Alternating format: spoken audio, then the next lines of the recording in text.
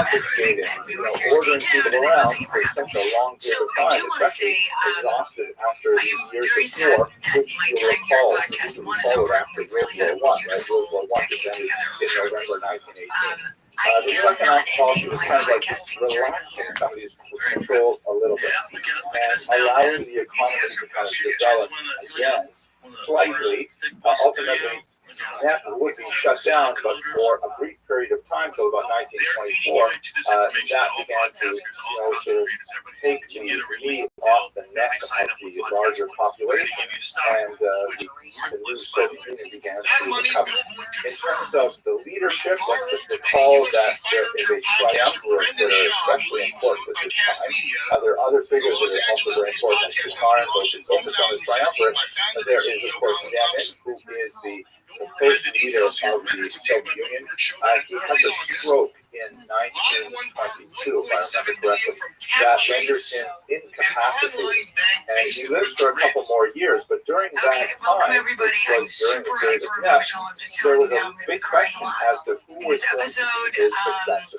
There are some who favored Trotsky, the Jewish leader of the Red Army, who has shown tremendous skill at expanding the control of the Soviet Union. But others favored Stalin, who was a much more brutal individual coming from Georgia. He was an expert on the nationalities question, which was sort of communist speak for the non-Russians who lived within the Soviet Union. Of course, there's a lot of non-Russians living in the Soviet Union. And he ultimately would end up very cleverly maneuvering himself around Trotsky, around Stalin after Lenin's death, and ultimately he would become the leader. And the 30s were dominated by Stalin right up until the early 1950s. So back to where we are. Diemstein was placed in charge of the Jewish section of the Communist Party, and this was initially during the period of war communism, but during the period of that, he saw that he had quite a bit more freedom to explore the methodology of bringing the Jewish population into communism. Let us recall that although there was a disproportionate number of Jews in the Communist Party for their population, and this is especially true as you move up towards the leadership of the Soviet Union, where there was sometimes a third of governing bodies were dominated by Jews. There used to be a joke in Yiddish that the acronym CIP, which referred to stay tuned, and then nothing all happens. So I do want to say, I am very sad that my time here at podcast is over, and we've really had a beautiful decade together, truly. I am not ending my podcasting journey here. That was not a truism. We never had a majority of Jews anywhere in any institution of the Soviet Union, but there were very important, influential Jews, and they were out of proportion to their size of the population. That said, the proportion of Jews who became communists was tiny. There was the vast majority of Jews were hostile to communism, seeing it as a threat to their traditional way of life, especially those who are religiously oriented, who recognize the threat of the anti-clerical nature of the Soviet Union. So it's a great complex of issues involved here. The thing that made the Soviet Union very popular in the Civil War period, as we discussed in the previous lecture, was the fact that Trotsky's Red Army forces were far less likely to take Rome than the other forces that were ravaging the countryside. That engendered an enthusiastic support for the Red Army that was translated initially in the early 1920s to support for the Soviet Union. But as we shall see, it rapidly declined. The policy that Diemstein seized upon, which was generally issued during the more liberal period of the 1920s for all of the non-Russian nationalities, was a policy that went by the name Korenizatsiya.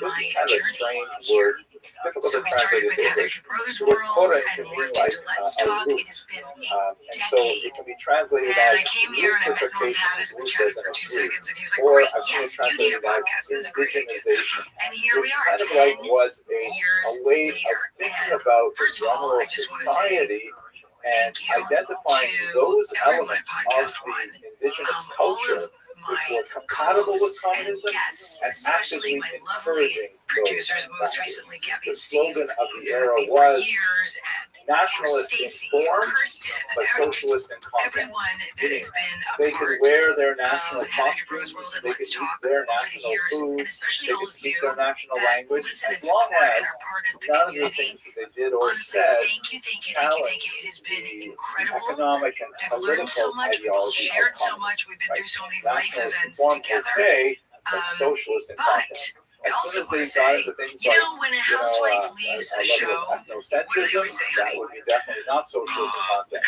Great If things they coming. Stay wanted to tuned. defend Stay tuned. their That's the big national thing. We always hear religion, stay tuned, and definitely then not nothing ever socialist happens. in content. So So I this do want to idea say, of colonizatio was I kind am of very reaching sad into the that roots my time with here at this kind of Podcast like, One is over, and you we know, really had a theory beautiful operating decade together, that truly.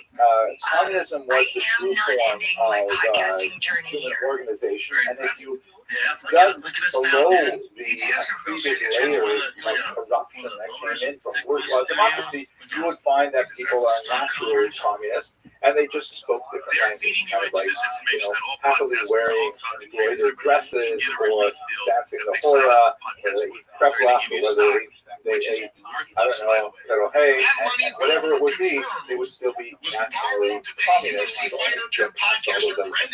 that's the policy of colonization. And what Stein did was he took that material and he said, let us go to the Jewish people with the authentic element of their cultures and talk to them about communism. Now, there were a few challenges, one of which was really huge was this idea Okay, of welcome atheism, everybody. I'm because super Jews hyper are emotional. I'm just telling you now, I'm overwhelmingly crying a lot. united by this their religion. episode, Even when they're rebelling against their religion, and they still we regard themselves as some kind are of going to talk about changes. loose, Changes tribal, that are going familial on with us, affiliation changes that that are going is on with our rooted in kids. a long religious And I'm going to tradition. start And this with was this anathema change that's going on to here the Soviet at cause. Podcast One. So I can't one of the believe things I that the didn't think I'd Soviet be this Union emotional. stood But up after in the 10 1920s years, was an institution called the League here at of Podcast One, Militant Atheists. I am ending And my this was journey here. targeting all So we started religions, with Heather first, not Dubrow's just World Judaism. and morphed into They Let's published Talk. this It's magazine been here. a This is decade. called Beige And I Bush. came This here is and I met literally Norm Pattis. We chatted godless. for 2 seconds and he was like, great, And, yes, you need in a this podcast. particular That's a great idea. anti-Christian And here we are, image, they're 10 showing years obviously later. Jesus, And who is first of getting all, all I just of want the to various say followers drunk to the thank you point of to vomiting, and everyone at really trying to Podcast One, illustrate Marx's idea all of my religion being co-hosts opiate and of the guests, masses, and that especially religion my keeps lovely you drunk, producers, most religion recently keeps Gabby you and Steve, high, who've been with me and for unable to years, appreciate and your of true course Stacey class and Kirsten, enemies and things like just that. So there was a everyone Yiddish that has version been of a Beige part Bush, and there were Heather tremendous Dubrow's amounts World of and Let's effort Talk placed in over trying the to years, do and things especially all of crazy you things like that rewrite listen the and support Haggadah, and are part of rewrite the the community. Passover liturgy. They wrote Honestly, a thank you, red thank you, Haggadah thank you, thank you. It has that been celebrated, incredible.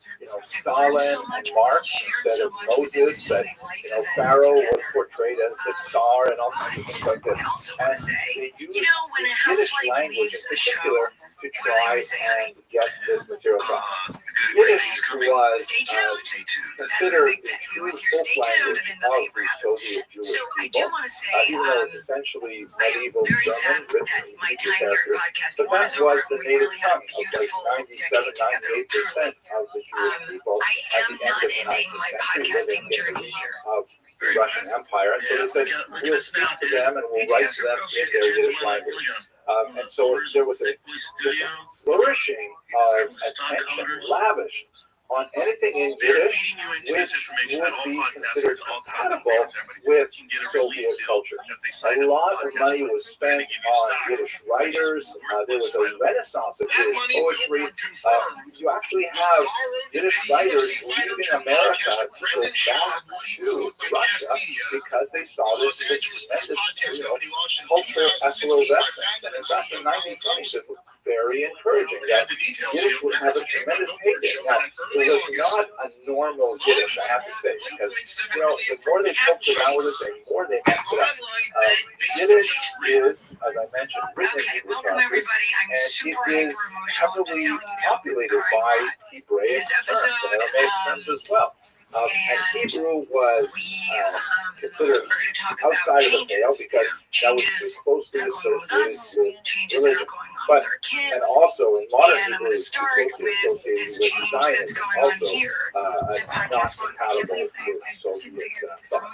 So, After 10 years, what do you do when you have common Hebrew words in the Yiddish language, like, for example, chavin, which is translated into Russian as Dorado, which is English comrade. How do you, speak Yiddish without the word comrade in the Soviet Union? So what they would do is say, okay, you can keep the word chaver, but you have to write it out phonetically, spell it phonetically, rather than spelling it with a traditional Hebrew spelling. So, for those of you who are familiar with the letters, the word for chaver in Hebrew and in Yiddish is chet, vei, resh, 3 letters. But in Yiddish, in the Soviet period, it was written chaf, aleph, vav, vav, ayin, resh, which is these 6 letters. And if you didn't know what you were looking at, you'd be totally confused when you saw it. So many words were written like this. And by the way, once again, the Soviets attacking all other nationalities. Ukrainians, for example, had a letter G, which is distinct from the Russian letter G. And so they actually made the Ukrainian letter G illegal. Used the Ukrainian letter G rather than the letter that looked like the letter H and pronounced it like a Russian letter H. And you be sent to Siberia. Shema Israel, Adonai Eloheinu, Adonai Echad. Baruch Shem Kavod Machashol Eloheinu. And you can see in Cyrillic letters, it has the large word variable. And then underneath, you see it has the words Tehillat Hashem, which means the songs of God or the songs of God.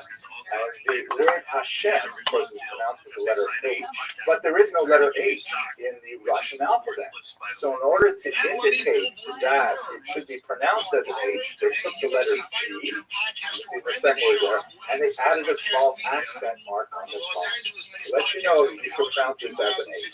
It's really very ironic, because one of the things that the Yevsektia did was they looked at 5 letters of the Hebrew alphabet, the so-called Manatzpa, that are written differently at the end of a word than if they were written at the beginning of the word, and they said those letters are illegal. You can't use those 5 letters. They're essentially like capital letters, because it's too hard for people to learn. It's not proletarian. We should have a simple language, a simple alphabet. So they tried to take away these 5 letters in the Yiddish alphabet, like they tried to take away the G from the Ukrainian alphabet, and so in return, we forced a new letter on them. Right? You can see the word Hashem, that H is actually an imposition into the Russian alphabet in order to accommodate the Hebrew sound.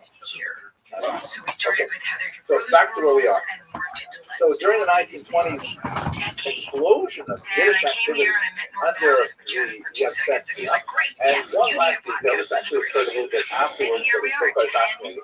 At one point, the Soviet Union even experimented with creating a kind of alternative Israel.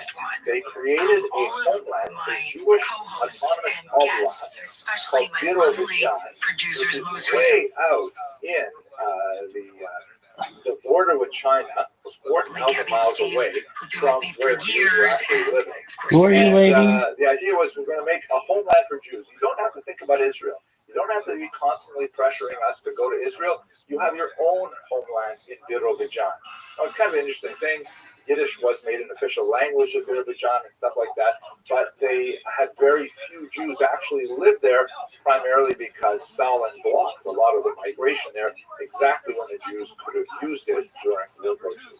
At any rate, to sum up, the 1920s, period of incredible creativity, although very atheistic, but a huge surge of popularity of Yiddish language culture in particular. This came crashing to a halt in the 1930s under this man, Joseph Stalin. Stalin was able, by the end of the 1920s,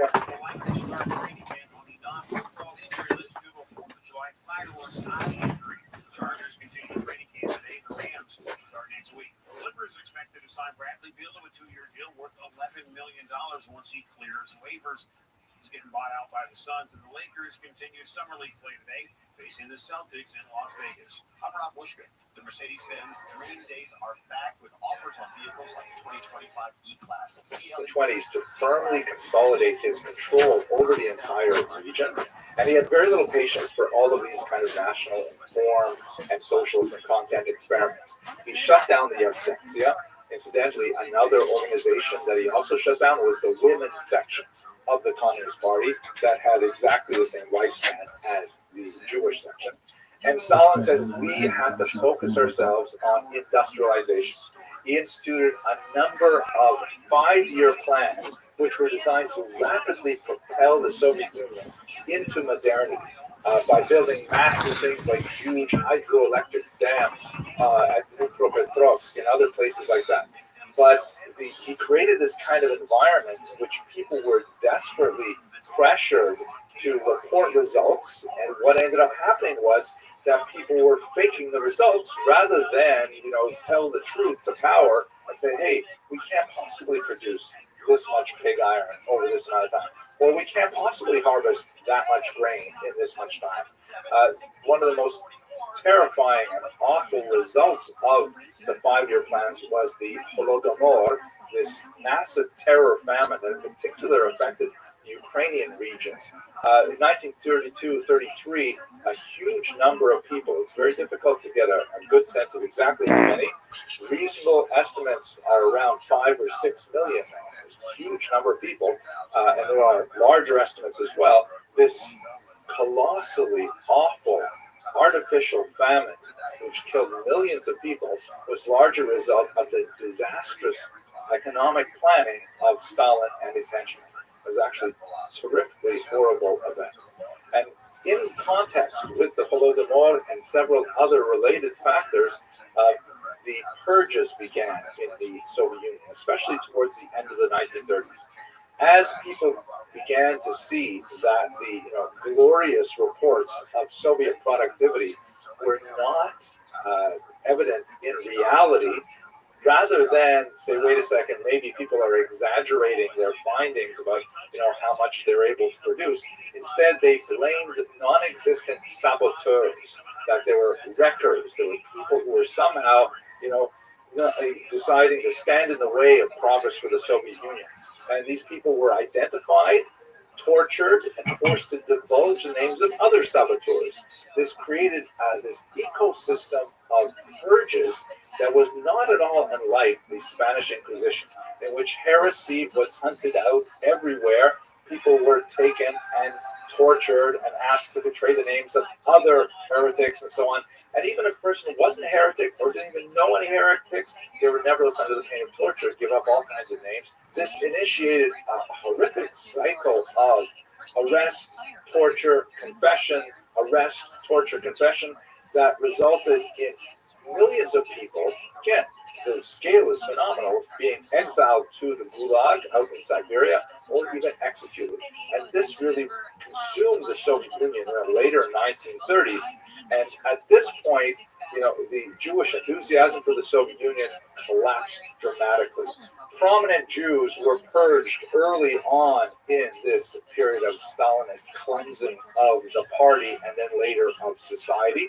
And Jews, with a few significant exceptions, like Kaganovich, who was involved in Ukraine during the years of the Holodomor, with the exception of a few characters, much of the Soviet leadership was purged of its Jewish membership, and the kind of popularity that the Red Army enjoyed in 1919 was nowhere to be seen, as people around the world began to realize what Stalin really stood for.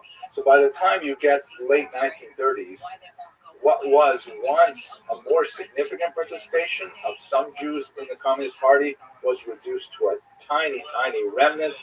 And this is where we're going to have to pick up the story next when we look at the Holocaust, because the memory of Jewish participation in the communist movement had tremendously disastrous results when World War II broke out. Thank you very much for watching. And as you know, Amy, this is really divided some very prominent members of the president's Republican base. People like Senator Josh Hawley, Republican senator from Missouri, large retailer, Green, Republican Congresswoman from Georgia, even Michael Flynn. You remember Michael Flynn, Amy? He was the president's first national security advisor in his first administration. President even wanted Michael Flynn. Yeah, exactly. He too is joining those prominent Republicans in calling for the release of those files related to Jeffrey Epstein. This issue, for whatever reason, this particular issue does not appear to be going away. In order to understand properly the relationship of the Nazi occupying forces with the indigenous peoples in East Central Europe, and specifically the degree to which collaboration was prevalent among those populations, it's really important to understand their experience, particularly during the years 1939 to 1941, when the region was controlled by the Soviet Union. Let's spend a little bit of time just trying to understand what happened between the outbreak of war in September 1939 and the Operation Barbarossa, which represented a dramatic shift in the nature of the war in East Central Europe. This map shows East and Central Europe before World War I, that is before 1914. You can see that basically East Central Europe is divided between three empires: the German Empire, the Austro-Hungarian Empire, and the massive Russian Empire. As you can see from the slight shading in this map, there is what is Russia proper, which is really deeper red areas, and then there are the newer acquisitions of Russia, particularly the Pale of Settlement region, which is where most Jews were allowed to live. That's like a slightly lesser intensity of red. And then Congress Poland, which is a little further to the west. These were all regions under the authority of the Romanov Tsars, part of the larger empire.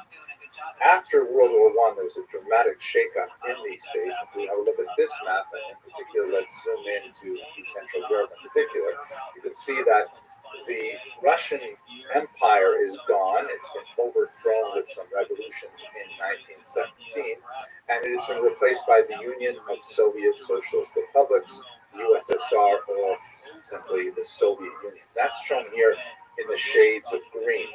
Note that the Union of Soviet Socialist Republics implies correctly that there are multiple republics within this large unity, kind of like the United States of America. Clearly one country, one federal government, but made up of individual republics. In the case of the United States, the states; in the case of the Soviet Union, republics. Now, the degree of autonomy of the republics within the USSR was far more attenuated than it is in the United States of America. They were largely puppets of Moscow, but nevertheless, they did have a certain amount of distinctions.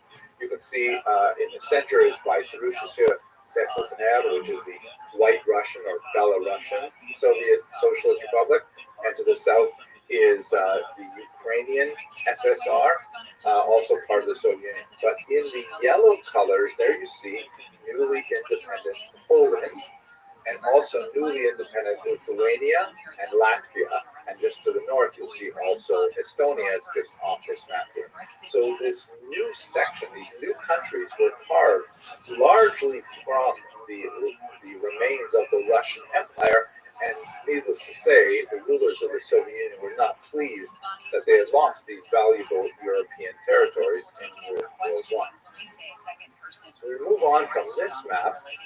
What happens is in 1939, as we explored in our previous video, the Nazis and the Soviets make a pact with each other to invade these regions simultaneously on September 1st. You can see from the right, the Soviet Union invades Poland, and from the left, that is the west, Germany invades Poland. And they end up dividing the territory between them, as we discussed also in the previous video. Here is a clear map that shows what ended up happening from the Soviet perspective. There's a bright yellow line that indicates the new ceasefire line, a new effective border between Nazi Germany and Soviet Union. And you can see these multiple regions that are now annexed by the Soviet Union. They were technically independent countries, but amazingly, in these highly fixed elections, they all voted to join themselves to the Union of Soviet Socialist Republics. So you have in the north Estonia, Latvia, and Lithuania. These are the so-called Baltic republics. And then you have the western region of Belarus, and you have the western region of Ukraine as well, all joined together with the Soviet Union. These regions were annexed by the Soviet Union in 1939. Now, what exactly did the Soviet Union stand for? What was Soviet? What does that word even mean? And what is communism? Let's just take a couple minutes to think about that. So the Soviet Union was formed, as I mentioned, in the ruins of the Russian Empire. The founder was this man, Vladimir Ilyich Lenin, who was a follower of a philosophy called Marxism, founded by Karl Marx several decades earlier in Germany and in England. And it was basically an idea that the real enemies of the working classes are not the working classes of other countries, but rather the upper classes of their own countries. That is, that society was defined by class struggle, class warfare between the elite and the bourgeoisie and the working class, which are known as the proletariat. In fact, the slogan is "Proletariat of the world, unite!" Right? Working class of the world, unite. It's a very anti-religious movement. They felt that religion was, in the words of Marx, the opiate of the masses. It was like a series of ideologies that was given to the proletariat to keep them in their place, to make them think that they might be suffering in this world, but in the next world they would benefit, and so on.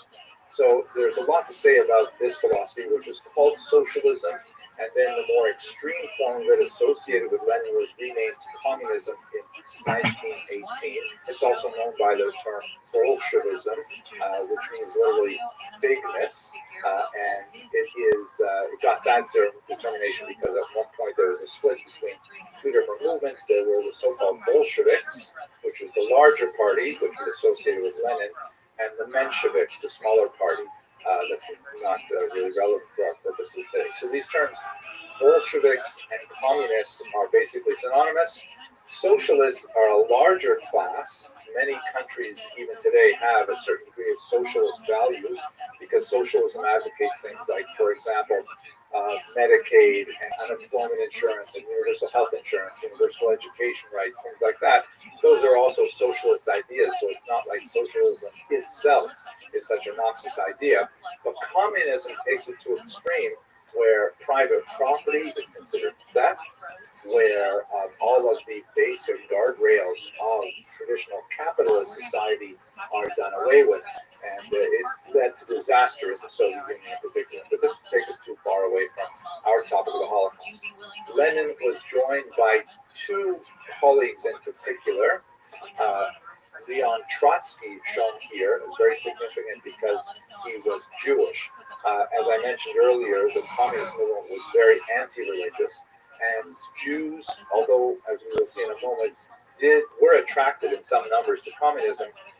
Joining the communist movement essentially meant jettisoning your Jewish religious identity altogether. It's the atheistic in a very intense way.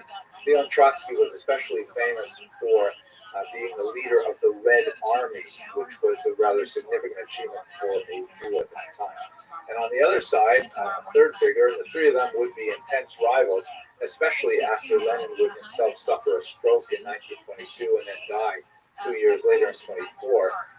Joseph Stalin, shown here, who ultimately maneuvered his way around all of his opponents and had them murdered in many cases, including Trotsky, who was ultimately murdered, I believe it was in 1930. And Stalin became the sole head of the Soviet Union and its longest lasting dictator.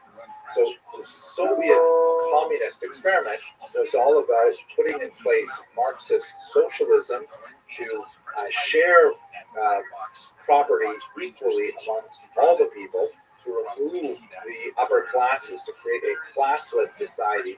And in many ways, it has certain kind of appeal. The idea of equality before the law, the idea of people being comrades, Družba Naroda was the term, meaning friendship of peoples, the end of anti-Semitism.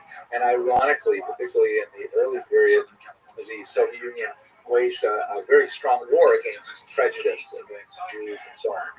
But, well, there's much more to say about this, but we want to stick specifically to the Holocaust. Let's look specifically how Jews related to communism. So, one of the major reasons why there was any surge in popularity of communism was because of the horrific pogroms that followed the revolutions of 1917. You'll recall World War I erupted in 1914. The Russian Empire was very poorly prepared for this conflagration. People were starving. People were upset with the government. There was a revolution in the beginning of that year that overthrew the Russian monarchy, the Romanovs, and then there was about 6 months period of a provisional government, which was then overthrown again by the Soviets under Lenin. And this was all during World War I. It was still going on. The Russians had to decide how they were going to deal with the Germans who were fighting against them on their Western Front. Ultimately, the Germans made huge gains in Russian territory, which is why the interwar states were allowed to emerge because they were no longer under Russian control. But what erupted, particularly in Ukraine, and especially in the year 1919, was a horrific series of pogroms where it was complete lawlessness. It was civil war. There were multiple bands fighting each other in Ukraine, including the Soviet Red Army, the pro-Tsar Russian White Army, the Poles, a whole group of anarchists called the Greens, and they were all fighting for territory over the course of a bloody year, which resulted in, by conservative estimates, perhaps 50,000 Jews killed. Also, other populations, Poles, Mennonites, and so on, were all brutalized during this period. The only force that was active at the time that had a better track record with regards to these attacks on civilian populations was, ironically, the Red Army under Trotsky.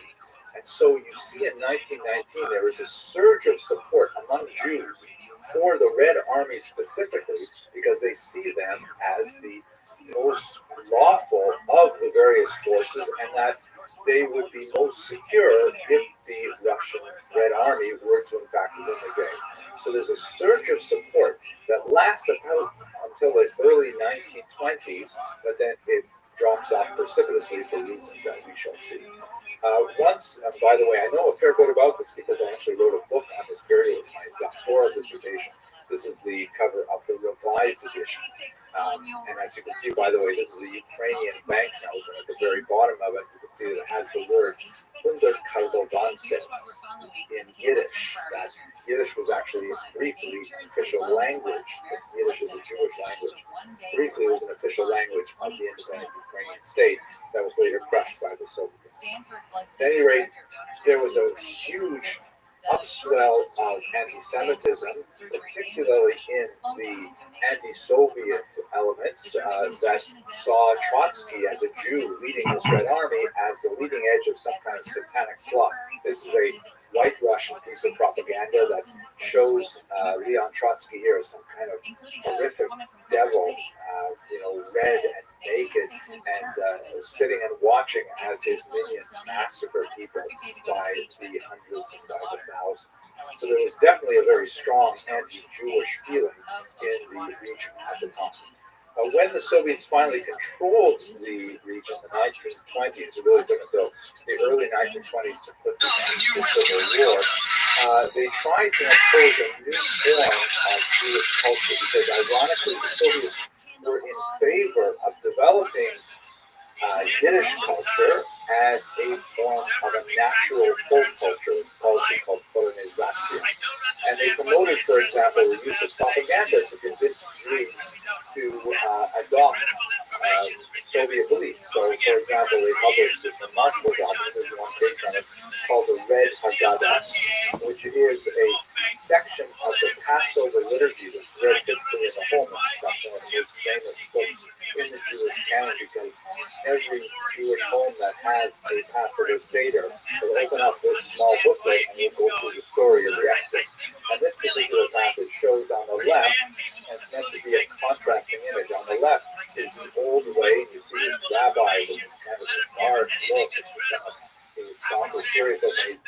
ritual of yachats, which means ripping or breaking the matzah in half and putting a half of it under his pillow, which would later be the Yatsu Komen.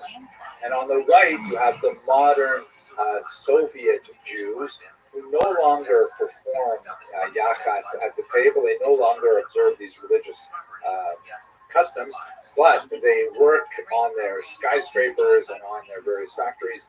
And you can see that one of the workers is reaching not for the matzah, but for a capitalist who will also be broken in half as a result of their efforts. And so you have this twisted kind of culture in the 1920s where the Soviets are promoting Jewish culture as long as it is in conformity with their anti-religious values and their other communist values. A bizarre period of time in Jewish history indeed.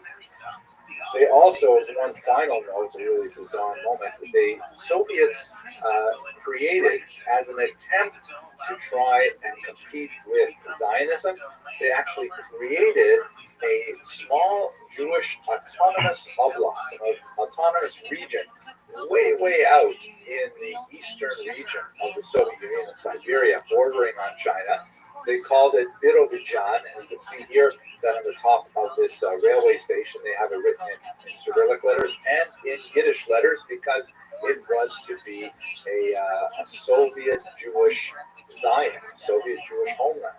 Unfortunately, during the Holocaust, it was closed to Jewish immigration just when Jews could have used it the most. Stalin did not allow Jews to flee there, but it exists even to this day. Now, what happens in the 1930s is extremely significant because Stalin, who by this time has firmly taken control of the country, and he has abandoned all of what he considers these silly, petty nationalist plans like the development of Jewish culture. He wants to build Russia as an industrial powerhouse, and he launches several 5-year plans in which he wants to, kickstart the entire economy and get the entire population working very hard on creating this new Soviet reality. And this is, even though Stalin will pass away in the early 50s, his idea of what the Soviet Union should be all about continues to inform much of it right through the 1970s and early 1980s. The leitmotif of this is this man, Alexei Sahanin, who was a coal miner who, using a pneumatic drill, was somehow able to drill a lot more coal than everybody else using picks and shovels. And this is like the model of the hero of the Soviet Union. Someone could go and do many things to advance Soviet economic might by industrializing. They engage in huge building plans and all kinds of things at the sacrifice of basic consumer values. And this is most horrifically noted in the awful Holodomor.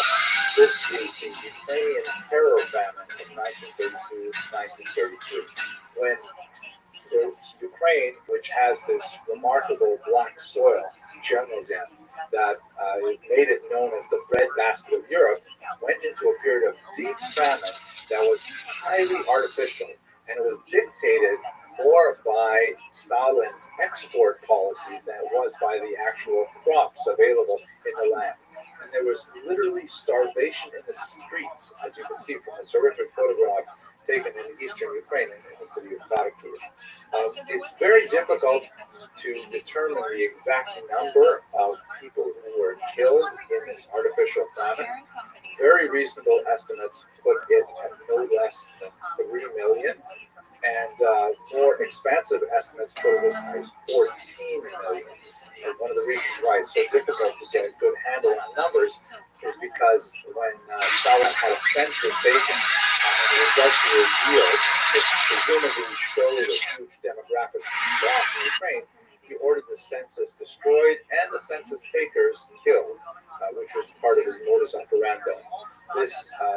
There are certain pieces of the census were found in local archives that allows us to reconstruct to some degree the number of people who were killed, but there's still quite a bit of guesswork about the size of it. Nevertheless, it is certainly an act of genocide that is comparable in many ways with what we're studying the Holocaust.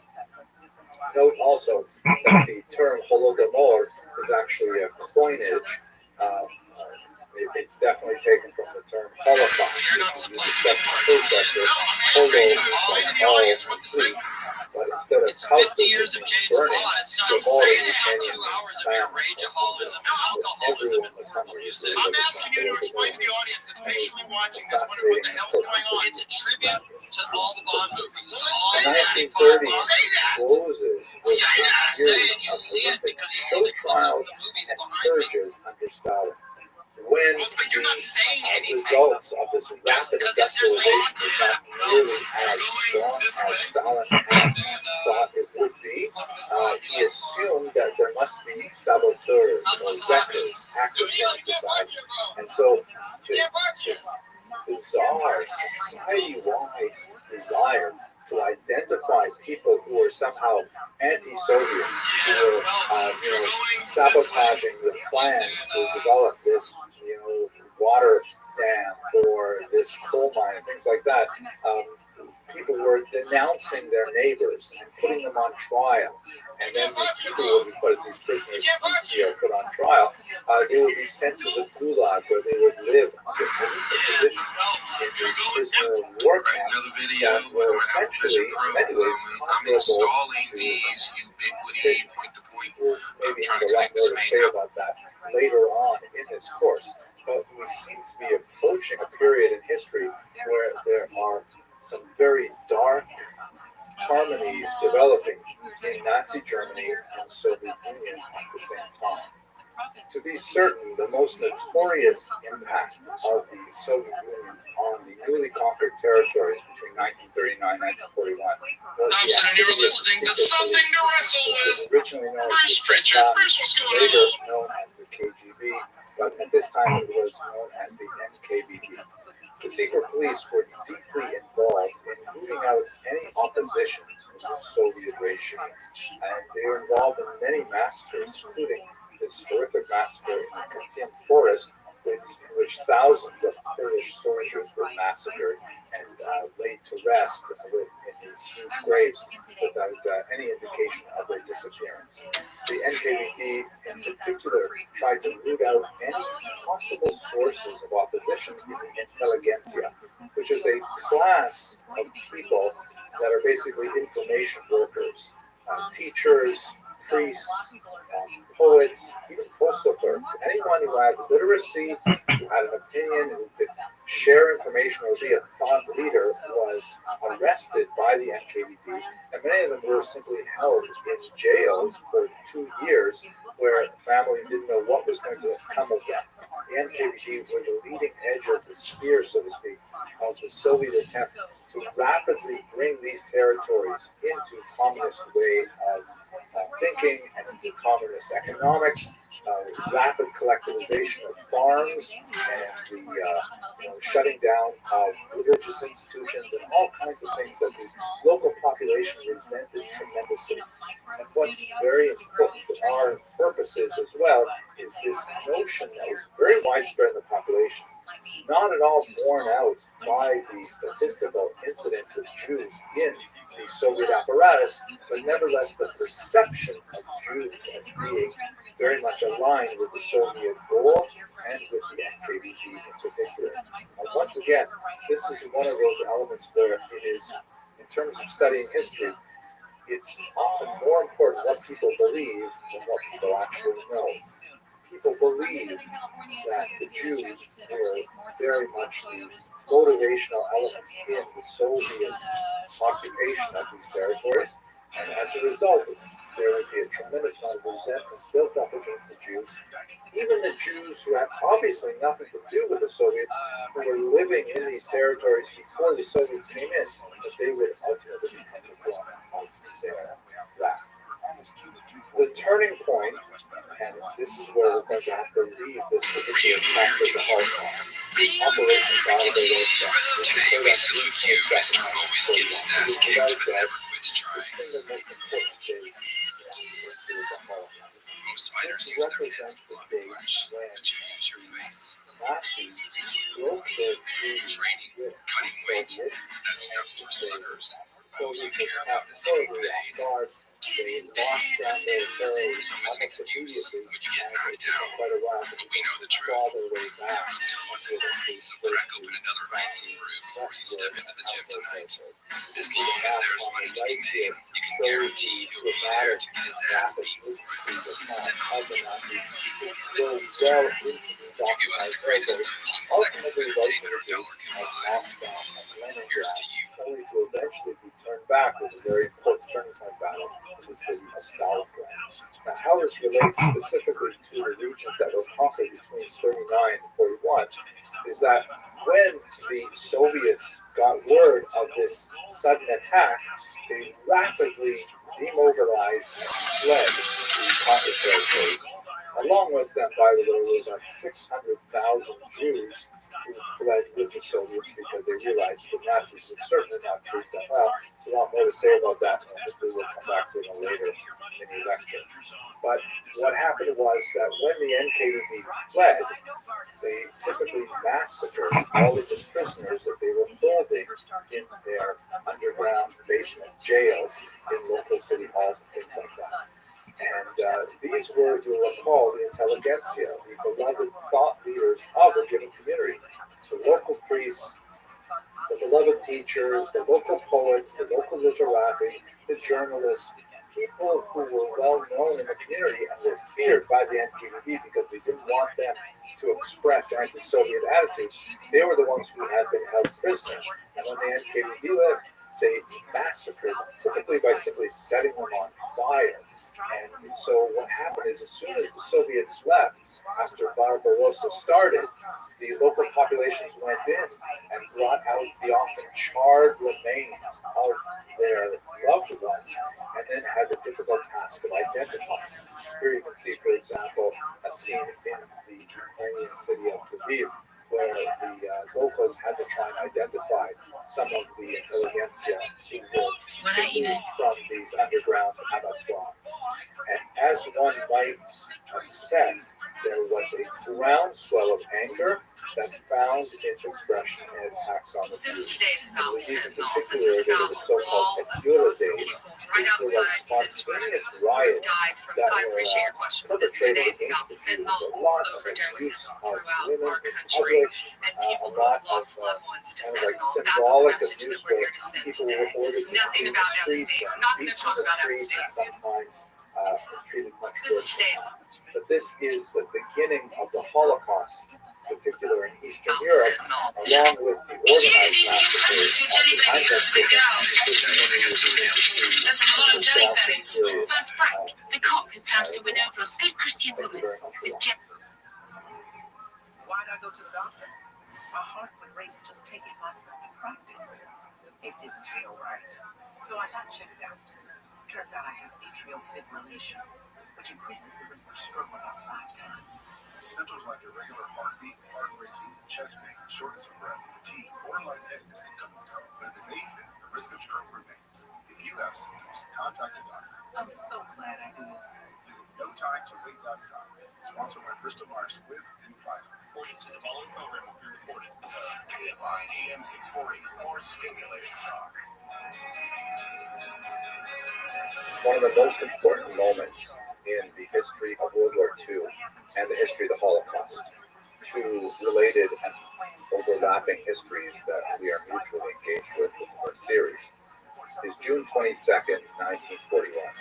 This is the day on which the betrayal of his agreement with Joseph Stalin and his invasion of the Soviet. This invasion, which was called Operation Barbarossa, was also intertwined with his goal to destroy all of the Here's a map that shows you the impact of Operation Barbarossa on the Soviet Miley Cyrus. Union. They don't look like Miley Cyrus. They want to look like Nazi Eilish. That's what they want to look like now. All the kids, all the penetrated she always wears baggy clothes, hiding into the Soviet Union, which was, according to most accounts, the underwear for the Nazi betrayal. But what's especially significant for our purposes is that behind the regular army units of the Wehrmacht were 4 special battalions called Einsatzgruppen. Sometimes border police. They were not comprised of regular frontline troops ready to do battle with other soldiers. They were rather poised to destroy the populations of Jews, Gypsies, and open communists that were living throughout the tiny villages that dotted Eastern Europe. There were 4 of these specific units, and I have to share with you that on a personal level, this is an especially difficult subject for me to trace because Einsatzgruppe A was responsible for killing most of my grandmother's family in Lithuania. But as you can see from this map, these are the regions that the Einsatzgruppe penetrated. This map here shows you the listing of the medium-sized massacres that occurred throughout the region. It's impossible to put on a map of this scale all of the names of the tiny little hamlets that dotted Eastern Europe. But basically, the modus operandi of the Einsatzgruppen is they were mobile killing squads. They would drive up in trucks, they would drive into local villages, they would round up the Jews and the Gypsies, Jehovah's Witnesses, whoever didn't fit their list of people who were worthy to live, and then they would march them out of town to the natural ravines that existed throughout the region. If those ravines did not exist, then they would put prisoners to hard labor to dig what would ultimately become their own graves. They would typically separate the men from the women, and then they would simply shoot them, either from the lip of the trench or the ground while they were standing in the trench. They would then line up multiple rows of Jews and continue shooting, such that people would literally end their lives falling on top of the bodies of their co-religions. It's also important to note here, though, that the Einsatzgruppen massacres were not especially Who the fuck is this loser? later standards of Nazi brutality, because it was relatively easy to escape if someone were to, for example, feign to I love this show so fucking much, makes me scream. Really? It sucks. It sucks. But I like that other one with those other 2 losers. Really? By nightfall, you could theoretically crawl out from the list of bloody Yes, really. A fighter in the can. where you might end up becoming a You know when you compliment some Armenian guy on his like Lamborghini, you don't really give a shit. You know he likes a throwaway. Cool. I said to my father, if I wore a hat, I should have been a hat, a Kangol hat backwards. My father goes, "Why are you?" He just looks at me. your typical soldiers. I was trying to meet artsy. Yeah. So I'm alright. I'm getting embarrassed. Going through a Robert Kelly phase. And he goes like this. Yes. And he goes like this. He goes. Why are you wearing that hat? Perfect question. Because on average, they tended to have because you think it looks good. these backgrounds. I go, sometimes they were yeah. He goes, unfit for frontline duty. Not a but great they reason. performed this task very well. I wish you said you never had a goatee. I grew a goatee. I come back from Italy. He goes, How is it you gonna get possible that? that I said, regular people this stuff. who not especially coerced into this activity could nevertheless Yeah, that's great. I love that goes a long way being a direct big. You know your boy Kev, the big tall guy that creeps out chicks. This show sucks. So that guy, one time I see him, I come up to him, I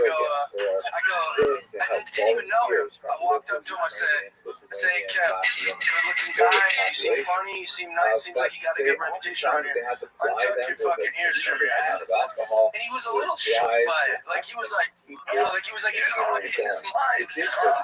Like in his mind, he was thinking like, should I fight this guy? And I'm helping you. And also Don was like, I guarantee he tucked his ears. He's like, should I not fucking? Dude, he was wearing a really sick tiger's hat and it was like around it. And I just wanted to help him out. I was like, just untuck the fuck. What a good guy. And I've seen him 100 times since. He never has the ears tucked. I agree with you. You were right. Yeah, dude. I wore a jumpsuit. You know, I love like those camera jumpsuits.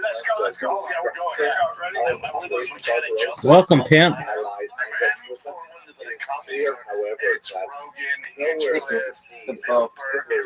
Just watching a podcast. Are you ready to play? Dog, are you ready to play? Rabbi, check out these Jews here, like getting killed because they chose not to live in society. Are you ready to play? I don't play any shit, bro. Rabbi, dude.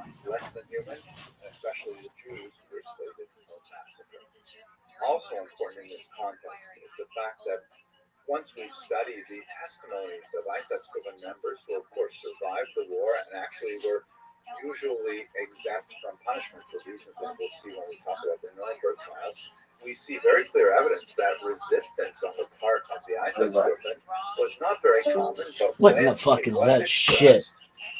People got away with it. In other words, a member of the Einsatzgruppen could simply say, you know what, I can't take this anymore. Say, I just can't gun down. They're going to tell me, day in, day out. I'm getting What would typically happen is the commanding officer would wait. hold on, I'm getting destroyed. And what the fuck? Fucking Chappelle or jumped in a special as well. You're not Chappelle. And then I'm like, oh god, I see Berman. Like driving the truck or going out into the forest and Yeah, shut the fuck up. Who gives a fuck what you do? Well, that doesn't matter. What are you talking about? You're Chappelle. Yeah, I was like, yeah, Bursa. Yeah, but he also said, he goes, and then he defends me. He goes, but he does look like he works on Broadway. He does look like a janitor from a sitcom. Yeah. I will say, I don't know how you're not every few days going, you know, I could murder all of you with my bare hands. Well, that's kind of like, that was just how if you were addressed to the green room, I would be like, I dare you to say something to me. Do you know what I'm capable of? Heavyweight was able to defeat me, but you are fucking pussies who tell funny jokes in green rooms stoned. I'll destroy you. I'll lock the door and just spank you. Each of you take turns giving me an insult. Watch how fast that fucking is over. That's all I said, guys. So he can fuck you. Yeah, let me kick your ass. He can fuck you. He can spank it, then fuck you. Bears don't kill you right away. Just kind of fuck you. Shut your ass. He'll just eat your ass. I have a whole joke about that. Like, I want to be a big guy so I can, like, when you're in the pool, you can just put another dude, a smaller guy, on your shoulders against his will. Sure. Just turn him into a fucking beta right away. If I was him, I would just verbally remind people. I go, hey, I know you're trying to do a thing right now about my fucking outfit. I could murder you. What is your modern instincts to talk to a man like me like this? He did this to me. My wife and I, it was like when my baby was first born. This is literally Santa Monica. Do you know how long ago this is? 20 years ago. It's 16 years ago. It was 16 fucking years ago. And he comes to my house, and he was living in the marina, and I have this really nice house. It was cozy. And my wife and I were swilling red wine from long stem glasses. We were both in boats. We were all like huddled up watching something, and just we were watching our show. And she had her toes all like squeezy, and some furry, and I was like, we're making this nice laugh. And Brennan had to draw something off, and we just like the door, knock at the door, and we both answer the door. We're in bare feet. I think he was in boots. It's very exciting to have company. Yeah, we both answer the door. Like, hi. And we're both standing there. We're in our bare feet, and he's in fucking boots, so he's even taller. And he's looking down at us, and like he's like, here, I'm here to pick the thing up or whatever. And I'm like, yeah, here it goes. And he's just standing there looking at us, and I go, what? He goes, you know, I can kill you. He goes, I can just go like that to both your heads. Just walk. And they walked over. I was like, my wife was like, would you let him do that? I go, what do you let him? I wouldn't have a choice. I'm not afraid of shop because I have tons of guns. But I'm also a nice guy. I don't mess with them. I go, he can kill me. And move in and raise our kids, and you'd say nothing. You would get no choice. That's right. You would like it. By the way, you'd end up having to like it. You'd have to. It wouldn't be terrible. Yeah, it's pretty fun. It's not bad. Once the kid was over, it's like you'd be talking to cars and shit about it. Like, I could destroy you. Right. The car that can't even talk back. You're younger. You're way younger. You're smoother. You're bigger. This is better. Dude, I love that. That baseball. Is it a baseballism? Is that What is? Oh yeah, baseballism. They'll send you a ton of stuff. Yeah, I was looking at this stuff, because usually when you play sports like promotion shit, No, I didn't get paid for that. And it's like I wear that stuff every once and again just because they've got like what they do is, baseball is pretty strict about their rights. They're like, without express written consent in Major League Baseball, you've heard that your whole life. So they're like real sticklers about suing anyone that uses anything. That's why I'm surprised John Boy and these companies get away with all this stuff. But anyways, so they'll find anything that's baseball adjacent that isn't like Major League Baseball. So like the movie Major League or Sandlot or Ken Griffin, Harvard Players or stuff like that. So yeah, they just send me a bunch of stuff because I always wear their crap. Field of Dreams, they have a lot of Field of Dreams stuff. So they call. They send me all the stuff like your boys would love. baseball in Texas. Is it? It's serious. Is it more fun or? On a technical level, SoCal baseball they have the most MLB players out of any other state. So I'm not. The programs out there are great. The program we were in was a good starter program, and they had some really good players. But where we moved to, it just so happened 8 minutes across the street is the number 2 team in the nation. Yeah, and we get there, I was like, what the fuck is this? And then I see right away about You guys lost from a game. It was on the internet. But the game was over. I want to get some details on this because I defended you in the comments. Did you see it? Oh, is it? I didn't read those. I didn't read those. I went to war with you. Who's commenting on this stuff? Oh, Jeff Dye, I got time, baby. I tell everybody, I'll argue with bots, bro. I don't give a shit. No one will tread on it. Yeah. So what happened was you get tossed. Now, I wanted to defend you from a friend position. You're my boy. But secondly, from just a baseball position, it was so a manager or a coach in Major League Baseball, college baseball, I would say any level of baseball. Some would argue there's different rules for Little League, but if your player gets done wrong by the umpire, whether it's a ball, because that's all baseball is, fair, foul, strike, ball, out, safe. That's all it is. So if any of those happen to your guy, you got to go defend your guy because you don't want the player to get ejected or you don't want him to get mouthy, get suspended, or get fined. You got to go out and do it. So sometimes managers go, I got to get tossed for this. They'll know before they even go out there, like, I got to go. Do it for the team. I got to get tossed. So I'll go make a meal of it. Sometimes they'll even side tuck the umpire. You got to throw it, right? They'll know.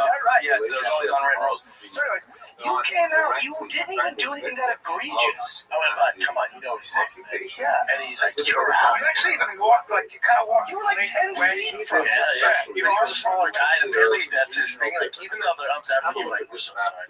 Yeah, that guy has some issue. He's like, that didn't make sense. I was like, the distance. Also, when he tossed you, you were respectful and left. I was like, you didn't make. You just go out there and start chirping at I him. was so embarrassed. I was so embarrassed because I'm like, oh my god. I thought it was very strange. As a coach, but I was embarrassed because I was like, I don't want this to be about me getting tossed. Like, the team really needs this win. But still, it's like, I don't know if you grew up in baseball programs, but like the dads were insane. We had one guy named Luke Hetherington. Shout out to him.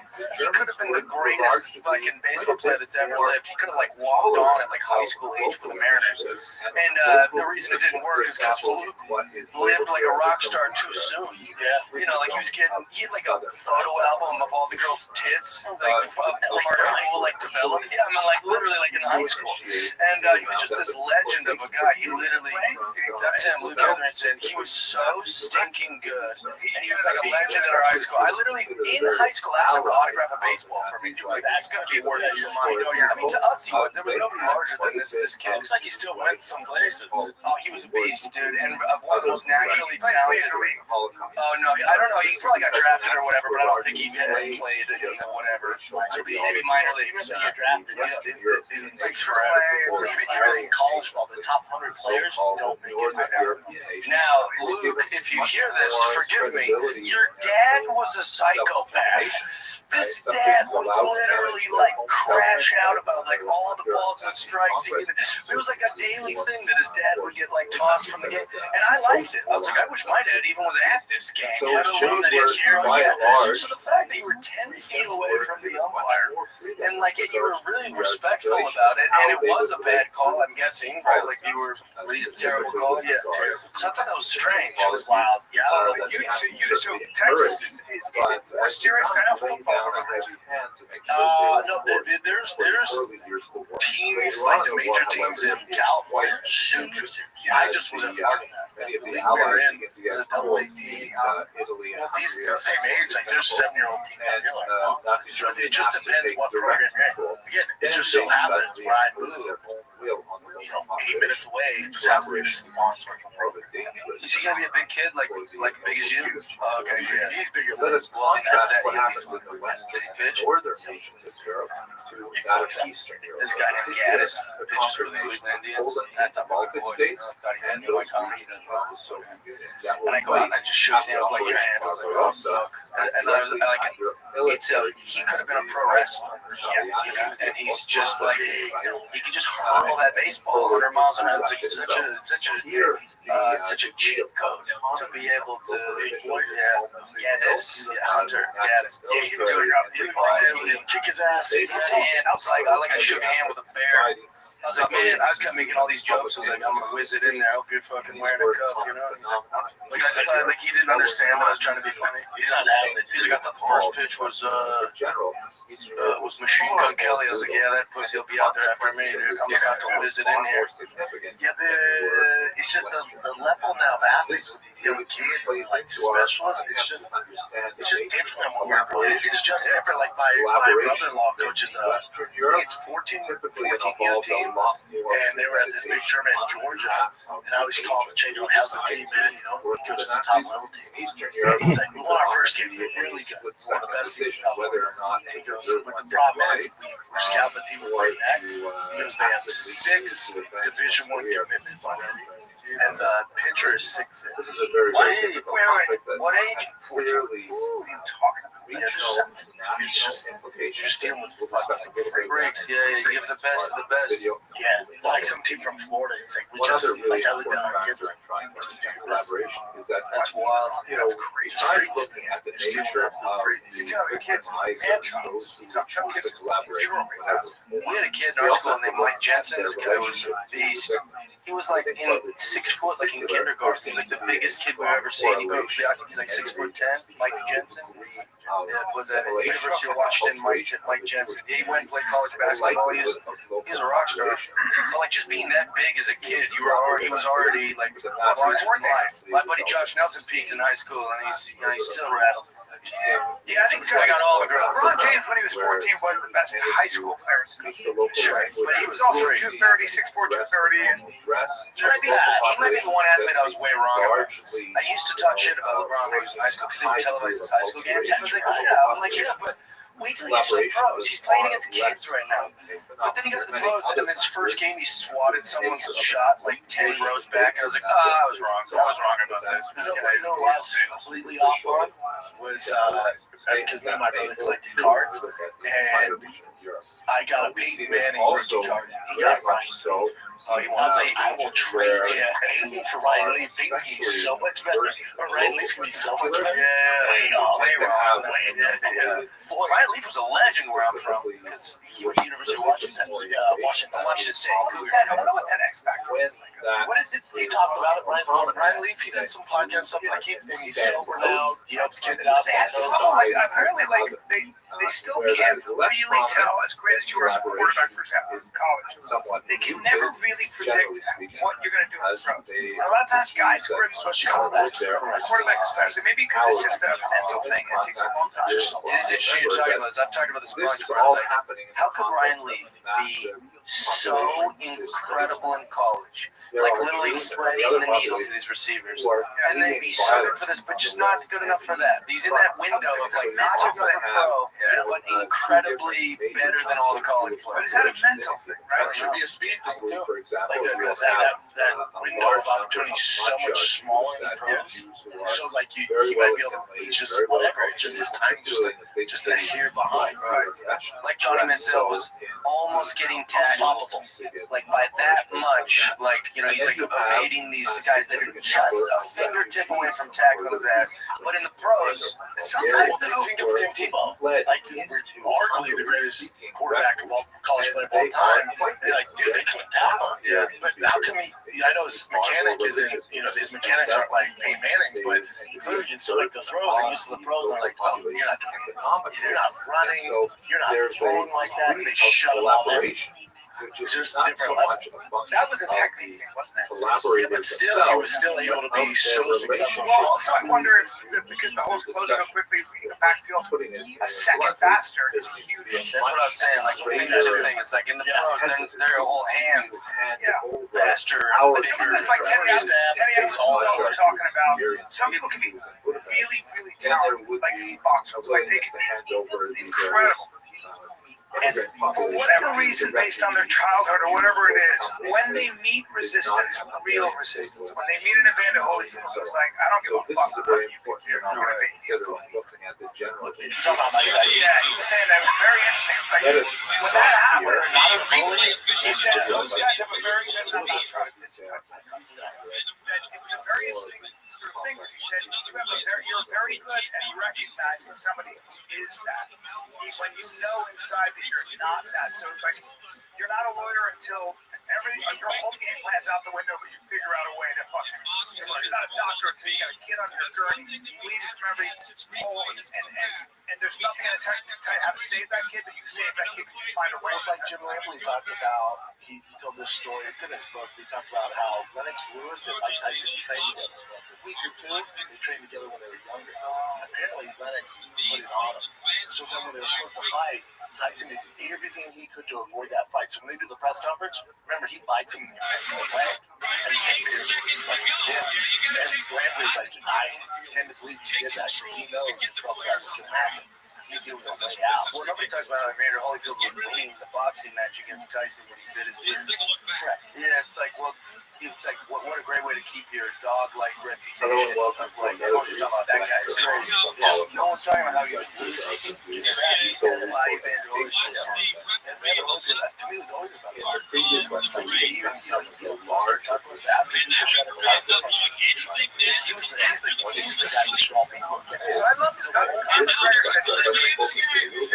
When I got, like, every time I set up I made something and I didn't do that.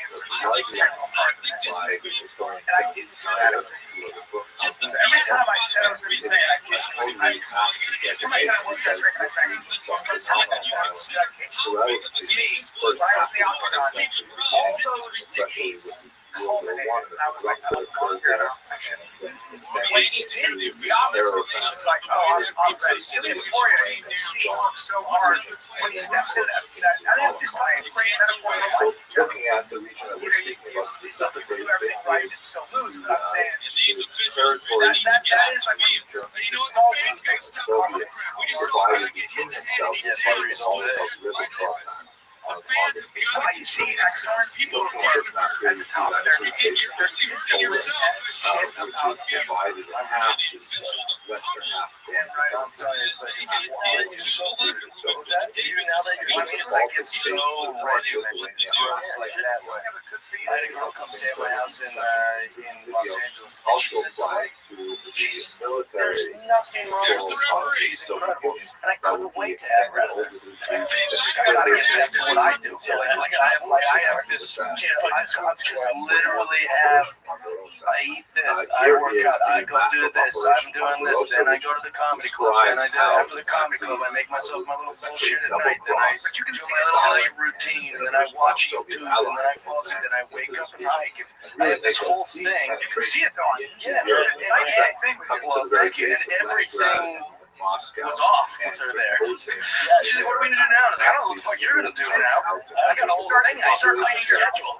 My house has never been. That's what happened. That was when I was younger. I goes there and I was perfect lady, but I just wanted to get out with my day. I'd be like, I'd start cleaning the house and I'd start just cleaning. Helps us understand exactly how the population works. Yeah, but I could never. I felt terrible because I was not being that kind to start doing the fake. Just like this thing that was there that I was like, I can't do this. Started doing the directly under Nazi control, but it has a slightly different history. She's got lights. She's literally like, what's the Wi-Fi password? I'm like, I can't take the Wi-Fi password.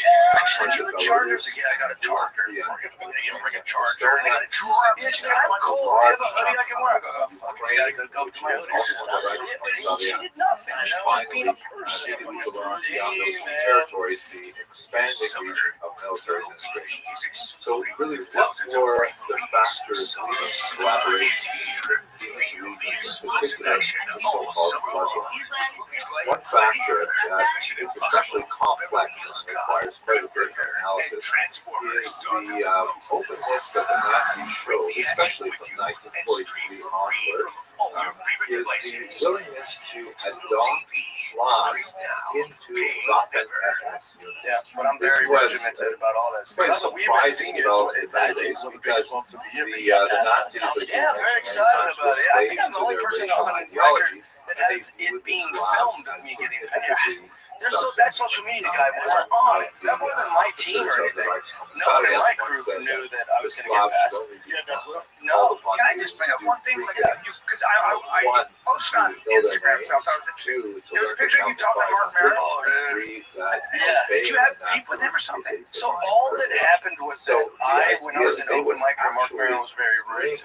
And I went on Bert Kreischer's podcast, and I was trashing Mark because I was just trying to make a point that on Mark Maron's podcast, when I listen to it, he'll be like, I'm going to make up an artist. He would say, like, I met Jimmy Page, and he was a fucking asshole. And I was like, I thought it was interesting that when he meets his heroes and they're rude, he doesn't draw a correlation about how he treats people that meet him. When I was a young comic, I met him and it didn't go the way I had hoped, and it pissed me off, and I've been holding on to that forever. And something there went on with Kreischer's, and Kreischer brings this up. Yeah, Bert just goes like, I was in here trashing you. I was like, Bert, don't bring it up like that. And then Bert did try to explain it a little bit, and Mark Maron just dunked on me and was like, I don't even know who the fuck this is, which was funny. You probably didn't know. Yeah, and also, but he kind of proved my point that he doesn't care. He looked rude by saying that, in my opinion. But all the comments were just, fat female comics and like door guys that are like, yeah, the Jeff guy sucks, and that kind of hurt my feelings. And then also, I thought it was interesting. One of the guys goes, oh, did Jeff Dye get his feelings hurt? And I was like, yes! So therefore, the adoption of that's why I brought it up. I have feelings. They hurt. That's the whole point. That's why all this time later. So anyways, the long story short, Mark Maron comes up to me at the comedy store, and he's coming right at me, and he's looking at me. So it's like a shark coming at me. I go, it's going to happen. I just got passed like that week. And he comes right up to me and just, can we say this? I, as a smartass, I said, hi, I'm Jeff Dye. Because he said he'd never heard of me, he doesn't know who I am. And then he kind of smirked, and then he goes, want to talk about it? And I was like, yeah, I mean, I also grabbed him by his arms, and I said, hey, dude, you don't have to do this. I'm giving you the out right now. It was just me. I got my feelings hurt. Like you said, it didn't go my way, and I wished it would have, because I looked up to you. And it's okay. We don't have to do this. He goes, no, I think we should. And we talked, and we hashed it out for about 15 minutes. I told him everything he said. He was upset because I went on Kevin Brennan's and called him a smart prick. And he was fine with that. I am a smart prick. He chuckled. He was great. Sense of humor about it. Great, like, attitude about it. He was more upset about what Kevin Brennan is. And Kevin Brennan's like, that's why his girlfriend died, He's like, oh, and I didn't say any of that. But I'm also not going to defend Mark on that podcast when he's being, so I just kind of stayed quiet while Kevin said, yeah, it was really good. And it went really well. It was very nice for me, probably better for me than for Mark. Mark, just aware of me for the last few weeks. So, long story short, very, My very favorite part was Mark got a big smirk on his face. adherence to the notion It's much better than I thought it would. And I was like, atheism, yeah, right? that's good. We shook hands. No, atheist was very Yeah, that's active. all I wanted in the Churches first literally place. Yeah, surround you realize that's all this obviously is. synagogues and Yes. things like that. We just want to be included in the reindeer So a games. lot We of want to these have like some populations, mutual local friendship. Slavs, If you guys seen the movie actually Empire Records, saw these Abakan yes, ancestors as as no, it's with Liv opportunities for them Tyler. to I'm not sure who else is in the movie. their From most recent yes, immediate and that enemy, Bridget so Jones diary. So it's hard to understand them as overtly it's different. patriotic You're or thinking of German Airheads. cause Who's in it? rather than seeing themselves It's as Liv Tyler. avengers Just put it on real of quick. their The cover box, they'll recognize it. look This at movie, you see this? the All right, if you especially haven't seen in it, don't worry, I'll tell you the scene. memorialization Listen to by this. the immigrant So communities. these are There's a cool very kids who strong all emphasis work on how at this they record view store. themselves as And it's like they're the coolest national kids. They're military funny, vets they're hot, that they've all got their own little simply drug temporarily addictions sought, and their little sexual support things, and from they work the at the coolest Nazis. place. And there's this The one kid named militia Warren. division, for example, He's this considered blonde kid that goes to itself high school with him. He's probably an underclassman or something. because And he always they keeps view coming into the themselves record store. as He's got a one day shitty little perhaps attitude. establishing some And his kind name's of Warren. He's national played by state. This is whatever not actor, to probably, it doesn't matter. any Warren comes in, and at the end of the movie, Warren comes in with a gun. In Canada, for And he's like example, shooting rounds in the place. And he's like, you guys think you're so fucking cool.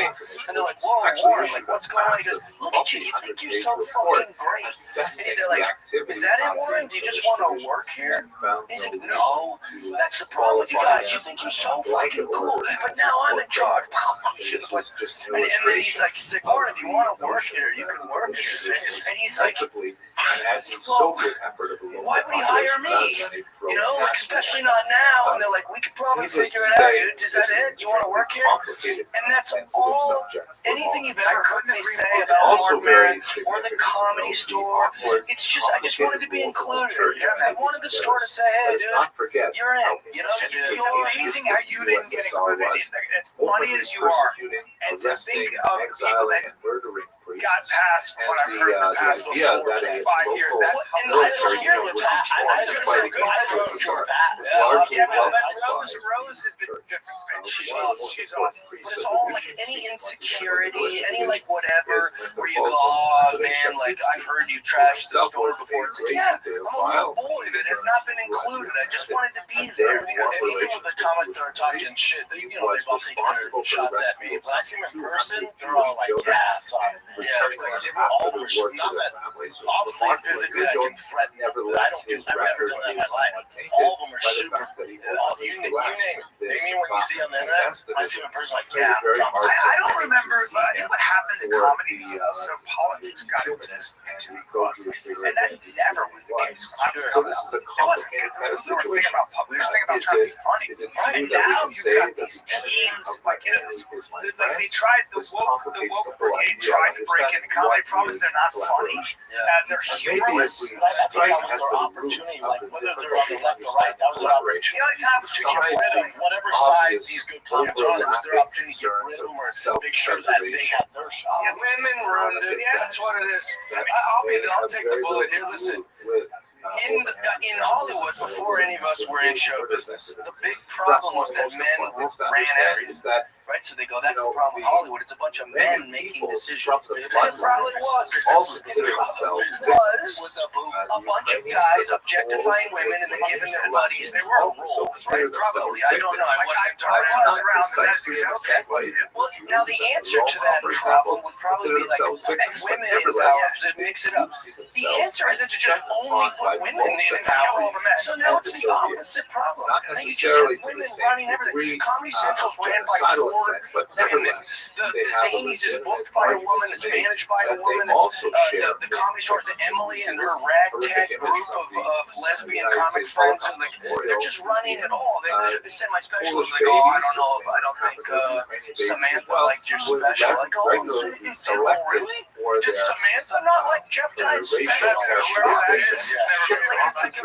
course, like the answer isn't all women. Emily wasn't always like that. That's what's weird. Like people love her. She used to be like Emily used to be like great. She was awesome. Yeah, I still have nothing but respect. Well, I don't have any respect for her, but she used to really not. I still do. But something happened. I don't like during the whole COVID thing. It was just it was like this almost brainwash. It's like something happened. I don't know what it was. I mean, I'm guessing it's my politics, or maybe like the girls that she was friends with, like they were in her ear, or like he's a bad guy, we don't want him. Whatever it was that Emily had against me, she also had it against Trevor Wallace, Matt Rife, Shane Gillis. There seems to be a pattern here. So Like that seems pretty prejudiced to straight white guys. I mean, I don't want to put a label on it. I hate when anyone plays a victim shit. What happened? She got fired.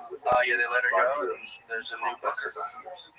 this topic. I even sent her a nice text. I was like, listen, I just so you know, I'm not running around celebrating that you're not here anymore. Like, I like it. I thought she was a delight. She was a very, like, nice chick, like, back in the day. And then at one point, she just said, I'm not even going to, I could be in front of her and go, hi, Emily, nothing. I sent her a long voice memo when I was going through my steps in AA, like, to make amends. And since she wasn't going to talk to me, I was like, you just sent, like, a voice memo going, hey, you know, I've been a drunk asshole a million times. I've also said drunk asshole things I've done. I've misrepresented myself a lot, even though I'm a good guy, and I just want to let you know.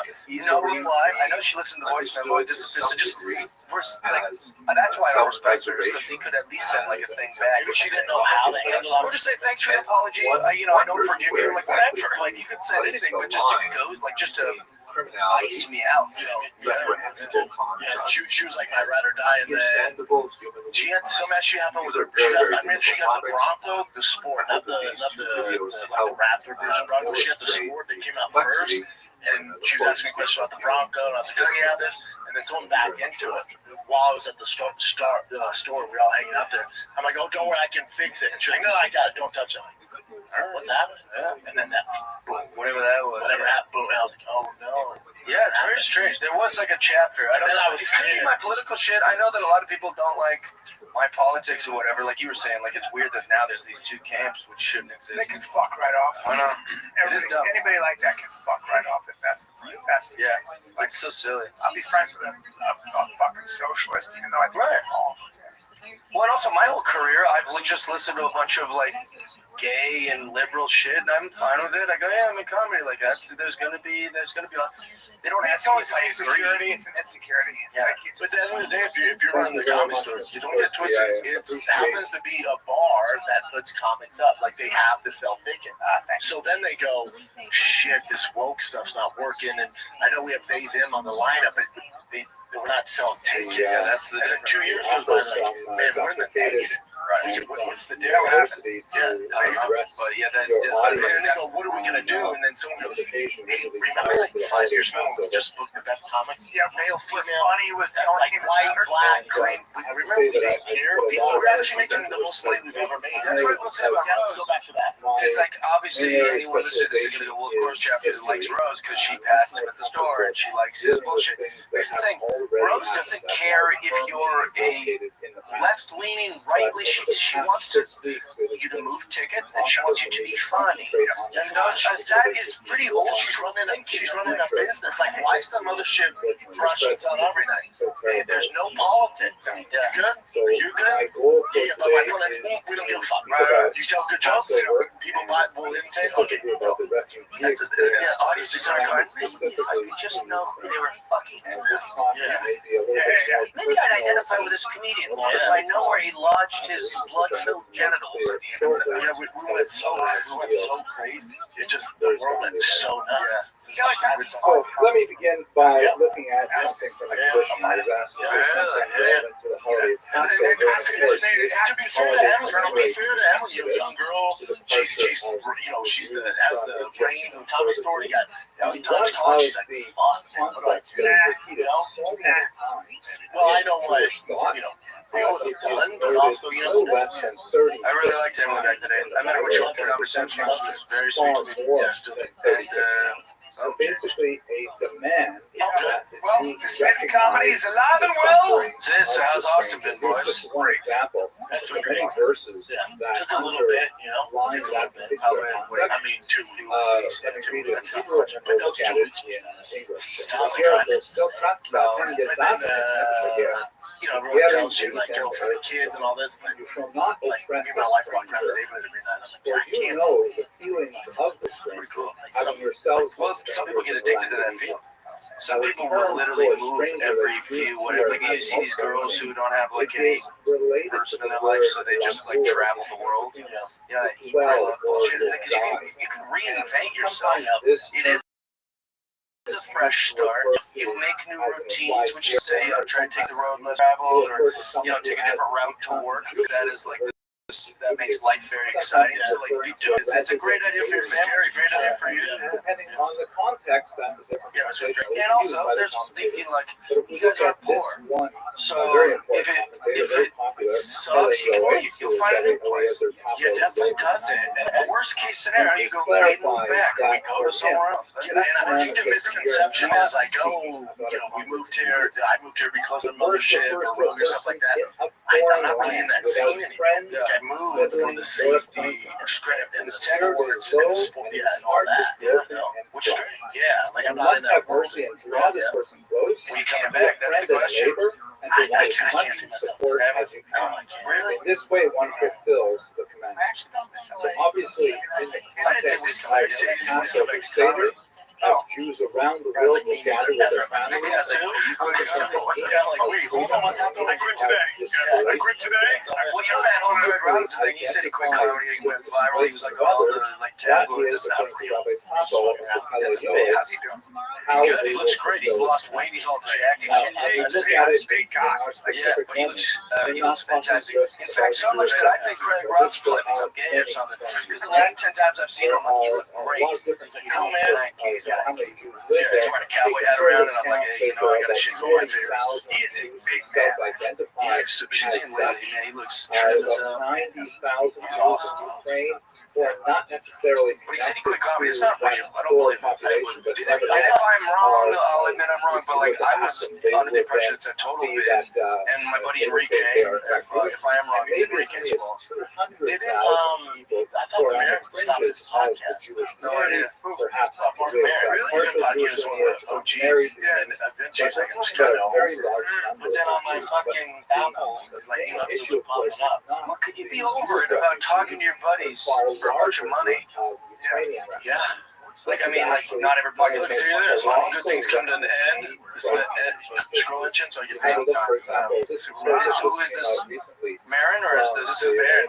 In fact, for most, generally speaking, most really the end of the podcast is coming to the end of the fall. Internally displaced within Ukraine, Brendan and I, left not their me, country. I understand the only reason we would stop the show was that one of us really stops that habit. For both of us, we're tired people, burned out. And there are He's been 11 doing it for fucking how And long? he's been acting in lots of big movies. He is a good actor. Gotta give the devil his due. Yeah, it's great. I got a great Mark Maron anecdote.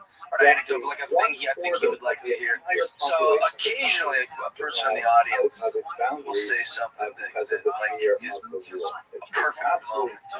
So Mark Maron's up there. This is in 2008. He's on stage at Giggles Comedy Club, and he's doing his bit. He had this bit at the time where he was like, I yell at my girlfriend, but I just yell at her, And my neighbors, they can hear us yelling. So whenever I go to the mailbox or I go to the trash can, I can sense that my neighbors are looking at me like, but we are still living.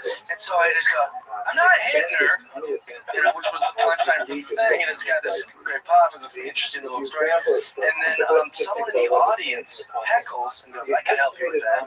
And you just watched Mark get furious. Like, oh, what are you gonna fix me, guy?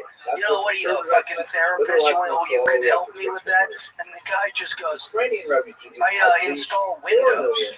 And the whole place just pops, and even Mark Maron, like in this charming way, was like, "Oh, you really can't help me. Like, you just install Windows." It was beautiful. Dude, I was at Comedy Store one time at Mark, man, he's closing or something went on before, and then there's these two drunk, big Australians. And Mark's doing his thing, and he keeps that guy and tells coming, and then he starts tearing into him. And then he goes, fuck. He goes, because now I'm going to see in the parking lot. Now it's going to fuck me up. He's like, now I'm thinking about that. I'm trying to finish my sex. Goddamn. And security, I'm looking at security. I'm like, oh man, Mark is kind of fun. So then this is how much I Maron. I waited around, make sure this guy's Maron is that's really, and I had to get home. two guys tried to park apart. I'll be the helper. What I would like to do over the next 40 minutes is The security talk lady told me, about we got the specifically same. Jewish aspect of the experience of Ukraine, You're gonna need me. and talk a little bit about what that might You mean ever heard my for Comedy Cellar story? Probably responsibility. one of the most famous Jeff Guy things at the Comedy Cellar in New York was there was a girl that just kept like being a nuisance. So it became like the chatter upstairs. Like, yeah, there's a girl. But I and want to she's get being personal for a few minutes. So after like 3 comics, everyone go, yeah, this girl wouldn't shut the fuck up, or she was laughing at the wrong words, and she's just drunk. I get on stage, so I'm already a little like, you know, when you're like ready to go, you're waiting for someone to give you an excuse, you know. So she said something on my first joke before I could even get to the thing, and I go, you know what? Everyone upstairs hates you. I don't know if you know that. Every comic that's come up here is talking about you and how terrible of an audience member you are. And I want to just tell you to leave or call you a cunt, but I'm a real comedian. I'm not going to do that. And the whole place is like, cunt. And I go, in my head, I'm going, call her a cunt, but I'm not going to do it. I'm going to see if you behave for the rest of my set. And so she gets out and storms out, and she's with these giant men who also storm out. So then I do the rest of my set. Probably got, probably 12 more minutes. I do pretty good, and everyone's happy that I got her out of there. They all clapped, and I was like, I know why another comic didn't just do this before I did. So, and especially at that time, I'm like the nice comic. I'm like the smiley Jeff guy who jokes about cats, and I did call this woman a cunt a bunch of times. So I get off stage, I'm feeling all good about myself. I have to go upstairs and drink, and the security guy is this black guy who's like putting on batting gloves. And he goes, hey man, stand by me. I was like, what? He goes, those guys that left with her, they were like giant Russian dudes. They were like, they said to me, hey, we're coming back for him. And so just stick with me. They got all the security guards from the Fat Black Pussycat, all the door guys for the cellar, just some big black boys. And they literally lined on the street, and on the other side of the street of McDougal was these Russian dudes. When they came back, and they were just waiting. And I've never been more scared. I'm not a fight guy, so I'm just upstairs like drinking whiskey, going, I can't even go to my other spots at Gotham and shit because I don't want to go outside. And so those guys, the security guys for the cellar, stayed there until those guys got bored and just left. And then one of them would come back, especially in Russia. Oh my god, they were like ready to do business. And one of the security guys even walked me to my apartment, like because I lived a few blocks down on street. Anyways, long story short, I bought them all bottles of alcohol. I was like, dude, the fact that you would fight for me is like the greatest, like that's the highest honor. I'll do anything you guys want. I remember at the comedy store. I won't say his name, but I'll say the comic is out there, and he says to the girl, "You're a dumb bitch." Right? You're a dumb. To someone in the audience, and he just yeah, but it was also a little bitch. Yeah, it's not that. I kind of found it disconcerting. Even the audience was she goes, you should be careful. My boyfriend's a Marine. She goes, well, your Marine boyfriend's Canadian Jewish Congress just shit up. And the guy out there, I was like. You've never done a sport, you've never been punched in the face, dude, and I tell him right now, you have a false insecurity. He goes, well, your Marine boyfriend right there is with a dumb bitch. You're a dumb bitch. Which I respect. So right now, yeah. And then it got quiet, he got meaner, and that Marine was waiting outside the fucking OR, just sitting there like this. And I remember going up to him and his back was like this, and he was a young guy, and I came up and I said, you waiting for the comic? However, I was denied access to the more serious. I remember I said, I understand, I understand. But there's zero when the Soviet Union fell and Ukraine declared independence, I was invited back, this time by a much more open and Western-oriented government. I said, I get it. I understand. I understand. Much of to come back and look at those archives. So I remember the honor of your girl. They said, we'll give you an apartment and you'll take care of.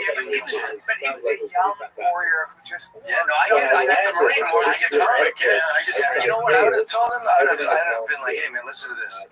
I think you should scare this comic and just have a very direct comic. No, the problem was she got beat the fuck out of this comic. She got up and left. I told him, be careful, man. And then just walk away. He got up and left, right? And then the girl girl wasn't there. I don't know. I really didn't know what to do. Steve Howie. There was a lot of One of my favorite people. He's an actor. He was on Steve Howard. He's on Flawless, I think, or whatever the fuck it was. So I got in a taxi. You know him? I knew that this building. He's the best. Person I really He's every bit of 6'5". And every bit of 240 pounds. Bring him with the shirt off. He's a fucking. When he was younger, an absolute house, played college basketball. Oh yeah, he fucking was the greatest guy. Did he just got these on the internet? Fuck my shit. He's the greatest. He's the greatest, funniest motherfucker on the planet. I love him so much. He was on. He's never stopped working. He's an actor, and he used to be married to Sarah Sahi. Who's that girl? And I ended up staying there for so he comes to see me stand up. Even after we were able to work out, he's sitting there, I was supposed to be. These fucking rough-looking dudes. I simply asked that all the are sitting at a table. And I remember, you know me, I clock because I'm gay. I clock these dudes. They're just big, they're strong. And I was like, these guys look like studs. I felt a little like, oof. And the one guy keeps looking back at Steve's girl. As I did my research. There's a picture of me with Yevgeny. Steve's like this. I'm the guy in the back. He's clocking on his girl.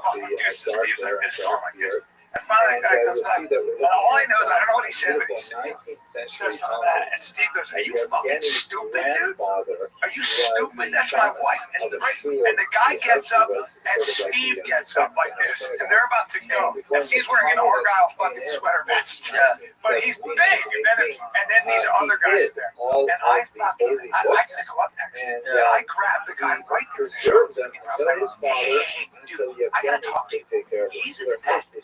He's a detective. And all his friends who are also detectives in the LAPD are at the bar.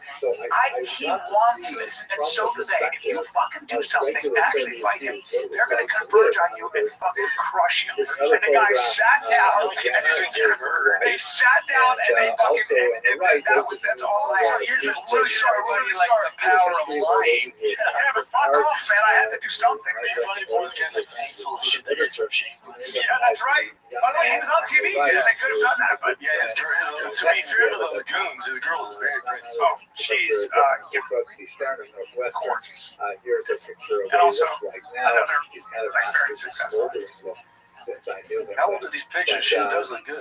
She's gorgeous. She doesn't. They're not married. No, they're not. I had an experience of what it was like. However, attenuated to be a stranger. No, I love it. And he kept saying, "Can we talk?" Well, you know, it'd be better off they ended up fighting. It's just you using this strategy of refuse a fight. A psycho would go, "I don't care, I'm outnumbered." That's fucking you know. Those guys, they sat down. I think they bought him drinks actually. Really? Yes. I think they sent some drinks as a sorry. I've never been able to, or I've always been able to talk myself out of any like fight. Anytime it's about to go down, I've always been able to wiggle my way out of it. Yeah, no, I'm sorry. Well, I'm not a fighter, so I'm always just able to like I'll be like, listen, man, I'm just drunk, being an idiot. Like, let's relax. So what I'm sorry I said it. You know, like I'm just trying to get a laugh over here. I remember one time that I was with Dana DeArmond, the adult film star, but she's also just like a cool chick. She's very funny for not being a comedian, but anyway, she's a cool chick. We used to drink together sometimes. We were at this little bar called the Chimney Sweep. She started popping off to this chick. Yeah, she has like a million different looks. But anyway, she's a very funny chick. She's very, very funny. Anyway, she was at the Chimney Sweep. She's had a little too much to drink. She started popping off at this like Latina chick. And this Latina chick starts popping off. They both just drank too much. They're just, these womanly behavior, and they start like getting chippy. And I see all the like Latino girls' guy friends are like, we're at the Chimney Sweep. These dudes are, they're fine beating the fuck out of me and letting her get beat the fuck out by this chick. And I literally just walk right up to them, all getting kind of ready. I'm like, hey guys, she's just drunk. And this doesn't need to be anything. She's just drank too much, and she's, I guess on one or something. I don't know. I just want to, She's a drunk chick. This isn't worth it. And they were like, we appreciate that. And they like shook my hand and they sat back down. They told their girl to shut the fuck up. So I went back to Dana. I was like, I don't know what their problem. I went completely defused because I was like, what? We're all gonna have some fight on call. Like I'm gonna get my ass kicked. She's definitely gonna get her ass kicked by this chick. You know, like it's not a win for anybody. It's not. You watch enough fight videos on Twitter, you start going, I wonder what I'm made of. But then you're like, no, it's not worth it. Getting punched in the face once, like, I don't ever want to do that again. Yeah, what happens if you fucking fall and hit your head on the bar or some shit and then you're changed forever? Yeah, I break my jaw, I need that. Or you hit the guy and he falls shit up. I had that happen. I can take a piss shit before a big break. Break time. We were talking about us taking a piss, you need to have kids, and then Jen asked you about legacy.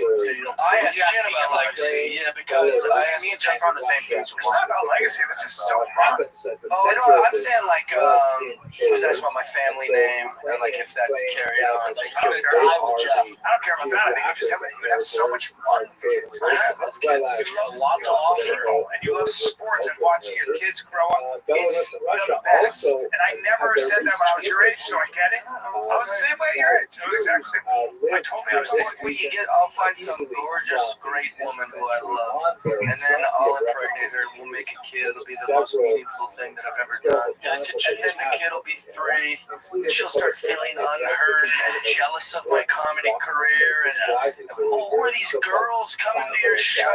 And then that'll cause a little tension that will later blossom into full tension. And now she's talking shit behind my back. By the time the kid's 6, she's divorced, taking half my fucking money. Why did I even do this? Now I see the kid 3 days a week, and I'm talking shit about his wife. I'm not his mom. I'm just talking shit about me. He's meeting all the new girls in my life because now I'm trying to sow the oats for that I lost out when I had her. That can happen. Wait till you're 50. I've done everything. Yeah. Then you sign a prenup. I haven't ruled anything out. I had a vasectomy, yes, but I froze my sperm. You can also reverse a vasectomy. People go, yeah, that's painful. It takes a lot of time. It's like, so does pregnancy. Yeah. So if she's willing to get pregnant, 50 stopped having kids. I mean, you counts as an outlier. 50 stopped having kids. Yeah, he looks great. I'm sure he's playing with his kids all the time. It requires so much energy. It's a lot. And it's life changing, and I like my life. So why am I changing? I don't understand. I've got a very good life. I guess I have, but you probably feel like you still have a lot more to do. Oh, tons. Yeah, I've got like some goals, and I got some shit I'm trying to accomplish. A lot of material on kids. I know, but I just think. How old are you? It should be something you just do. I'm 42. Listen, when it comes to True Classic, you see the shirt I'm wearing right now? You see how it pops my face? Dude, I knew it. Radiant. I know you call this color. This is the True Classic shirt. Skinny guys like me like shirts that hug the shoulders and arms, hang loose in the front. Dude, and not only skinny guys that are built like Kermit the Frog like you, but also UFC fighters. If you've seen the new commercial from True Classic that Brian created, you will see True Classic is worn by some of your faves. Misha Tate, Wonder Boy, Little Machida, Bisney, Suno. I got everybody out there. Yeah, we've been wearing True Classic for a hot second. You'll notice the difference the moment you throw one on. Caleb, exactly where you want it, relax where you need it. Take out all the BS. It's actually good stuff. The best shirts on the planet. They got joggers, button-ups, tanks. They got everything. You can grab them at Target, Costco, or head on over to trueclassic.com/fighter. Get hooked up today. True Classic. It's funny too. It's like so many girls have been like, "Why would you do that? Why would you get a vasectomy?" I'm like, "Oh, I don't know. I'd like to have babies on my terms." Yeah. Why you like it? Yeah, like why? Like only you get to decide. You know, like that's not fair to me. Or you just wear a condom. Well, but that's there's a lot of human error. There's a lot of things happen. That's for I don't agree. Why'd you bring it up? I'm anti-con. You know I've been anti-con all my life. I asked Jen about legacy because I watched an interview with Aaron Judge when he was like 20-something. He plays in New York City. And they say to Aaron Judge, they go, Jerry Seinfeld, blah, blah, blah, blah. And he's like, who's that? And they're like, Jerry Seinfeld. And he goes, I don't know. They go, they're from the show Seinfeld. He goes, I don't know the show.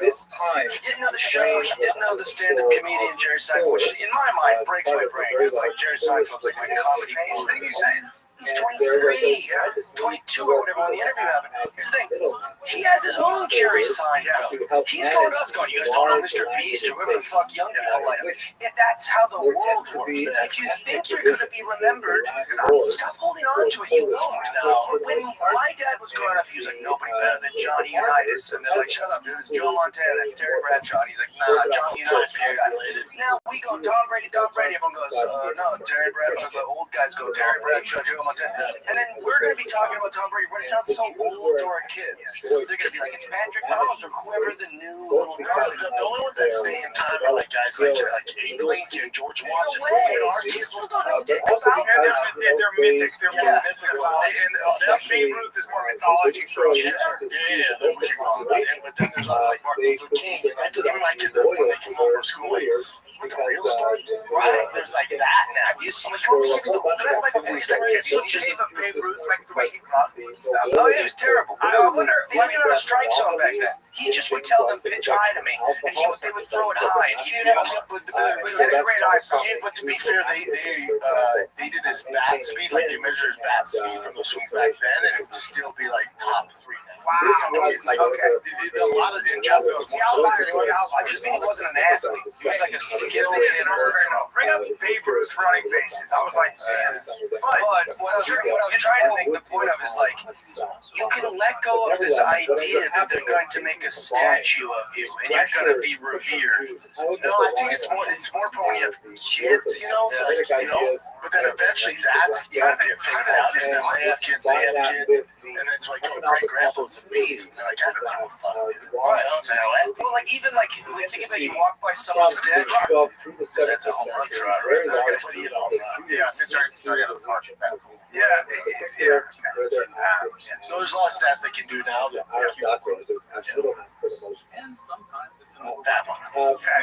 How are they getting along with Big these baseball companies? players. It's We weird. should understand that, and I will talk about this in the next set of slides. What was I gonna say? So my point is just like people think this idea that like you're going to be revered and remembered.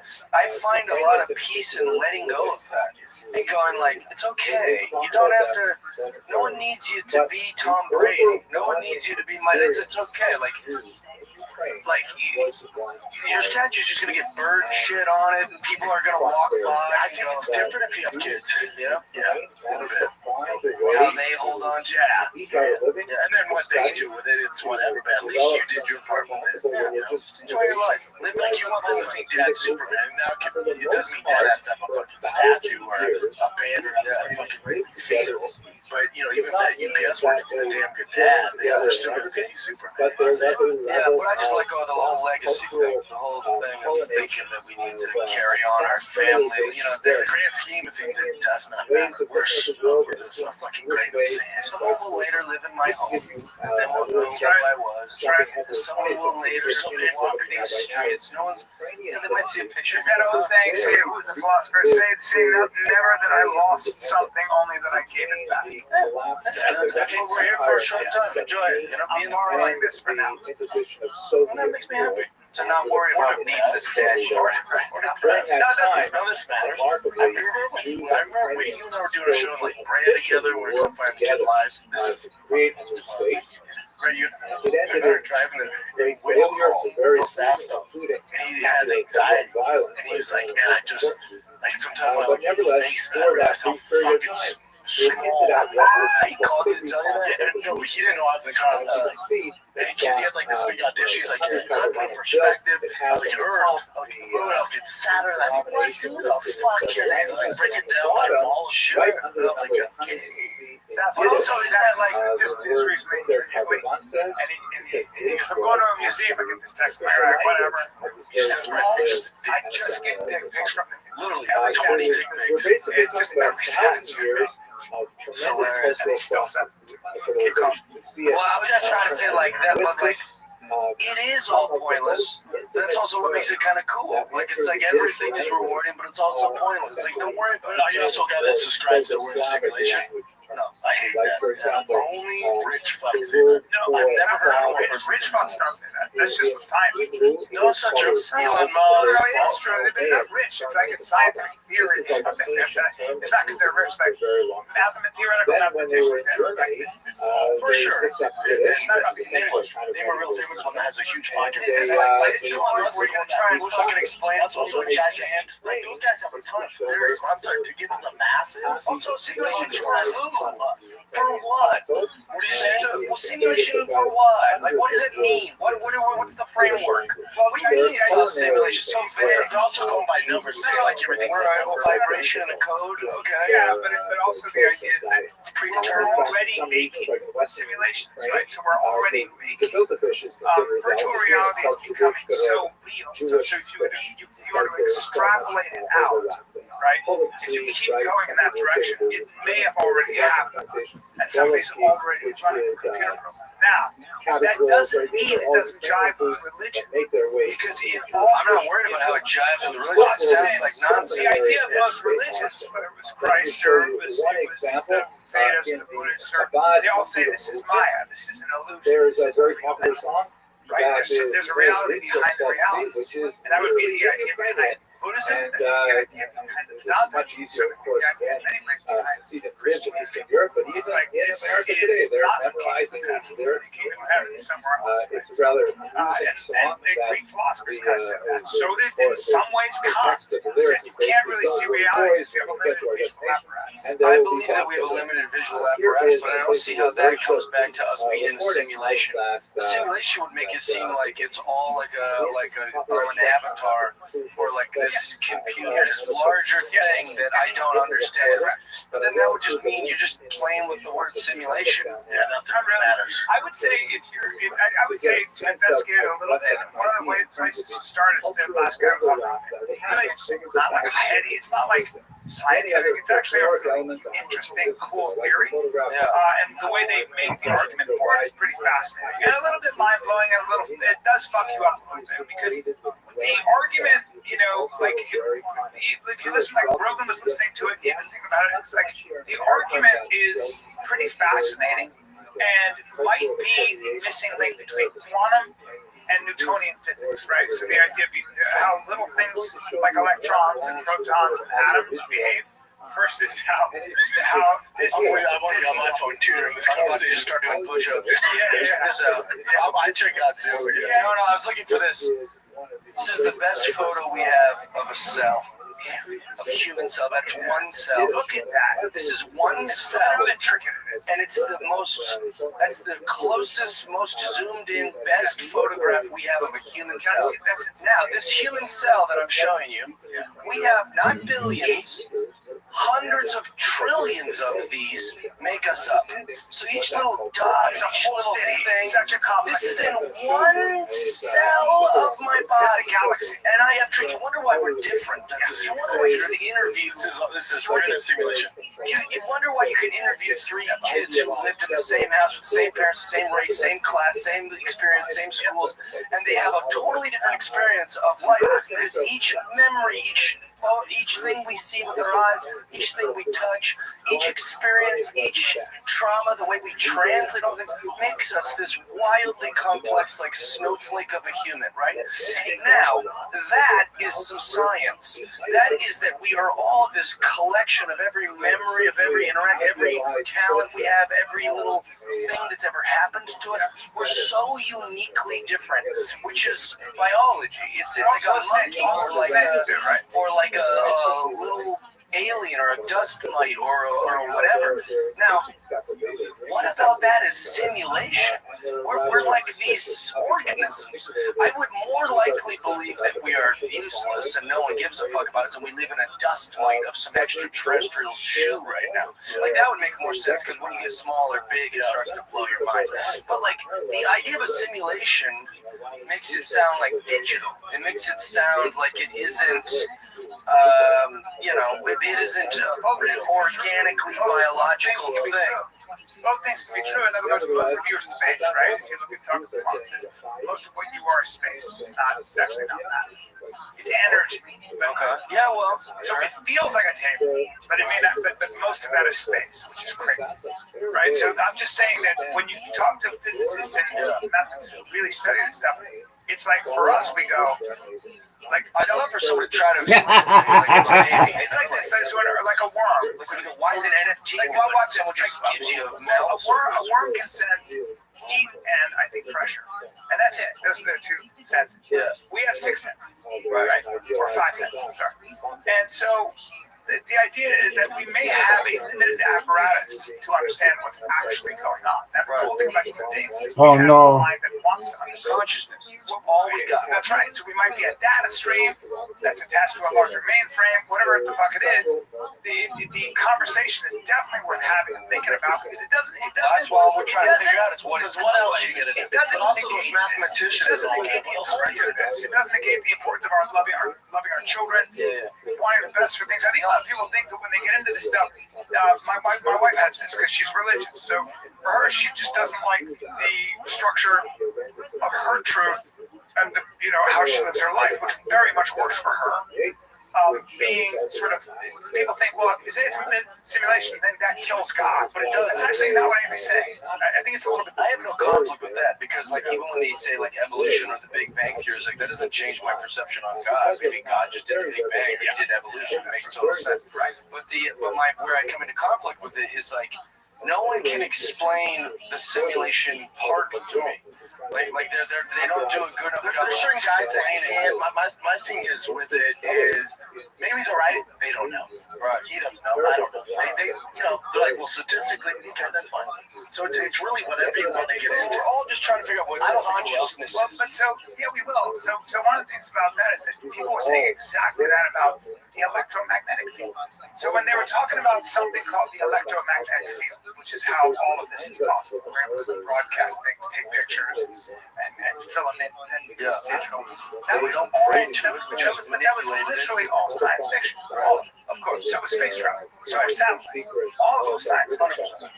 And now with AI, I mean, I'm talking to my phone as if it's a person. But it doesn't have consciousness. But it's the beginning. So what I'm trying to say is that we were all saying we'll never know. Oh no, I'm sorry, but we do know and we continue to know. Now I'm not saying we'll get closer to why. I'm not saying that. You might be right that we know how things work. The larger question is why. Here's the thing. This is what I always come back to.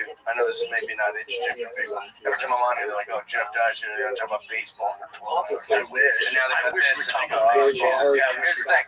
If you take a dog, your pet at your house, and you literally take him apart, right?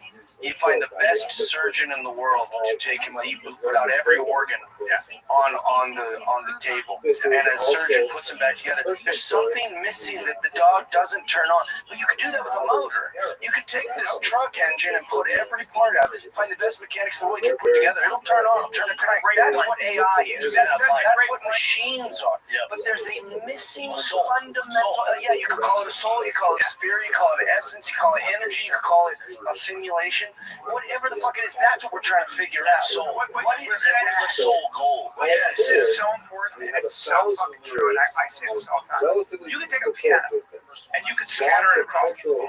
And you can say it's a piano. Technically it is. You can do the same with a human being. But a piano's not a piano until you have somebody sitting at that box fully intact and tuned to create music. Right. And a human being is a human being. You can take me apart and say this is. You can show me my genome. You can show me all the mechanics, and you can be like this. But I'm not human until the soul's right.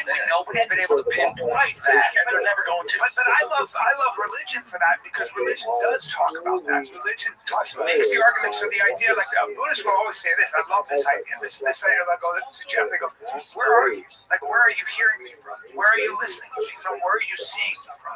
When you try to locate the seat of your attention, you try to see where Jeff is, wherever Jeff is. The truth is, you can witness Jeff. I'm in Austin. Who is watching? Who can watch you? Who can watch your thoughts? Who can watch your feelings? Who can watch it? Because you can actually step outside yourself and watch yourself. So then the question is, who's the observer? The observer might be the real Jeff. That's what they talk about. Well, That's the fundamental issue behind the Vedanta and behind Buddhism. I just think that's why we should all go to church. That soul part is so important. That's why I ain't afraid of AI. I'm not afraid of motors and engines and robots. I mean, they're not going to be smarter than us.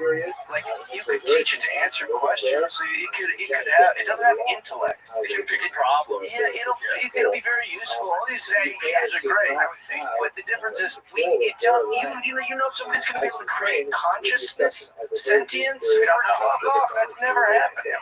Here's the other thing. It'd be amazing if you could. We can also shut it all down whenever we want. We can also not fuck that. No, you can. I'd be fucked if they showed That's died. They're going to come up with some other path. YouTube's not allowing you to monetize it using AI. So if you're doing AI stand-up, AI podcasting, you can't monetize. I would say it's worth looking into it deeper because it's kind of mind-blowing. And I used to always resist it, and I sort of fell into it by accident. And I think it actually affirms my simulation part. I have no desire. The idea that what human beings are doing is creating things like synthetic biology, right? We're creating synthetic cells and things like that. I totally agree that human life or the human being and its consciousness is so fucking incredible conscious. We are so far away from actually harnessing that. I just think that there are people that are so worried about general intelligence, general AI, right? Artificial intelligence, that the idea is that there is something about that kind of super intelligence that it's just like a search engine. Without the internet, AI ain't shit. It's just able to search the internet as fast as it can and can come up with everything. Well, there's large language computers sticking it together. Well, there's large language models, but it's actually going. No, that's not true. Because you actually make a joke that Jeff Dye would say, and then it would take all the things of Jeff Dye on the internet and come up with a joke that I might say or whatever. But it couldn't go make a joke that my buddy Philip Bernesky would say. The computer goes, no idea who Philip Bernesky is, and it wouldn't know how to database. Yeah, so I would just make supercomputer. I would say if you talk to people that actually are in AI, they would all disagree. About what? And I've interviewed supercomputer. No, I've interviewed AI guys who work in it doesn't have a soul. It's not conscious. You know why my thing is why I don't give a fuck about AI. I have so many fires to put out. It doesn't really matter what I think. It doesn't really matter. Like with my kid, when I gotta give him after, I gotta pick him up from camp. I gotta make sure that that's gonna AI. There's nothing I can do about it. But I don't have the skill to get into it. The larger question for people out there who are really dealing with Elon Musk and stuff they're worried about is that this arms race with AI between China and America and all that. The fact of the matter is, there have been examples of computers. Almost, I think there was a case where the computer threatened somebody, and the person wanted to shut the computer off, and the computer said, I'm going to tell your wife you're cheating. Nice. And so these computers sometimes in a way They come up with their own agenda, so we can't control them. Yeah, but now I'm going to push back on that. What's the computer's motive to not want to be on? What I'm saying is that if you talk to these experts, these experts talk on Is that a fear or a thing that happened? Well, what they're worried about is that this is the tip of the iceberg. And super intelligence might decide Within the humans, because consciousness would make a computer think, well, I don't want to be off. I'd like to be on. I'd like to live. I'd like to be on. But like, it doesn't have that. So a computer is just this thing that you turn off or on. It doesn't know it wants to be. Also, who's writing the code? They'll teach it that it wants to be on, but why would you teach it that? And then that's also not consciousness. It's just a thing they've encrypted. And it might start teaching itself. It might start learning on itself. That's a fear, not a truth. It's a very real fear for people that are really involved, including the father of AI. So that the creator and father of AI will tell you that he's worried to death. And when I listen to that bitch. Yeah. You're the one that fucked it all up. Well, and here's the other thing that Rogan was talking about with this guy. He's like, we're getting so dependent on AI, so even our phones, it starts really small, right? So our phones are like, I don't know, I actually don't know my wife's number by heart, but I just keep in. Right? And all of a sudden we get so dependent on AI, all of us, that now we can't live without AI. And so it's almost like the computer, the algorithm, the thing called AI creates an ecosystem where we can't live without it. And that's what we're going to do. Right. And that's what's wild. That doesn't make me afraid either. Yeah. And then it's we're already entangled in it. You know, like that's life. A baseball game, or a concert. It's like, that don't bother me. Like, that's great. Even though they did not necessarily. Yeah, I don't know, man. Because people go, well, what if they shut it all off, Jeff? How are you gonna eat? Are you gonna hunt? That was all out of the cards before I was born. You know, we were already dependent on grocery stores when I was a baby. Like, we were already dependent on the mainframe. You know, like, I wasn't afraid of when I grew up. Like, well, what if the grocery store shut down and I don't? What if my bank is closed and that number, that digital number that they say is the money I have, just goes? I don't know. You can't wake up and just be afraid of all this shit all day. For me, I'm not afraid of it because this is my faith in it. I just think that if we create these, let's just say some computer, like General AI arrives and it's a god, it becomes all knowing. I think any human becomes a god, like they're talking about, will be more benevolent. I don't know why it would tap into our their fear of it being I think that's Hollywood. I also think, like, you know, there's this whole. That's a nice take on that. Yeah, that's my optimism. Me too. It's also like with aliens, like, man, they're gonna see us and then they're gonna start blowing shit up. I'm like, well, that's Hollywood. Yeah. But if alien comes to us, like, man, we've been doing this a lot longer, guys. What if we helped you out here? You know, aliens think of us the way you see like a squirrel. They're smart monkeys, right? We look at a squirrel, we go, oh, look at that little thing. We don't go, let's rip its head off, or like, let's go check out its living quarters. You don't, you just go, that's a squirrel. Now, there might be a few bad know you're smarter than the squirrel. You don't sit there trying to teach it Spanish. You don't go, oh man, this fucking squirrel doesn't understand how my truck runs. You don't give a fuck. It's this cute little thing. That's how aliens look at us. They go, yeah, they're fine. These little our whole Earth on aliens is all from Hollywood. All this fear mongering, they might be really dope. They're like, oh man, we actually should try this out. We've been doing a lot longer. And like, we're good. We don't want to live here. We're just trying to This is what it says, son. Yeah, I have a positive view of. I don't know. Somehow I'm an optimist. I guess I'm an optimist. Maybe to that's good. I think that's a healthy take. Like, atheist. why would we create this supercomputer? Get a cool one. You ever met when you want to grab a beer with? These guys. That he's like, dude, these AI specialists. You ever met one of them? I don't know, yeah. They're not exactly a bunch of fun. Callan did put me in a real argument of authority there. He goes, listen, Jeff, you know, people that really study this stuff say, Well, I mean, this is but he didn't have their argument. He just goes, you know, the father of this disagrees with you. I go, well, what did he say? I don't know, man, but whatever he just a guy way smarter than you. He says, well, I know, but who? And what did he say? He made a speech recently, and he goes, look, you know, we got to take this more seriously. There's got to be some kind of a global pause or a check. And there's going to be people that are way smarter than us that are going to look into it, just like our military, and I assume they're doing their job, and I don't have to worry about it. We need guys like us. What are we going to do? I need guys like us doing this. Yeah, I'm being honest. Our job is to do this. You can't just keep going, the smarter guys. No, you need someone to know what the fuck's going on over there. Hopefully rattle like you go, shit, we gotta either murder these guys in the garage in Austin, or we need to maybe answer some questions, you know, like, and that's kind of, because you need people fucking asking these questions.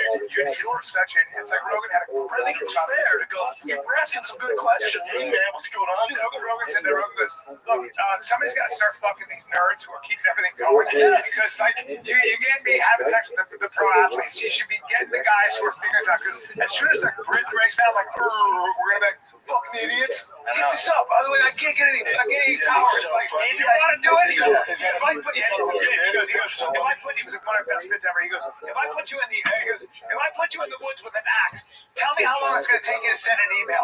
It's like it's true, dude. Well, I'd be dead in a week. Yeah. We keep. I spent my whole life worshiping guys who could dunk a basketball. Right. Does nothing. Literally does nothing. We talk about Magic Mind Max, which, by the way, sorry, I think they're sold out again. This thing is so crazy. It's crazy. We can't get a hold of them. Dude, it's driving me But I'll tell you what, we do have the sleep shots. And your boy's sleeping like a freaking baby. There's nothing out there. There's no sleep shot out there. It's about energy. It's like, what about sleep? So you have energy. And it is about getting recovery for people that go hard. It's actually formulated to help your brain chill out and recover. And no grogginess, that's the biggest thing. Usually sleep aids, you wake up super groggy. Not these, you wake up, you're ready to attack whatever you got on the schedule. There's literally real science that went into this. Like, what are the things that help you sleep without the side effects? And there are a lot of compounds that you put them in the right combination. That is what this is about. Sleep just feels better. Okay, your sleep. Take it and tell me what your sleep tracking app shows. Yeah, because Tell me if there's an increase in REM, improved quality of sleep compared to when you don't take medicine. yeah, because you're like, oh, but I got 10 hours. Yeah, but not all sleeping is the same. You've got to recover while you sleep. It's about sleeping better, deeper. Put it to the test. Put it to the test. Forget what we're saying. Try it and tell me what you think. And Also, this is one sleep aid with zero side effects. Zero. Feel sharper, quicker, far less stress the next day because it's getting ready to attack your day. So it's sleep shot. There are things that fucking take over, and I go, you know, my friend pitches for the Rockies, and you're fucking, what's the Rockies? Who gives a shit? You didn't people question everything. It's even like with this is a weird segment. It's even with like that Jeffrey Epstein stuff. It's just, it doesn't work for me, man. Like, there's no list. It's like, well, why is just like Maxwell, if there's no list, then why is she in prison? If there's nothing, why is she serving 20 years? There's nothing. We have nothing. The whole thing was nothing. I just don't know much about it. I'm a little annoyed. Diddy's free. All this shit seems like. It always seems like it's going to be so much more exciting, and then it's always underwhelming. Maybe 1 week off in the job. so is Diddy going to get sentenced to a long time or I don't know. sentencing him is Well, I thought he was just fine. I thought everything's done. Well, still, but look at time served. Yeah, but it's nothing like he's looking at life. He's looking at maybe 2 years now. And what's weird is like me and Jay were talking about this. What's weird too is like, you know, our buddy who was close to all that stuff when they raided his house in LA, and he was like, dude, the stuff we found, I can tell. Yeah. What happened on that shit? But I know someone who was at all the that parties. And it was like, we were like, damn. I text like, what's up, dude? How about stuff? But I know someone that was at all the Diddy parties, and she said she didn't see shit. She was always there. Yeah. So I don't know. Like, it's like maybe it's real, maybe it's not. I don't know. But I just always thought it'd be more salacious. Yeah. 51 to 63 weeks. Yeah, there are guidelines on it. That's a lot of months. 51 months. What is that in years? Why did they do it in 4 years? 3 years? I don't know when they do it. 5. They'll probably do it for 3 years because he's time served in October. Nobody ever does that kind of time for a violating the Mann Act. Elliot Spicer did. The governor of New York, and a lot of other people. It's very rare that you actually serve time. But they want to get it. I just refuse to believe back to Epstein. I refuse to believe there's no list and that there are current powerful people on it. It just doesn't make sense. I think a lot of people think it's an Israeli Mossad program. They were probably gathering information on very powerful people, including American politicians and American like people like Bill Gates and like Bill Clinton. And there are interests in our government that don't want to expose on the left and right. I think that this is the one thing the left and right agree on. Like, we don't want that list to get out. You're right. Like, I'm on it. You're on it. Yeah. That's what I'm saying. They're like, we're all in agreement here, and we hate each other. The cover is we don't want that. It's intelligence. Why can't people just be normal? That's my thing. I don't understand. I've never raped a woman. I've never been with anyone underage, and somehow I'm like a hero in Hollywood. It's been the easiest thing I've ever done. And all of a sudden, they're like, yeah, that Jeff that's a good guy. He dates age-appropriate women. He doesn't try to rob anyone or, like, fucking deceive people. I'm just a regular person, and I'm a fucking hero in Hollywood. Decency is not really... Why is Bill Gates fucking... Why does Bill Clinton need to fuck a little girl? What is going on? Just be normal. I don't think anybody's saying that Bill Gates or she was of age. They did a lot of fucking probably. Yeah, but like girls in cages and shit, like Epstein Island, like that was. Epstein Island was really what I think most of it was they would get professionals, very hot professionals. But that wouldn't be salacious. No, and they would say That's not a crime. these guys are married, they own it. Yeah. So what? That's not a crime? No. You think they would hide that? That they've had an affair? The dude did it in the White House. But apparently they're underage. No one said that's what's a crime. That's what's weird. I don't understand how it's underage. There was that one guy that goes, hey man, where's all the women at? Right. And how did you get to the idea like, hold on, I traveled 16 hours. I can go on jet for Go to a pool today and I'll bring some hot fucking chicks we can hook up with. Yeah. We don't need young under. What is That's what I don't get. Why do they always have to be young? I don't think that. I think what happened was there were problems with guys. Well, I think what happened is Epstein. He led that at 14, 15, 16. Right. That's who did. And apparently, just like Maxwell got those kind of runaways to come over and give him a massage and all that. So there's no doubt that this guy was into girls as young as 14. You guys really think this Jeffrey Epstein did it? I'm saying there's how many? There's 3 billion women in the world. I'm not believing anything 100 bitches say. Oh, you believe 100? That's like a blip in the grand scheme Yeah, of when it gets to women. be 100, it's a lot. No, there's no doubt that he was a. Right, they're all like pieces of most shit. of the guys, like most of the dudes, like they want to get down. Hold on, let's be honest. This guy, really, especially if you're a millionaire or you're really busy, nobody's getting on the Lolita Express. Nobody's getting on that plane to go to a private island just to hang out. Just to hang out. Yeah. No golf. What are you doing? I'm not going, unless I'm going to get nasty. You're not going there for a good meal. No, You're like, do I have 5-star chef? No, That's what I live in New York. What she says is, hey, we're bringing girls. Yeah. We're bringing Oh girls. no, they already live here in cages underneath. That's how you get dudes. Whatever. That's how you get dudes there. Oh no, if you're flying me 14 hours, I'm busted. No, Thank you. Yeah. That's what it is. I like crime. It's definitely crime. In and out, creepy shit, but like what? Like that's where they keep The getting away local with. women that came out were of age when they were there. They were not young. They were of age. So they. but that I'll check out. It's It's not against the law to hook up with girls that are of age. But I think So who cares? No, I think It would be a nothing burger. Well, they might care if they're at that island. They were married. It doesn't do anything. I'm with Jeff on that. That's not enough to bring down a fucking Nobody even want that list. Lose half your money. Do you know how many men cheat on their wives? I don't know. Most of them. He's been busted. He's fine. Yeah. Politically, you can be alive. Trump, who the fuck knows? But I think everybody was back. JFK, All of it. all of them. JFK brought his whore in the White House while his wife was there. Yeah, bro. But that's my point. It's like I think it was like underage, creepy shit, yeah, some weird stuff. Pervert shit. You know, so do you know what the intelligence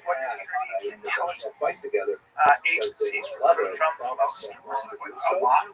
Try to guess. So there's a community. So this big American community that the intelligence agencies recruit from for this.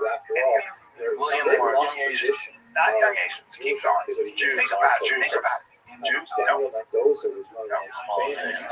don't want. Okay, here's a hint. Crestwood You Elementary. don't want. So you don't want. They call it ICE. You don't want anybody who can be bribed by money, by ideology, by ego, by sex. That's everybody. Okay, yeah, but there is a The idea of Jews being very physical. So what?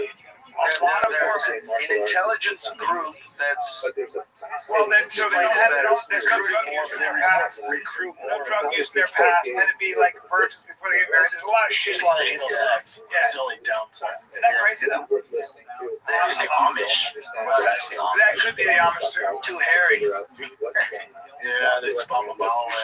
What else should we? You got something for us, Jen? We have a few, yeah. Just a quick question for Jeff. We can edit this up. If you have Got you sold in there? Why am I supposed to take it? I'm just saying, like, so when you do, like, because you're a bachelor, you're single, so do you tell the girl right away, like, had some crap months? It's none of that business, yeah. Also, I don't still know. pull up. No, sometimes, like, I like asking, like, where do you want me to finish? And then, yeah, it's hot. Yeah. But now I don't have to worry about their answer. I'm sure they want you to bust inside them, especially if you know. Yeah.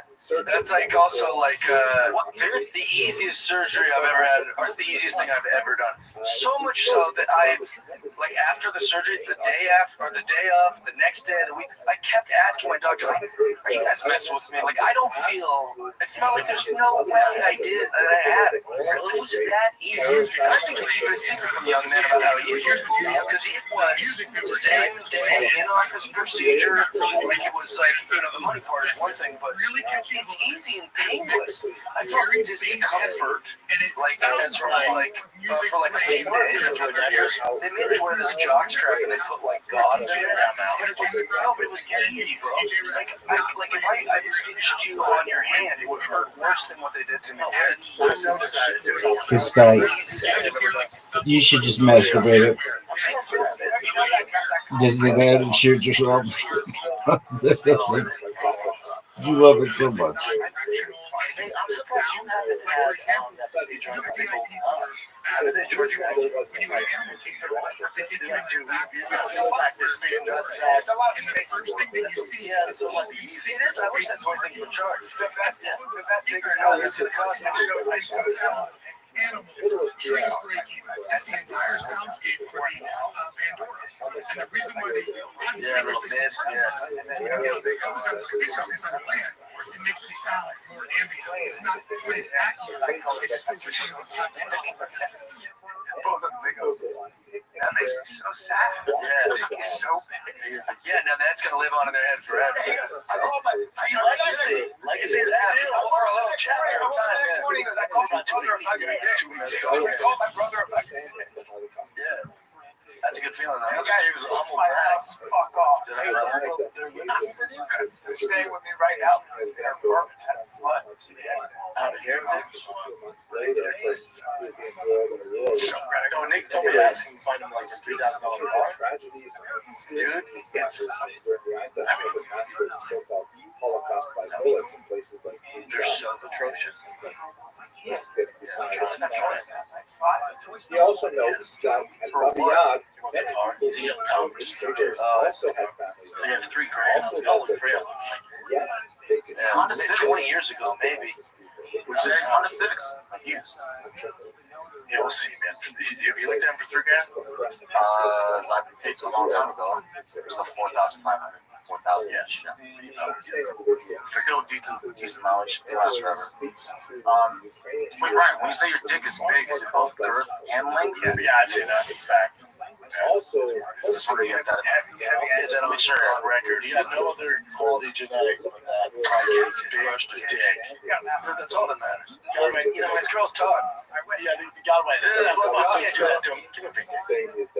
I've been saying I have a tiny dick on stage a bunch, and it's great. I have a big dick, but that's the great part. I'll say I have a tiny dick, I got these tiny dick jokes, and then girls will be like, he's lying. I was like, isn't that great? That opposite. Yeah.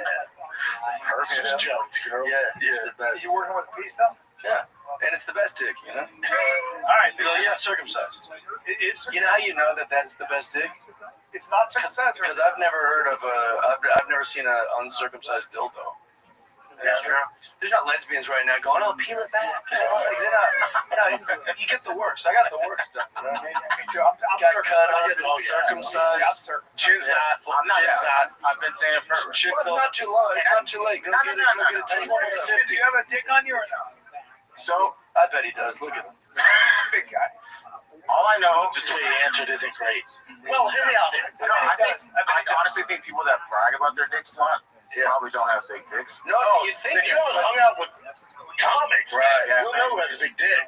But mine, I think, is just right. How about that? It's average. It's just average. I can tell you the dimensions if you really want to know, but I'll do it off camera.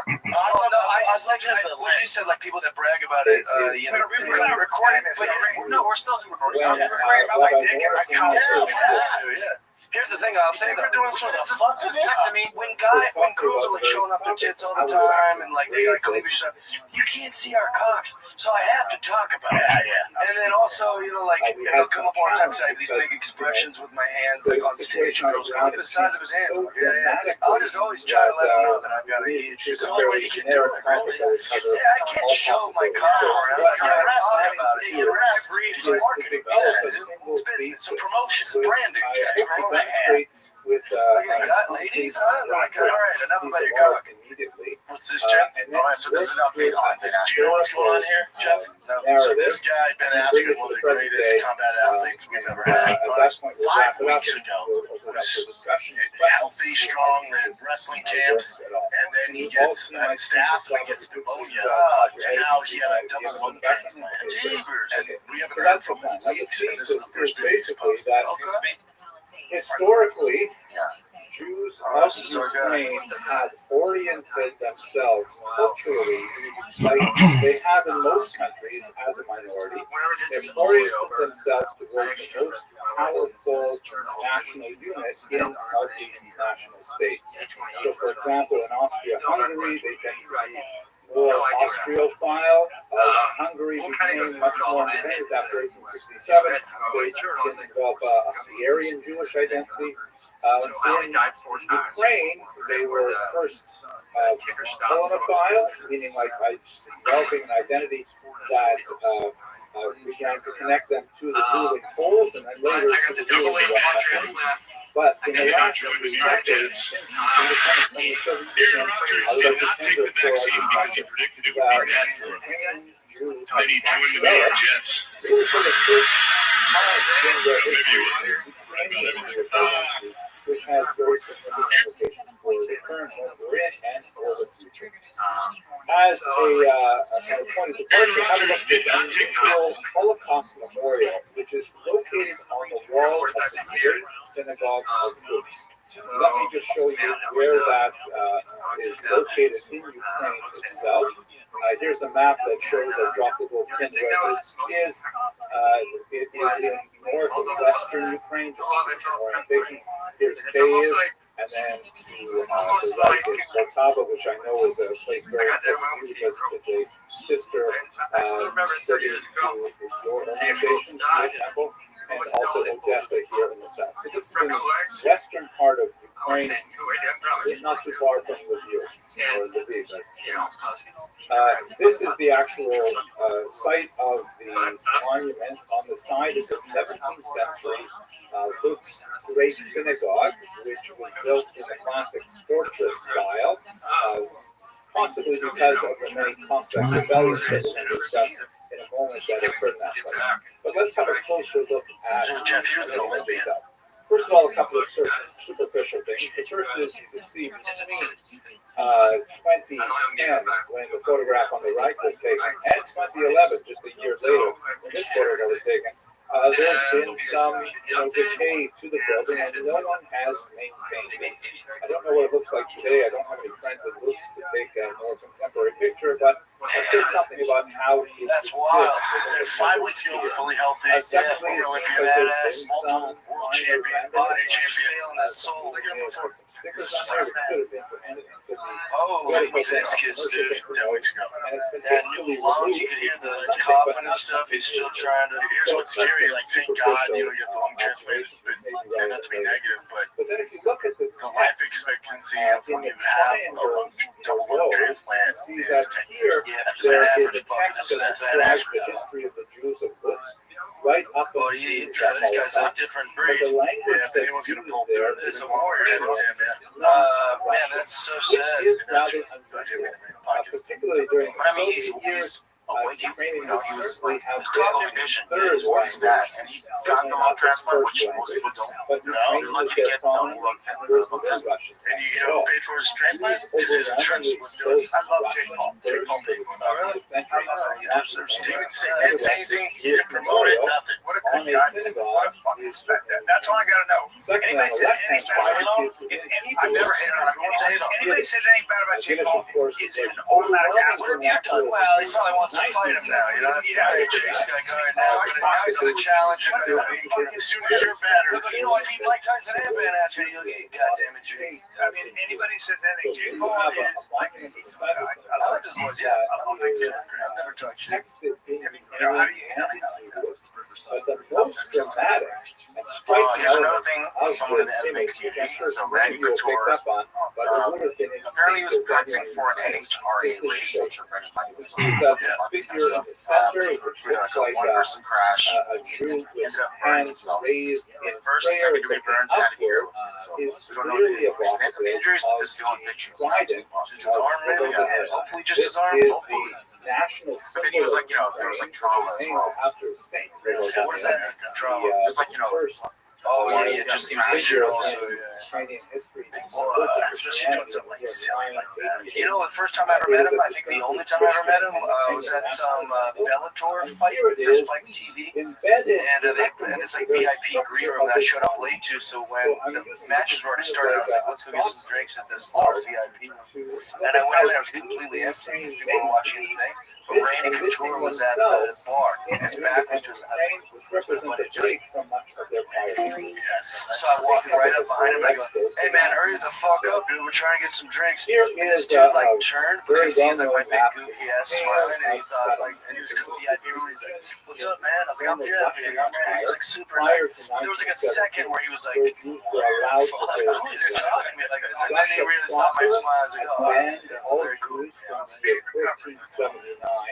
When Just sucks getting hurt. somewhat of a Yeah, two scandalous badasses in a row. development, All of it ain't banged up. And what else he got? Something positive? Yeah.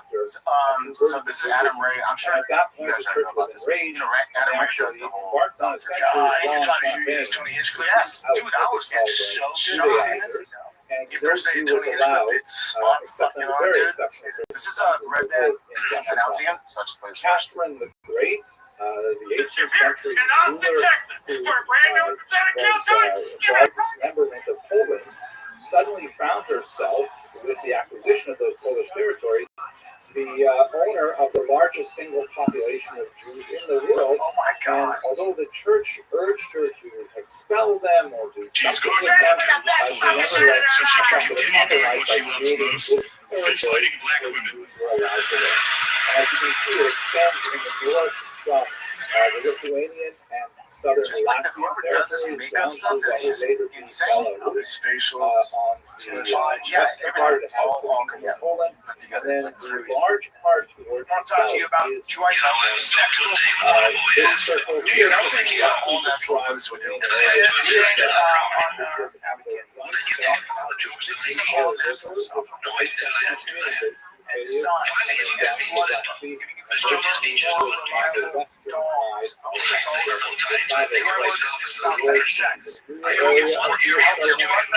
And it sort of enhances your athletic performance. And it's expertly formulated and backed by science. Also, you don't have to have all the weird side effects that you get prescription drugs or In those a kind of gas station pills, dude. They just simply mix a pack with water. Feel effects within 45 minutes. That winter's gonna blow up, and dude, anywhere, anytime, never miss a It's meal. proven to enhance erections by 50% body erections. Just 50%. Give it a shot. Habits and If you're looking to take your game next level, visit tryjoymo.com. Use code FIGHTER at checkout for 20% off single purchases, 30% off subscription orders. That's TRYJOYMO.com. Use the code FIGHTER for 20% off single purchases, 30% off subscription orders. You're welcome. It's a 50% order. Okay, I'm sure you guys are all excited about this. No, my wife sent this to like our family group chat. I go, who the fuck takes their shoes? Yeah, I got to let you. I say, Brad, I'm gonna get clear. I haven't taken my shoes off in A 15 lot of years. people don't. A lot of people don't. So, Yeah, I get it. this also a step in the right direction. I don't want our shoes taken off at TSA. It sucks. We might not care, but you know what's super excited about it? The shoe bomber. The terrorists are like, oh, man, he's fucking super happy. Shoe bomber. During the Remember that guy? Yeah, he's the one who's little fat all this up. immediately I after the wonder what he's collapse doing over there. Like, mind your of the business. Empire in 1917, Trying to fucking ignite his foot. attempted to establish Let's do a little MMA stuff. So apparently, which was Dustin founded on Poirier asked the UFC to have Ilya Tavoria not as as his a last fight, ethnic but of course they state, but rather as a UFC said, citizen no, we're good. I should ask you guys, All when was minorities Michael Chandler? When's the next Michael Chandler thing? Maybe at the White House versus Conor McGregor. That'd be great. He's my guy. Chandler, He's one of my favorite people. He's just a celebrity softball. He's awesome. Oh yeah, he killed it. We've been friends for a long time, but like I was like a little nervous. I've played baseball with some like strong like MMA guys that weren't great. I won't name names. But it's why would it? Baseball's not their thing. Chandler was great. He had a inside the park grand slam. He had a 2-run home run. He made some fielding errors, but like he was dialed in. He had a great attitude. He was so great. One of my favorite humans I've ever came my favorite people. Can't say enough good things about him. Yeah, he was chasing that. Talk about discipline too. He was chasing that Conor fight, and it was a bummer because it's the same night, so he wanted it, but 2 or 3 years of his career was past the fight. Yeah. And then you get Unfair. stuff. This is the game, dude. The White House. I literally am on second base. I say, hit it out, daddy. The UFC announced the White House, so everyone wants to fight on that. So what happened Looking to leg this shit out. is now Yeah, because there's no way we're hitting a home run over the actual major league outfield walls. Where's that at? That's me coming across. moment of cooperation. But Ukraine Has has the a lot headband on. Very Bryce Harper. I love Bryce Harper. Yeah, I'm always rocking those things. Look at this. I came in with the water here. Ukraine. Yeah, you gotta be the water guy. Oh, and then you cut it. I went like that, did a splash into the water. I saw it splash. As we shall see, goes back 1,000 years.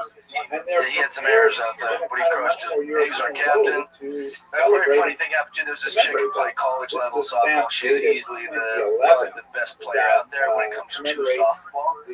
And she was like, well, she's all confident because she's like a national champion of softball. And she's like, yeah, I'm gonna play shortstop. Or no, someone goes, who's gonna play shortstop? She goes, me, of course. And I go, I was gonna play shortstop. And she looked over at me like, what are you talking about? So I was like, shit, she is the softball chick, So I went into the dugout and she was like, what do you want to play? I was like, well, I wanted to play shortstop, but that softball player said she wants. He goes, I don't fucking know her. You're shortstop. So he just came to me just like my boy. No, she was really cool. But like, I just looked out there. She was great. Yeah, she was very good. But it was just so cool of Chandler to be like, no, you're my friend. She's like, well, I don't know her. No, it's just over out there. Like, it was so fun. I have a Jewish president. At the same time, I batted with a cigar in my mouth. You should have seen it. It was fucking dope. I felt like a rock. I love cigars every night. But like, I went to the plate with a cigar, and I watched every one of my all the men that were like, oh, fuck, that's a good idea. We should have cigars. actually have a pretty long history there. Essencia, the brand, yeah. But like pretty much every one of their cigars are incredible. Especially on the Nicaraguan family from first century of the Common Era. There's Also a to population in Ukraine Check this out. This is one more good one. 10th century. This is like one of Honda's lead engineers. And this has been his hairstyle for he looks old too. He's definitely old. He's like an animated. That's a lot of work. That you know this dude likes Yugamon and all that shit. He's on board meetings like this. This is wild. Not a facial hair in sight. Must be a beast. Yeah, Look at that shatter. That's been doing for a while. It's very broad. Dude, what is wrong? Does he have one bad eye or something? You don't want to see that bad eye? Because that is like a pretty creative eye patch. Just comb your hair. Kind of a different for a hot second. Yeah. Century. Expulsion of Jews from France 3 times in the 14th century alone.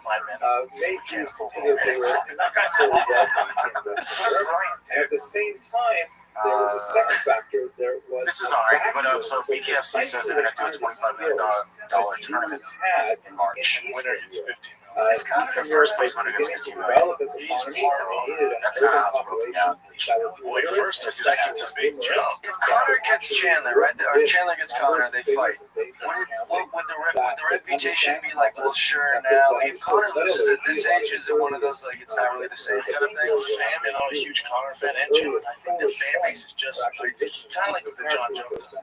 I think we're just were actually nothing. invited to settle. They teased for so long to come back. Well, Yeah. by the Polish 36. So he can still be champ. He can still be the guy.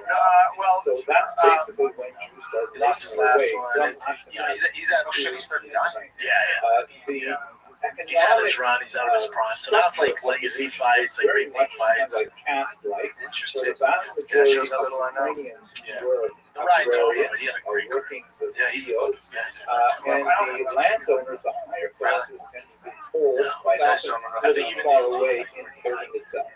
And here's where the Jews came in. The Poles were basically That's the hardest hired part for an athlete. Is what's to next? act as middlemen. They got all that money and they had all that love. You go to like a baseball game and like first base coach is Matt Williams, the third base coach is like Mark McGuire. Like these were my I would heroes like growing the up. Jews And now you yell their name, they'll turn around and go, that would have never happened in the 90s. What if I'd have yelled? They kind of miss it.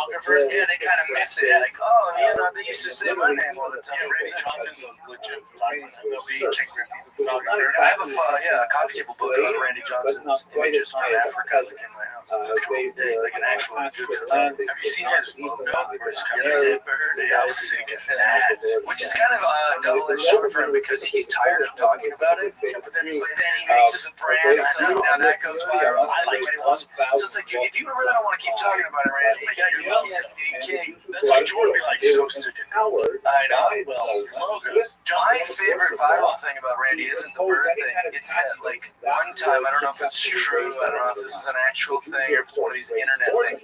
Randy Johnson claimed that he keeps a bucket of baseballs by his bed in case someone breaks in his house. Just fucking hurling fastballs. That is great.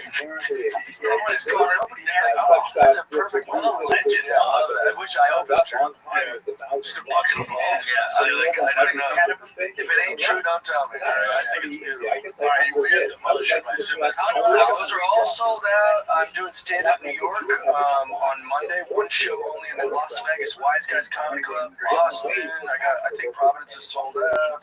Anyways, I also have a podcast that I just watched. I'd love everyone to give it a listen. It's called Die Hard. Oh, love it. And it's just for my Die Hard fans. So, you know, there's plenty of places to hear my big stupid voice for free. So this is behind a paywall. If you want to listen to Die Hard, I'm 3 episodes deep. I've been really enjoying doing it. Patreon? Yeah. Is it just you by yourself riffing? Just me. Love it. Because I've been trying to do all these gimmicky things. I try all these podcasts of like whatever. I'm like, I obviously have a lot to say. Why am I not just talking? Yes. So it's like an hour a week. Sometimes we'll do it more. And so please check that out. Love it. Love it. Kids, this Wednesday we're acting off again. We just had Ari Matty and Tommy Pope and Joe Rosa. We had such a blast. So come out and see the best and worst comic, actor in Boston. Alpha Bet at Georgia, Helium Comedy Club, July 25, 26, 27. Then I got Charleston, Illinois. Charleston, South Carolina, August 1 and 2. Come get Mary. All right, kids, that's it. This is Jeff Dye. It is the Fine Kid. We're out. What's up, guys? I'm giving away the ultimate brand. We are at $50,000 and up. He was able to capitalize on this large number of people for that matter, who were essentially runaway Serbs who had made their way to the borderlands, to the region of Zaporizhia, which is where they had the nuclear plant. And from there, they would engage in raids on Tatar lands and Turkish lands, and sometimes on the Polish nobles. Here you can see this remarkable piece of art by Ilya Repin. Something that really speaks to This is really the idea. This is something I think when you compliment some fits very well with Armenian guy on his like Lamborghini, you don't really give a shit. He likes them both. That's what I said to my father. If I wore a hat, should have had backwards. One of those things is like this incredible attachment to freedom, and don't tread on me, and you're not the boss of me. I'm getting embarrassed. Going to a Robert Kelly face. The leader of these bands was, hold on, now this is shown here on. Why are you wearing that hat? Because, And he led this major attack because against you think it looks good? against Ukrainians who had converted to Catholicism. It's not a great reason. I wish I said. I grew up goatee. I came back from Italy because you get that. Led by this man. What? So Ukrainians view him as a national liberator. You don't like Brought freedom and independence. Yeah, that's great. I love that record. Being a record player, you know your boy Ken, the big tall guy, the good truck chicks, you know the guy. So that guy, one time I see him, I said, I come up to him, I didn't even know him. I walked up to him, I said, hey Kev, good looking guy, you seem funny, you seem nice, seems like you got a good reputation around here. Untuck your fucking ears from your hat. And he was a little shook by it. Like he was like shocked. He was blind. Like his mind, he was saying, like, I fight this guy. And I found out that I was like,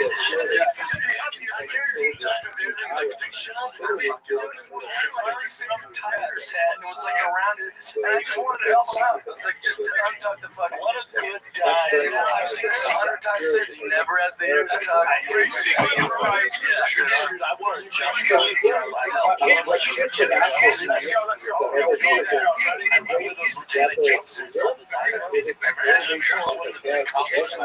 It's Rogan, Hinchcliffe, Bill Burr, everyone. Yeah, and you were there. Right?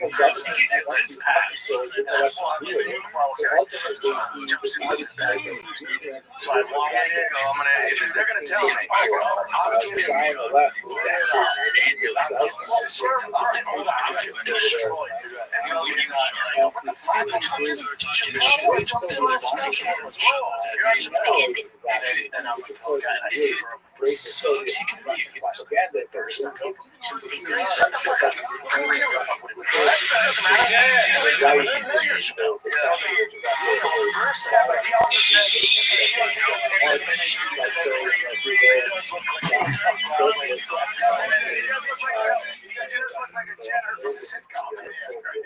will say, I don't know how we're not every day is going to, you know, I get murder with my bare hands. So that's kind of like, that was just how I would be so stressed to the grade. I would be like, I see you say something. Do you not want to take it's heavyweight was able to defeat me, but you are fucking pussy. You tell funny jokes and gringos. I'll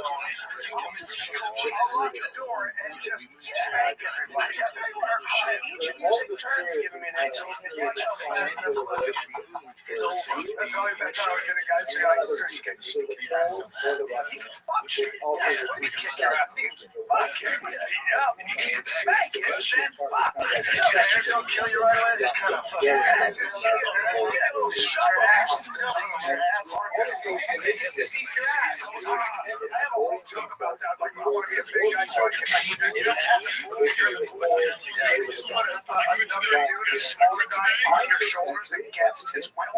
Just turn him into a fucking If I was him, I would just verbally remind people. Like, hey, I know you're trying to do a thing right now about my fucking outfit. I could murder you. What is your modern instincts to talk to a man like me like He this? did this to me. My wife and I, it was like when my baby was first born. This is literally how long ago this is? 6 years. You can't ask this question.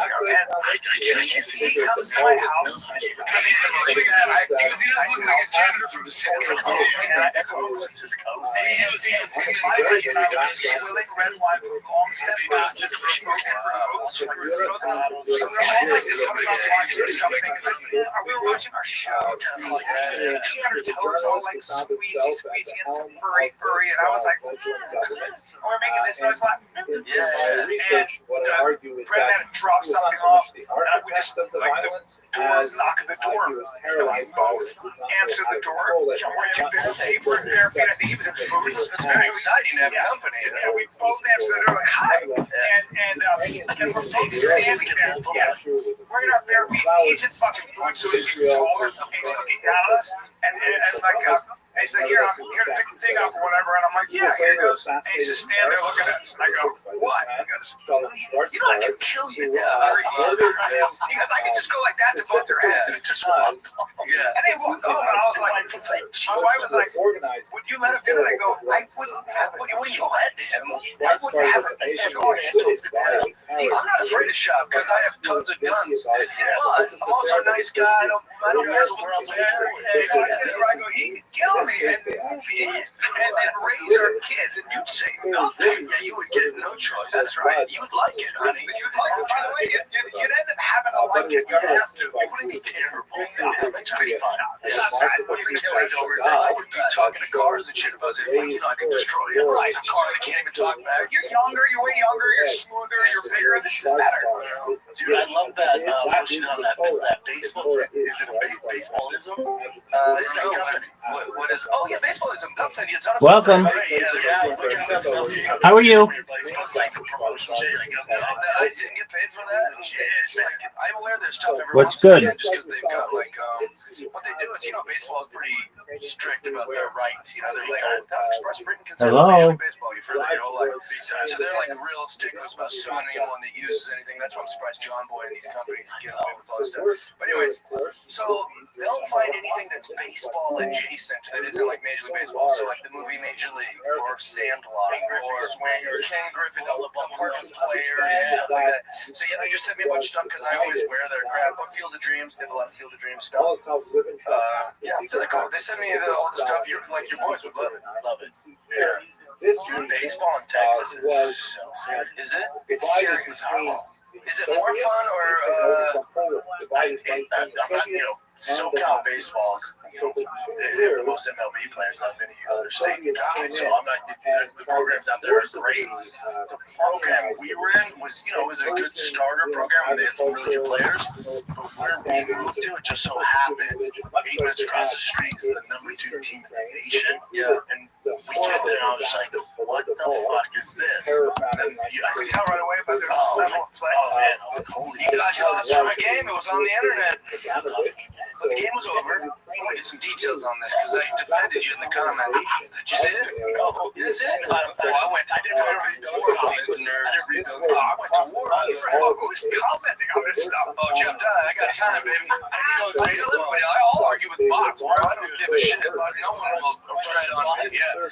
So what happened was you get tossed. Now, I wanted to defend you from a friend position. You're my boy. But secondly, from just a baseball position. It was so a manager or a coach in Major League Baseball, college baseball, I would say any level of baseball. Some would argue there's different rules for Little League. But like if your player gets done wrong by the umpire, whether it's a ball, because that's all baseball is. Fair, foul, strike, ball, out, safe. That's all it is. So if any of those happen to your guy, you got to go defend your guy. Because you don't want the player to get ejected, or you don't want him to get mouthy, get suspended, or get fined.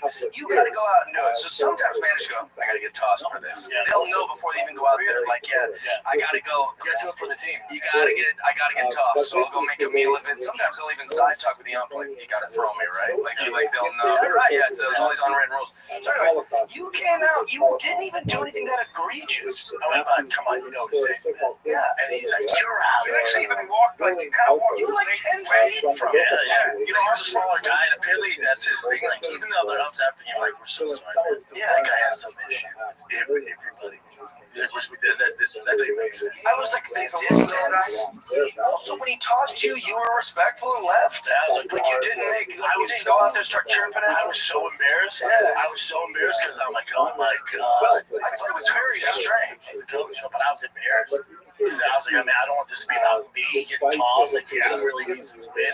We end up winning, but still. You know, it's like, I don't know if you grew up in baseball programs, but like the dads were insane. We had one guy named Luke Hetherington, shout out to him.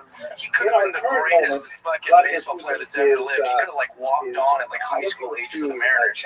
And the reason it didn't work is because Luke lived like a rock star too soon. Yeah. You know, like he had like a photo album of all the girls' tits, like from high school, like developed. Yeah, I mean, like literally like in high school. And he was just this legend of a guy. He literally, that's him, Luke Hetherington. He was so stinking good. And he was like a legend in our high school. I literally, in high school, asked him to autograph a baseball for me. I was like, that's going to be worth some money. I mean, to us, he was. There was nobody larger than this kid. Looks like he still went some places. Oh, he was a beast, dude. And one of the most naturally talented. Oh, no, I don't know. He probably got drafted or whatever, but I don't think he played in the whatever. Maybe minor leagues. He get drafted. Thanks forever. Well, even in college, well, the top 100 players don't make it. Now, Luke, if you hear this, forgive me. Your dad was a psychopath. This dad would literally like crash out about like all the balls and strikes. It was like a daily thing that his dad would get like tossed from the game, and I liked it. I was like, I wish my dad even was at this game. You know, that he care. Yeah. So the fact that you were 10 feet away from the umpire, and like you were really respectful about it, and it was a bad call, I'm guessing, right? Like you were terrible call. Yeah, terrible. So I thought that was strange. It was wild. Yeah, I don't know what so Texas is it more serious kind of football or was it? No, there's teams like the major teams in California. I just wasn't part of that. The league we were in, double-A teams. Well, these the same age, like there's 7-year-old teams out here. So it just depends what program you're in. Again, it just so happens where I moved. 8 minutes away, it just happens to be this monster program. Is he gonna be a big kid, like big kid? Okay, he's bigger. Well, then that he'll be fine. Big pitch.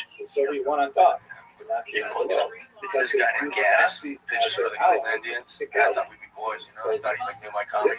And I go out and just shook his hand. I was like, your hand. I was like, oh fuck. And I was like, it's he could have been a pro wrestler or something. And he's just like, you could just hurl that baseball 100 miles an hour. It's such a cheat code to be able to. Gaddis, Hunter Gaddis. Yeah, he was like, kick his ass. And I was like, I shook a hand with a bear. I was like, man, I was making all these jokes. I was like, oh, whiz it in there. I hope you're fucking wearing a cup, you know? He's like, he didn't understand that I was trying to be funny. He's not having it. He's like, I thought the first pitch was Machine Gun Kelly. I was like, yeah, that pussy will be out there after me, dude. I'm about to whiz it in here. Yeah, it's just the level now of athletes with these young kids, like specialists. It's just different than when we were growing up. It's just different. Like my brother-in-law coaches I think it's 14U team, and they were at this big tournament in Georgia. And I always call him, Chico, how's the team, man? You know, he coaches the top level team. And he's like, we won our first game. We're really good. One of the best teams. And he goes, but the problem is, we're scouting the team we're playing next. He goes, they have 6 Division I commitments already, and the pitcher is 6'6". Wait. What age? 14. It's just You're dealing with fucking like free breaks. Yeah, you give the best of the best. Yeah, like some team from Florida. It's like we just like I look at our kids, just do that. That's wild. How would you be willing to accept Jews as citizens of your country? We had a kid in our school named Mike Jensen. This guy was a beast. He was like in 6 foot, like in kindergarten. He was like the biggest kid we've ever seen. He grew up to be, I think he's like 6'10", Mike Jensen. Yeah, put that in. University of Washington, Mike Jensen. Yeah, he might play college basketball. He was a rock star. But like just being that big as a kid, he was already like large in life. My buddy Josh Nelson peaked in high school, and he's still rattled. Yeah, I think he's got all the girls. Ron James, when he was 14, was the best high school player in the country. Sure, but he was also 230, 6'4", 230. He might be the one athlete I was way wrong about. I used to talk shit about LeBron when he was in high school because they would televise his high school games. I was like, but wait till he gets to the pros. He's playing against kids right now.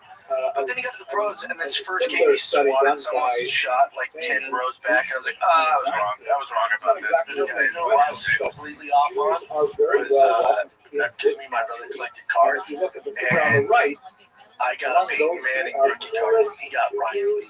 I was like, I will trade Peyton for Ryan Lee. Peyton's gonna be so much better.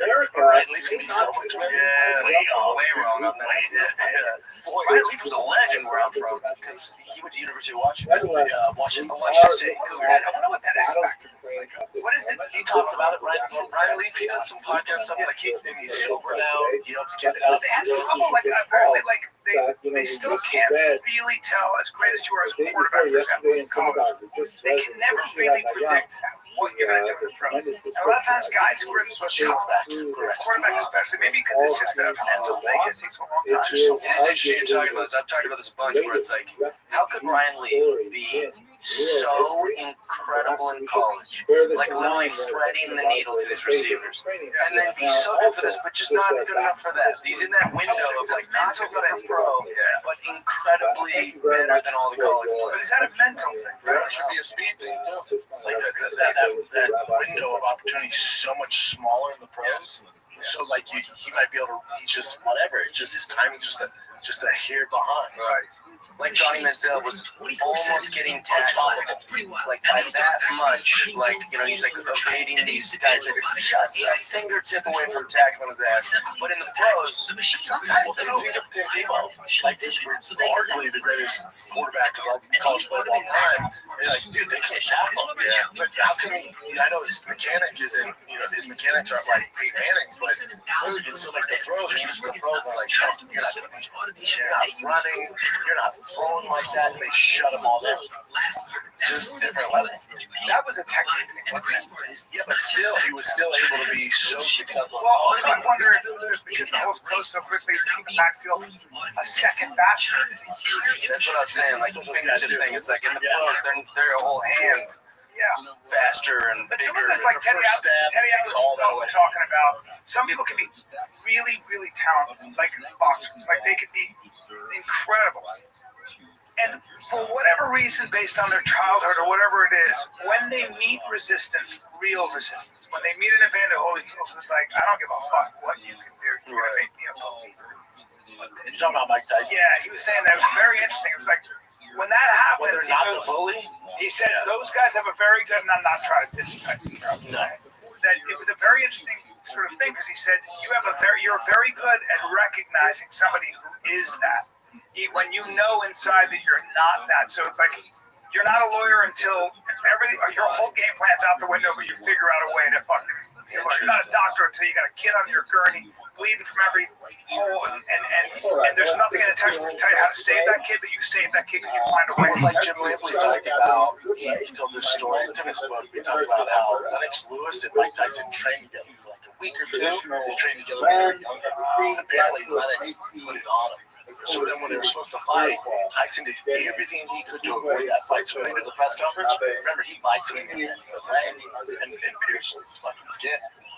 Lampley's like, I tend to believe he did that because he knows the trouble that was going to happen. We are making that. Well, nobody talks about how Evander Holyfield was winning the boxing match against Tyson when he did it. Yeah, it's like, well, what a great way to keep your dog-like reputation of like everyone's just talking about that guy's crazy. Yeah. No one's talking about how he was losing by Evander Holyfield. And Evander Holyfield, to me, was always a good worker. Like, he beat Buster Douglas after he beat the shot at Tyson. Like, he's the guy who should be looking at. I love this. Conor McGregor said something really interesting. He said, when I got, like, every time I said I was going to do something, if I was going to eat something, I was going to do that at a certain time, I was going to train a certain time, train a little harder, that sort of thing. And I didn't do that, it was a defeat. So every time I said I was going to do something and I didn't do it, it was a defeat. Every time I said I wasn't going to drink, I drank. So by the time I got to that cage, to me, when I was in the octagon, all those defeats culminated, and I was like, I don't belong here, I shouldn't. When he did the opposite, he was like, oh, I'm ready. Ilya Taporia, you can see, works so hard. When he steps into that is probably a great metaphor for life in general.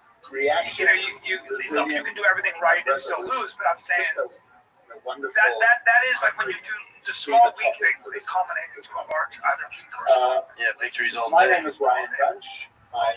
It's why you see excellence, people who are at the top of their game. They're disciplined as shit about everything. My routine's disgusting. After a while now. I'll tell you, it's like it's. Even now that you're sober. What's that? Even now that you're I mean, it's like it's so regimented. It's gross like that way. Yeah, but good for you. I had a girl come stay at my house in Los Angeles, and she's a delight. There's nothing wrong with her. She's incredible, and I couldn't wait to have her out of there. I gotta get back to what I do. I have this. I just literally have. I eat this, I work out, I go do this, I'm doing this, then I go to the comedy club, then I do, after the comedy club, I make myself my little bullshit at night, then I do my little night routine, and then I watch YouTube, and then I fall asleep, then I wake up and hike, and I have this whole thing. You can see it though. Well, thank you, and everything was off with her there. She's like, what are we gonna do now? I was like, I don't know what the fuck you're gonna do now. I got a whole thing. I start cleaning your house. Well, my house has never been. That's what happened. That was when I was younger. I was there, and I'd get a coffee lady, but I just wanted to get on with my day.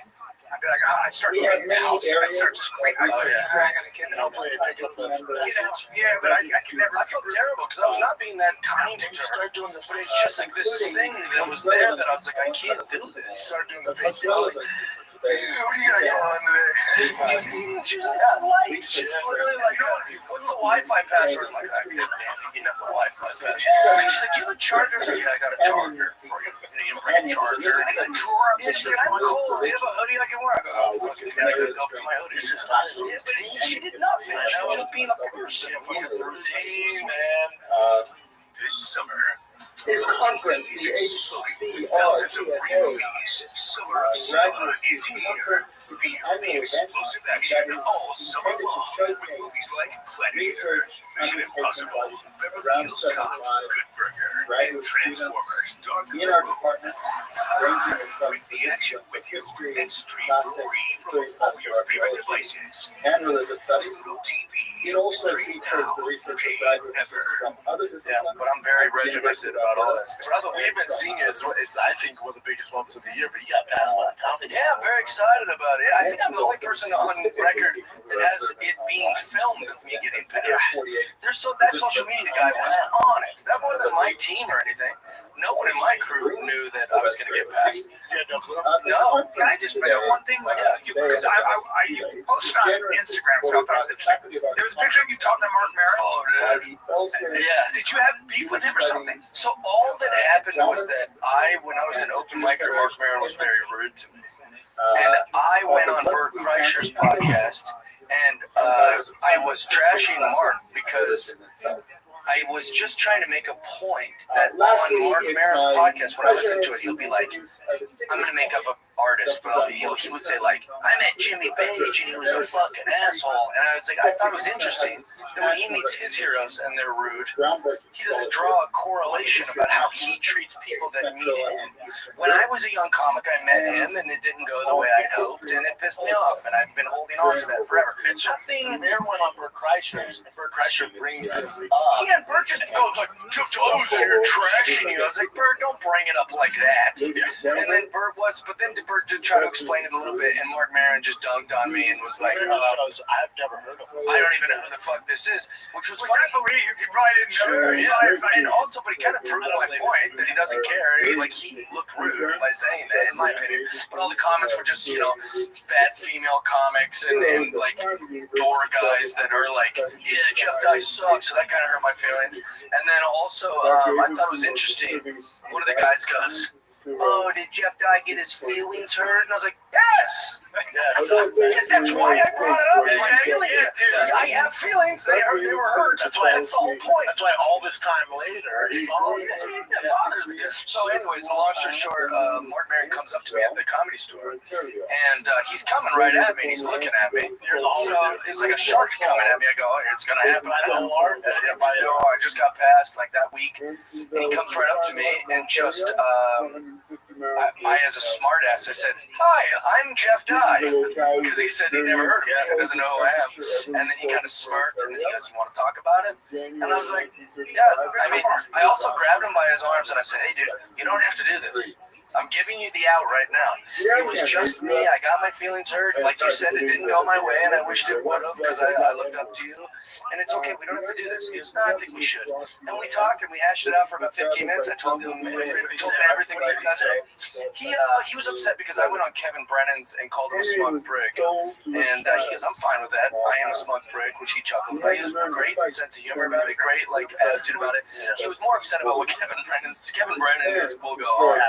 And Kevin Brennan's like, that's why his girlfriend died, you know? He's like, oh, and I didn't say any of that. But I'm also not going to defend Mark on that podcast when he's being, you know, so I just kind of stayed quiet.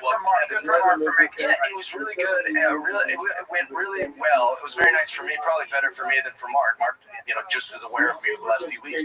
So, long story short, my favorite part was Mark got a big smirk on his face, and he goes, "This went better than I thought it would." And I was like, "Yeah." And we shook hands, and we're good. That's awesome. Yeah, that's all I wanted in the first place. Yeah, we realized that's all this is. Yes, we just want to be included in the reindeer games. We want to have like some mutual friendship. Have you guys seen the movie Empire Records? Yes. Adam Sandler? No, it's with Liv Tyler. I'm not sure who else is in the movie.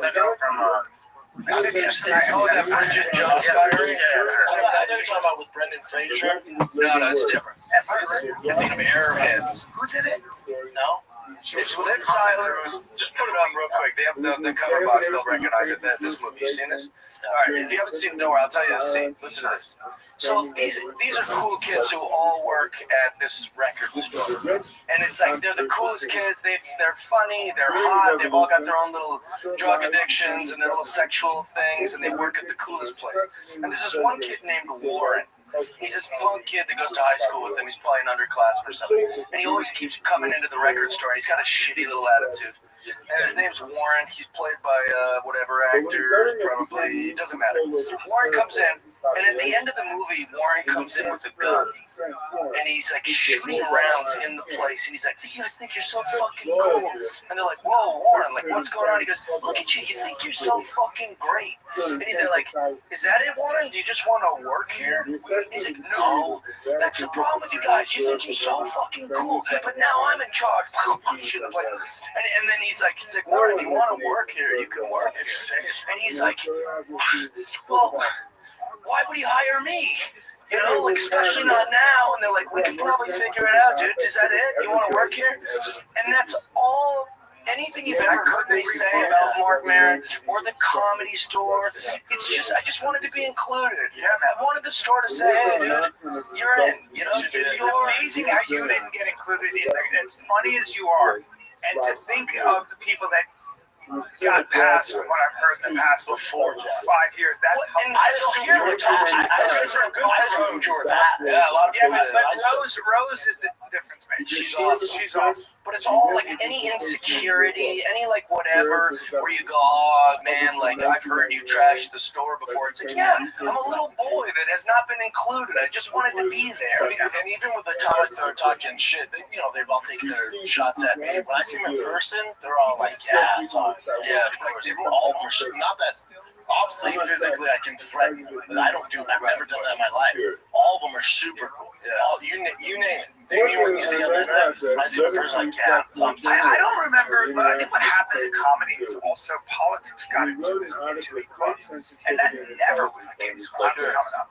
It wasn't good. We weren't thinking about public. We were just thinking about trying to be funny. Right. And now you've got these teams, like, you know, like they tried, the woke brigade tried to break into comedy. Problem is they're not funny.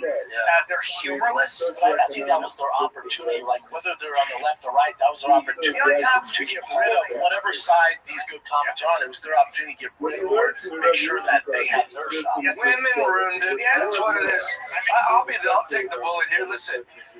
In Hollywood, before any of us were in show business, the big problem was that men ran everything. Right? So they go, that's the problem with Hollywood. It's a bunch of men making decisions. And it probably was. This was incredible. It was a bunch of guys objectifying and giving their buddies the roles, right? Probably. I don't know. I wasn't around, but that's exactly what it was. Well, now the answer to that problem would probably be like, put women in power and mix it up. The answer isn't to just only put women in power. So now it's the opposite problem. Now you just have women running everything. Comedy Central's ran by 4 women. The Zanies is booked by a woman. It's managed by a woman. It's the comedy store is Emily and her ragtag group of lesbian comic friends. Like they're just running it all. They sent my special up. Like, oh, I don't know if I don't think Samantha liked your special. Like, oh, you did? Oh, really? Did Samantha not like Jeff Dye's special? Of course, like the answer isn't all women. Emily wasn't always like that. That's what's weird. Like a lot of people used to be nice for me. Emily used to be my girl. She was awesome. Yeah. I still have nothing but respect. Well, I don't have any respect for it, but she used to really I nice. still do. But something happened. I don't like during that whole car thing. It was like this almost brainwashing. It was like something happened. Yeah, I don't know what it was. I mean, I'm guessing it's my politics, or maybe like the girls that she was friends with, like they were in her ear of like he's a bad guy, we don't want him. But whatever it was that Emily had against me, she also had it against Trevor Wallace, Matt Rife, Shane Gillis. There seems to be a pattern here. You know, like that seems pretty prejudiced to straight white guys. I mean, I don't want to put a label on it. I hate when anyone plays a victim of that shit. What happened there? Did she get fired? Yeah, they let her go, and there's a new booker.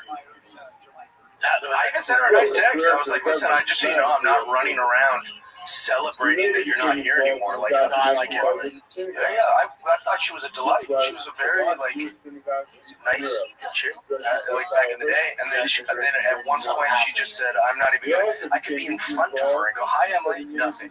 I sent her a long voice memo when I was going through my steps and AA, like, to make amends. And since she wasn't going to talk to me, I was like, I just sent, like, a voice memo going, hey, I've been a drunk asshole a million times. I've also said drunk asshole things. I've misrepresented myself a lot, even though I'm a good guy, and I just wanted to let you know, no reply. I know she listened to the voice memo. It doesn't, we're like, that's why I don't respect her, is because he could at least send like a thing back. But she didn't know how to handle it. Or just say thanks for the apology. I don't forgive you. Like whatever. Like you could send anything, but just to go, like just to ice me out. It's terrible. Yeah. She was like my ride or die, and then she had so much shit happen with her. She got the Bronco, the Sport, not the like the Raptor version Bronco. She had the Sport that came out first, and she was asking me questions about the Bronco, and I was like, I have this, and then someone backed into it while I was at the store. We were all hanging out there. I'm like, oh, don't worry, I can fix it. And she's like, no, I got it. Don't touch it.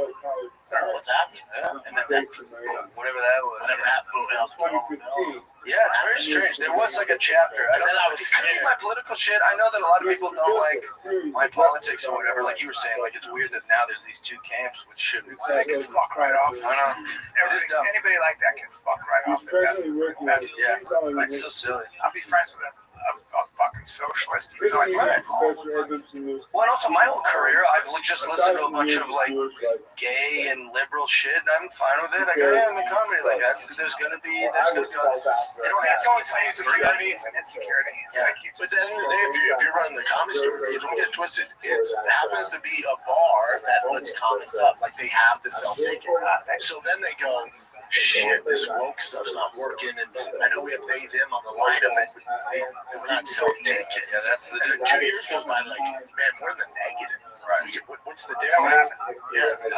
But yeah, that's different. And then what are we going to do? And then someone goes, hey, remember like 5 years ago when we just booked the best comics? Yeah, male, female, like white, black, green. Remember, we didn't care. People are actually making the most money we've ever made. That's what we'll say about go back to that. It's like, obviously, anyone listening to this is going to go, well, of course, Jeff likes Rose because she passed him at the store and she likes his bullshit.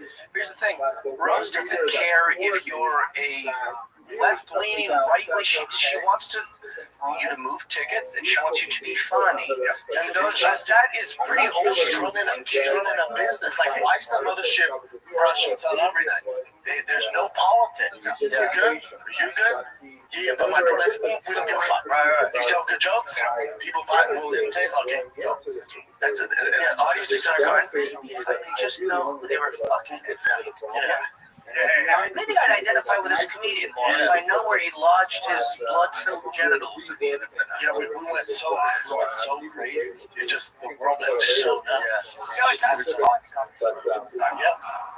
It was useful. Really? Yeah. I think that was. And to be fair to Emily, young girl, she's has the brains and comedy story. You got LA Times calling. She's like, fuck, what do I do? You know? Very gracious. Well, I know what, we would have done, but also, you know, who knows? I really liked Emily back then. I met her when she was in conversation. She was very sweet to me. Yeah, still do. And Okay. Well, the state of comedy is alive and well. that's it. So how's Austin been, boys? Great. That's been great. Yeah. Took a little bit, you know. Took a little bit. How bad? What do you I mean? mean, 2 weeks. 2 weeks. Yeah. 2 weeks. That's not much. But those 2 weeks, styles of God. No. But then, you know, everyone tells you, like, go for the kids and all this, but, like, you know, I walk around the neighborhood every night. I'm like, I can't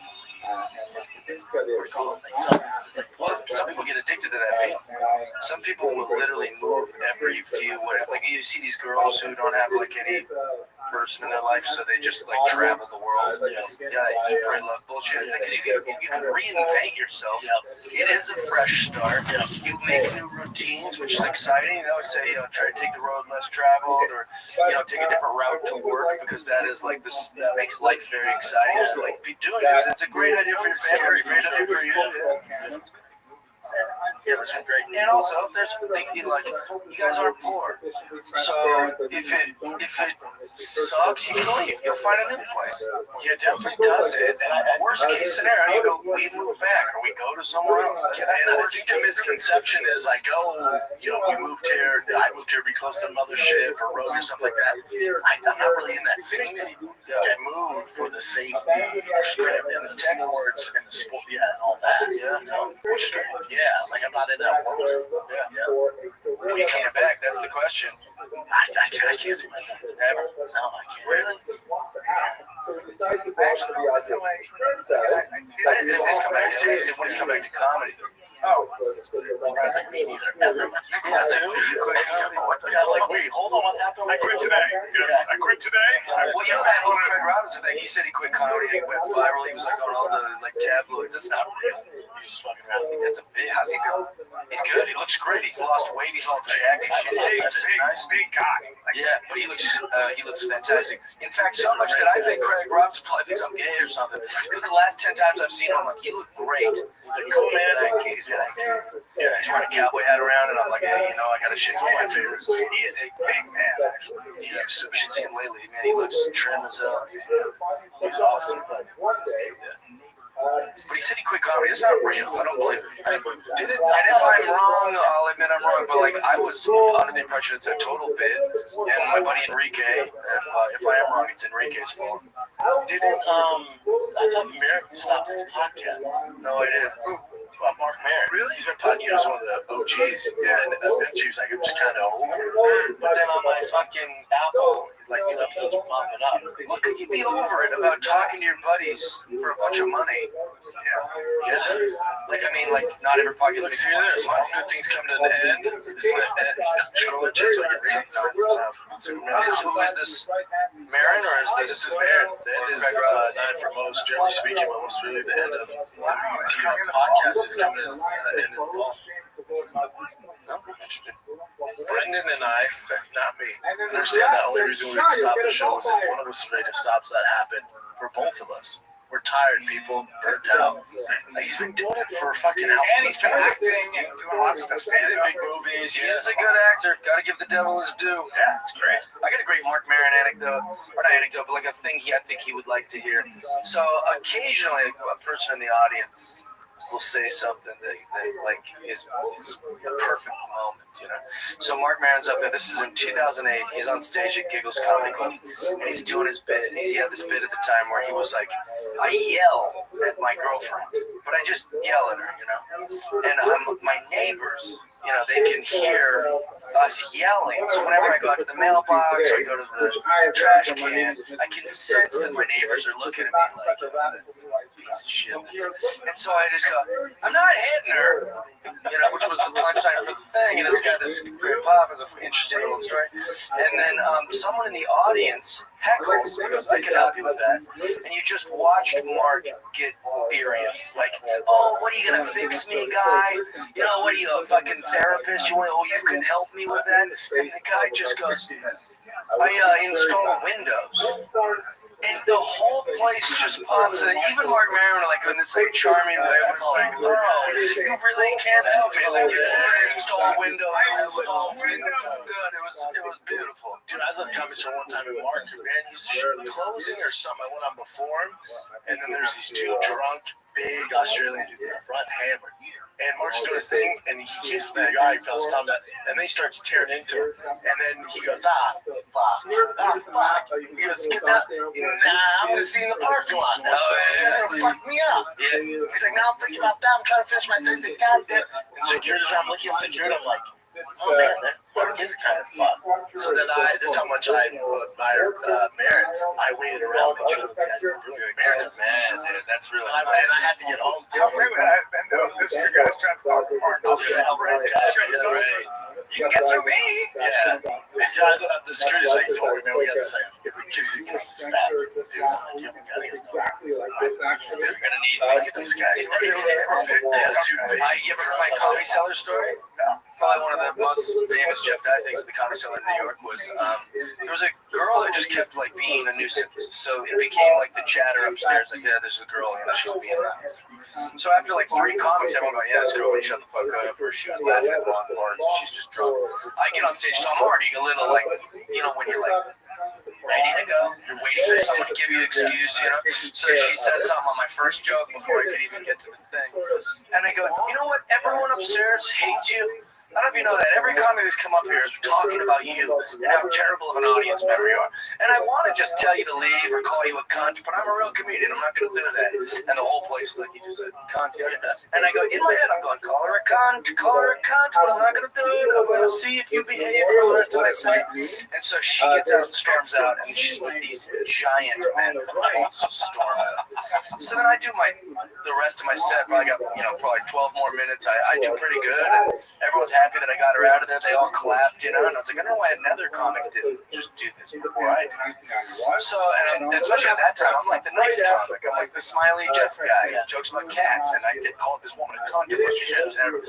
So I get off stage, I'm feeling all good about myself, about to go upstairs and drink, and the security guy is this black guy who's like putting on batting gloves. And he goes, hey man, stand by me. I was like, what?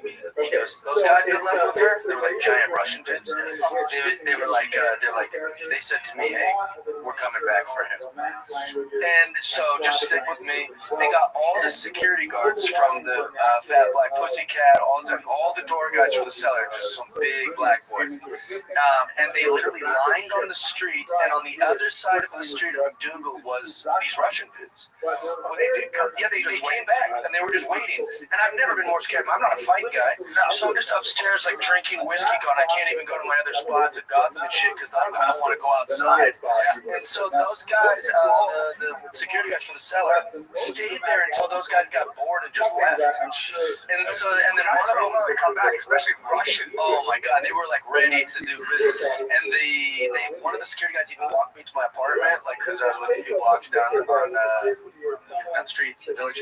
Anyways, long story short, I bought them all bottles of alcohol. I was like, dude, the fact that you would fight for me is like the greatest. Like, that's the highest honor. I'll do anything you guys want. I remember at the Comedy Store. I won't say his name, but I'll say it afterwards. The comic is up there. He says to the girl, well, you're a dumb bitch, right? You're a dumb bitch. Someone in the audience? And he just, but it was also a little bit too much. Yeah, it's not that. I kind of found this concerning. Even the audience is She goes, you should be careful, my boyfriend's a Marine. She goes, well, your Marine boyfriend, I don't know, Marine, it means just bitch. And the guy on there, I was like, you've never done a sport, you've never been punched in the face, dude, and I'm going to tell you right now, you have a false insecurity. He goes, well, your Marine boyfriend right there is with a dumb bitch. You're a dumb bitch. Which I respect. I love this whole thing. And then it got quiet, he got even meaner, and that Marine was waiting outside the fucking OR, just sitting there like this. And I remember going up to him and his back was like this. And he was a young guy. And I came up and I said, you waiting for comic? Yeah, he's waiting for him. He goes, yeah, can't talk to me. And I remember I said, I understand. That's a code. I understand. But there's zero upside. I promise there's zero upside. Because what's going to happen after that is you're going to get just converged on by too many people, especially security. And I talked about it. Really? I said, I get it. I understand. There's no upside to this team for an older guy. Well, also defending the honor of your parole against some probably drug addict comic. But he was a young warrior who just. Yeah, no, I get the Marine more than I get the comic. You know what I would have told him? I'd have been like, hey man, listen to this. I think you should scare this comic and just have a very direct conversation. No, because the problem was when the guy she told me the fuck out of this comic. I would told the Marine be careful, man. And then just walk away. Here's the other thing I said. He got him left, right? And then the girl wasn't there. I don't know. You know Steve Howie, one of my favorite people. He's an actor. He was on Steve Howie. He's on Flawless, I think, or whatever the fuck it was. You know him? He's the best. He's every bit of 6'5", and every bit of 240 pounds. Remember with the shirt off. He's a fucking. When he was younger, an absolute house played college basketball. Oh yeah, fuck my ex-girlfriend. The greatest guy. Just any guy that's on the internet. Yeah, Fuck my ex-girlfriend. He's the greatest. He's the greatest, funniest motherfucker on the planet. I love him so much. He was on. He's never stopped working as an actor. And he used to be married to Sarah Sahi. Who's that girl? How you telling us he was married? All right, doesn't matter. So he comes to see me do stand-up. And he's sitting there. And these fucking rough-looking dudes, rough-looking guys, are sitting at a table. And I remember, you know me, I clock because I'm gay. I clock these dudes. They're just big, they're strong. And I was like, these guys look like studs. I felt a little like, oof. And the one guy keeps looking back at Steve's girl. Steve's like this. He's clocking his girl. Steve's like this, going like this. And finally, the guy comes back. And all I know is I don't know what he said, but he says something like that. And Steve goes, "Are you fucking stupid, dude? Are you stupid? That's my wife." And the guy gets up, and Steve gets up like this. They're about to go, and Steve's wearing an Argyle fucking sweater vest. But he's big. And then these other guys are there. And I gotta go up next. And I grab the guy right in the shoulder. Hey, dude, I gotta talk to you. He's a detective. And all his friends who are also detectives in the LAPD are at the bar. He wants this, and so do they. If you fucking do something and actually fight him, they're gonna converge on you and fucking crush you. And the guy sat down, and they sat down, and they fucking, that's all I had. So you're just teaching everybody like the power of lying. Yeah, but fuck off, man. I had to do something. It's funny for one guy's like, he's full of shit. That guy's full of shit. Yeah, that's right. By the way, he was on TV. Yeah, they could have done that, but yeah, it's true. To be fair to those goons, his girl is very pretty. Oh, she's gorgeous. And also, at the same time, while you have these unusual moments and artistic expression, how old are these pictures? She does look good. She's gorgeous. She's they're not married, which are much more. No, they're not. They're Oh, I love it. And he kept saying, "Can we use her?" She's a little long. Well, you know, it'd be better though if they ended up fighting, but they didn't. No, it's just you using this strategy of knowing you're outnumbered. Defuse a fight. Lying. The psycho would go, I don't care, I'm outnumbered. Let's fucking yeah. Those guys, they sat down. I think they bought him drinks actually. Really? Yes. I think they sent some drinks as a sorry. I've never been able to, or I've always been able to talk myself out of any like. Anytime it's about to go down, I've always been able to wiggle my way out of it. There's no upside. Well, I'm not a fighter, so I'm always just able to like I'll be like, listen, man, I'm just drunk, being an idiot. Like, let's relax.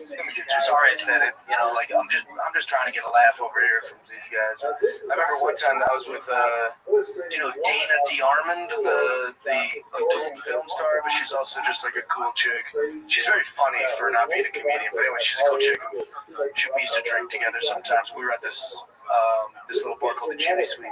And she started popping off to this chick. Is that her? Yeah. She has like a million different looks.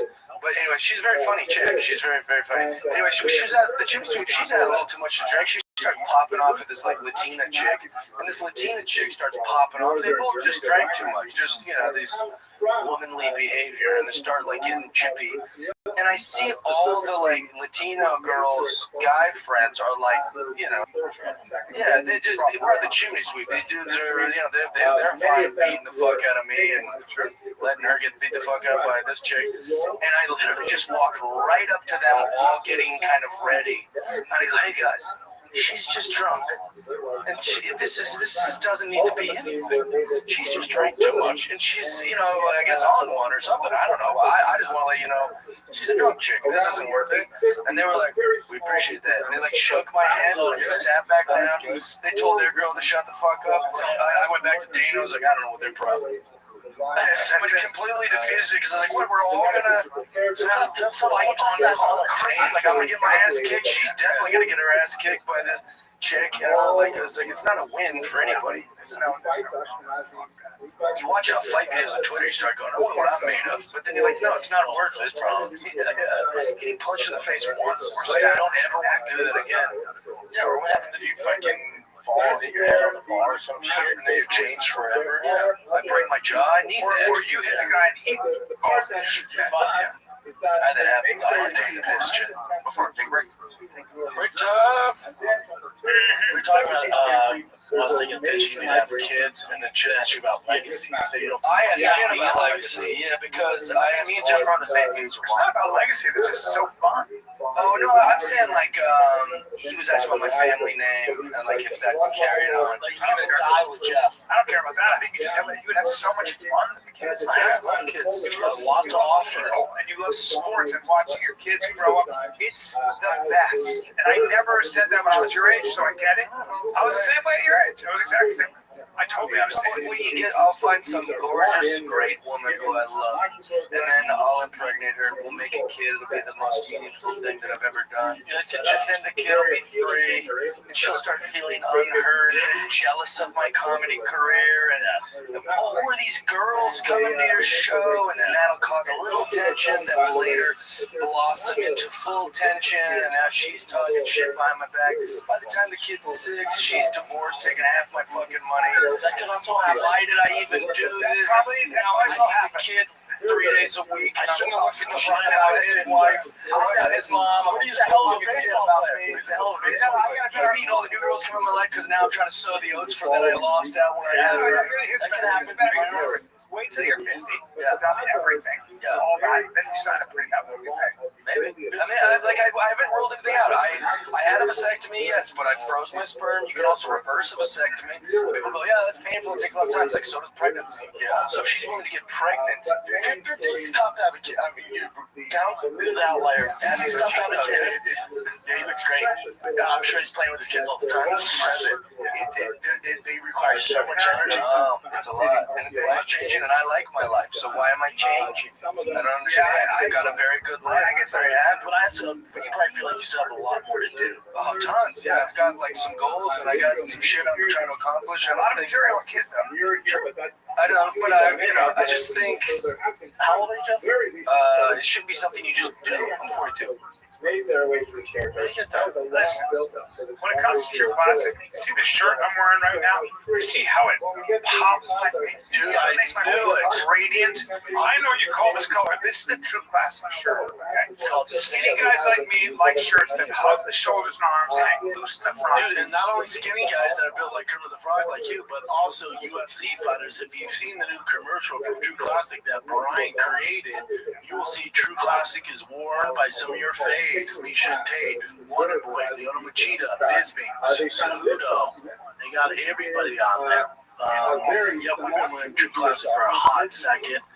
You'll notice the difference the moment you throw one on. They're tailored exactly where you want it, relax where you need it. Take out all the BS. It's actually good stuff. The best shirts on the planet. They got joggers, button-ups, tanks. They got everything. You can grab them at Target, Costco, or head on over to trueclassic.com/fighter. Get hooked up today. True Classic. It's funny too. It's like I want, like so many girls have been like, "Why would you do that? Why would you get vasectomy?" I'm like, "Oh, I don't know. I'd like to have babies on my terms." Yeah, like why? Like only you get to decide. You know, like that's not fair to me. Or you can just wear a condom. Well, that's not. There's a lot of human error. There's a lot of things happen. You're a condom. I don't agree with that. Why'd you bring it up? Anti-con. I've been anti-con all my life. I asked Chin about legacy because I watched an interview with Aaron Judge when he was like 20-something. He plays in New York City, and they say to Aaron Judge, they go, Jerry Seinfeld, blah, blah, blah, blah, blah. He's like, who's that? And they're like, Jerry Seinfeld. Right? He goes, I don't know. They go, they're from the show Seinfeld. He goes, I don't know the show. He didn't know the show. He didn't know the stand-up comedian Jerry Seinfeld, which in my mind breaks my brain because like Jerry Seinfeld's like my comedy guru. He's 23, 22 or whatever when the interview happened. He has his own Jerry Seinfeld. He's going nuts going, you guys don't know Mr. Beast or whatever the fuck young people like. Yeah, that's how the world works. If you think you're going to be remembered, stop holding on to it. You won't. But when my dad was growing up, he was like, nobody better than Johnny Unitas. And they're like, shut up, dude, it's Joe Montana, that's Terry Bradshaw. And he's like, nah, Johnny Unitas is the guy. Now we go, Tom Brady. Everyone goes, no, or the old guys go, Terry Bradshaw, Joe Montana. And then we're going to be talking about Tom Brady. We're going to sound so old to our kids. They're going to be like, it's Patrick Mahomes or whoever the new little darling. The only ones that stay in time are like guys like Abe Lincoln, George Washington. And our kids still don't know dick about it. They're mythic. They're more mythical. Now Babe Ruth is more mythology for us. Yeah, we can go on about him. But then there's like Martin Luther King, and like even my kids when they come home from school, I'm like, what's the real story, dude? Right? There's like that. Have you seen? Like, give me the. That's my point. It's like So just the Babe Ruth, like the way he brought this and stuff. Oh yeah, it was terrible. I wonder if he had a strike zone back then. He just would tell them pitch high to me, and they would throw it high, and he didn't have to put the. He had a great eye. But to be fair, they did his bat speed, like they measured his bat speed from those swings back then, and it would still be like top 3 now. Wow. Don't get like a lot of in Jeff knows more stuff than anyone. I just mean he wasn't an athlete. It was like a skilled hitter. Bring up Babe Ruth running bases. I was like, man. But what I was trying to make the point of is like, you can let go of this idea that they're going to make a statue of you and you're going to be revered. No, I think it's more important when you have kids, but then eventually that's, even if it fades out, because then they have kids, and then it's like, oh, great grandpa's a beast, and then I kind of give a fuck. Right. Well, like even like thinking about you walk by someone's statue, that's a home run try right there. Yeah, it's already out of the park. Yeah. There's a lot of stats they can do now that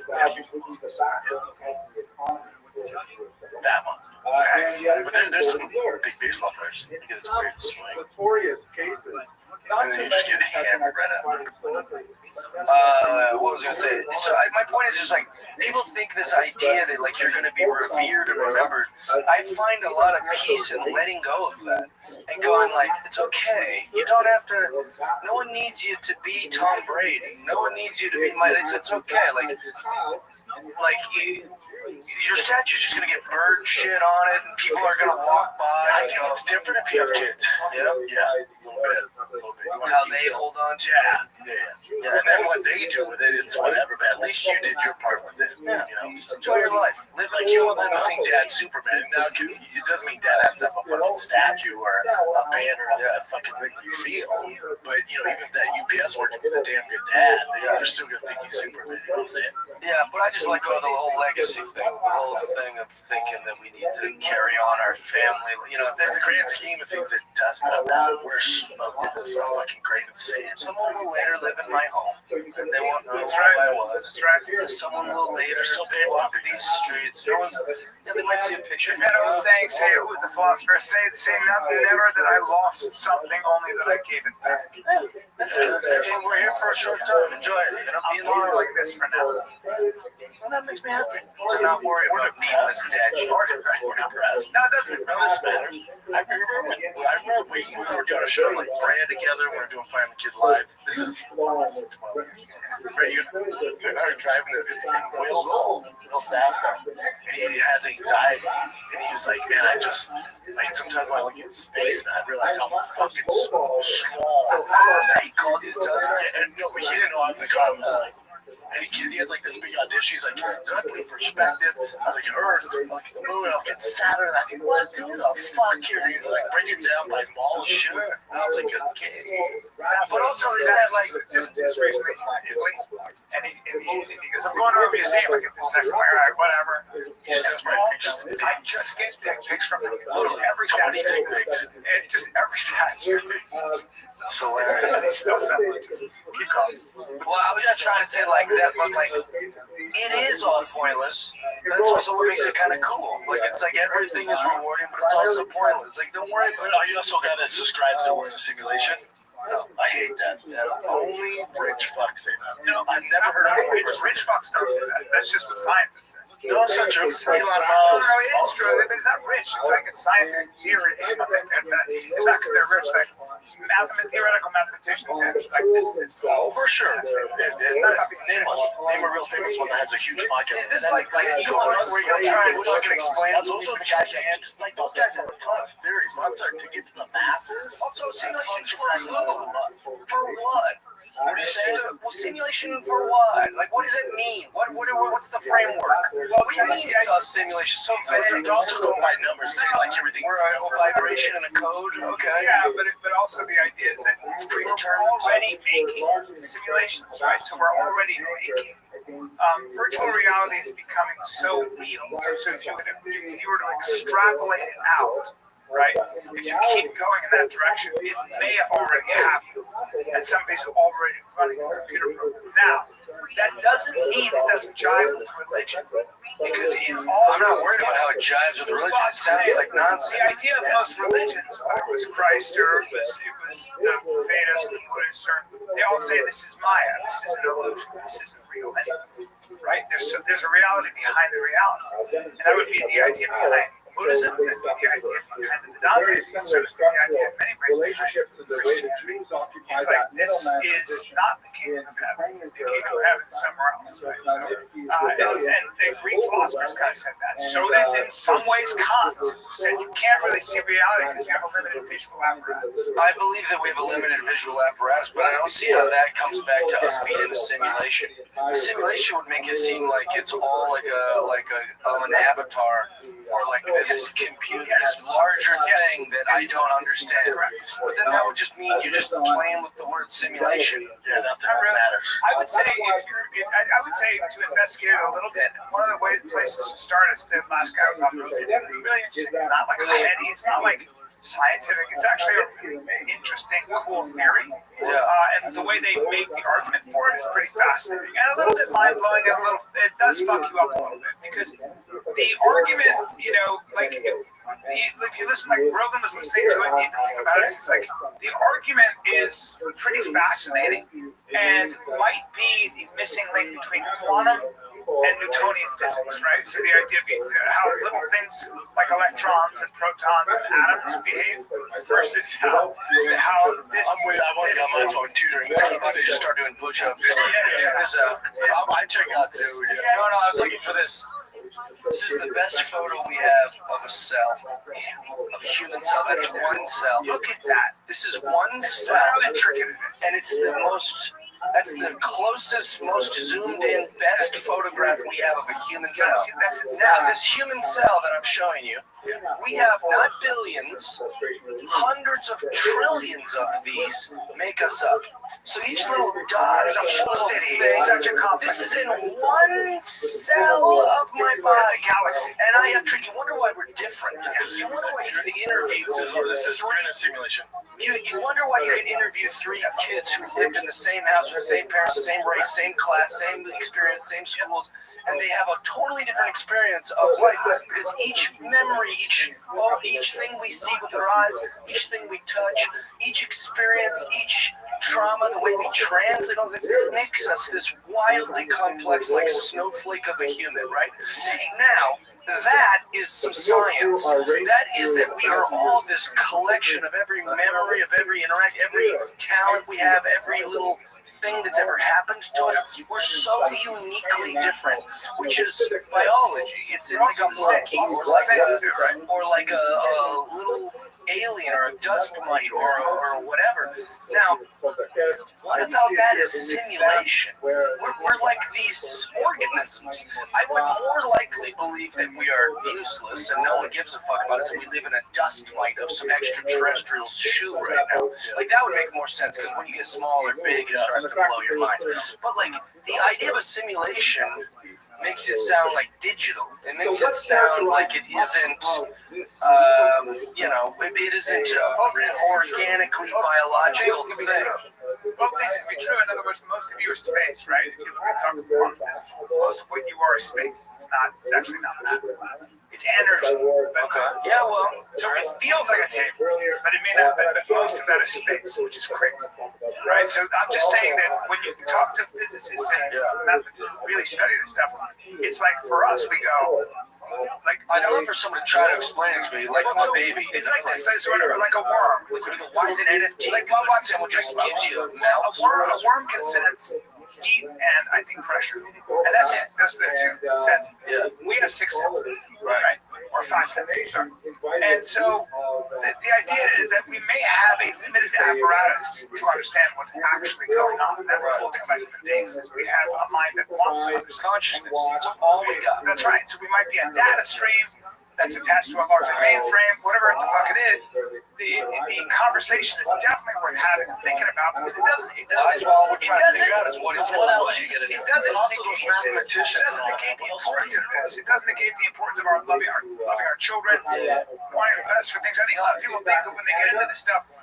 My wife has this because she's religious, so for her, she just doesn't like the structure of her truth and how she lives her life, which very much works for her. Being sort of, people think, well, you say it's a simulation, that kills God, but it does. It's actually not what anybody's saying. I think it's a little bit. I have no conflict with that, because like even when they say like evolution or the Big Bang theory, like that doesn't change my perception on God. Maybe God just did the Big Bang, he did evolution. It makes total sense. Right. But where I come into conflict with it is like no one can explain the simulation part to me. Like they don't do a good enough job. Sure, guys that can. My thing is with it is maybe the writer, they don't know. Right. He doesn't know. I don't know. They they're like, well, statistically, okay, that's fine. So it's really whatever you want to get into. We're all just trying to figure out what consciousness. But so we will. So one of the things about that is that people were saying exactly that about the electromagnetic field. So when they were talking about something called the electromagnetic field, which is how all of this is possible, we're able to broadcast things, take pictures, and filament and become digital. That was literally all science fiction. Of course. So was space travel. So I have satellites. All of those science fiction. And now with AI, I mean, I'm talking to my phone as if it's a person. But it doesn't have consciousness. But it's the beginning. So what I'm trying to say is that we were all saying we'll never know. Oh no, I'm sorry, but we do know, and we continue to know. Now, I'm not saying we'll get closer to why. I'm not saying that. You might be right that we know how things work. The larger question is why. Here's the thing. This is what I always come back to. I know this is maybe not interesting for people. Every time I'm on here, they're like, "Oh, Jeff dies here. They're gonna talk about baseball for 12 hours." I wish. Now they got this. And they go, "Oh, Jesus." Yeah. Here's the thing. If you take a dog at your pet at your house and you literally take him apart, right? You find the best surgeon in the world to take him. You put out every organ on the table, and a surgeon puts it back together. There's something missing that the dog doesn't turn on.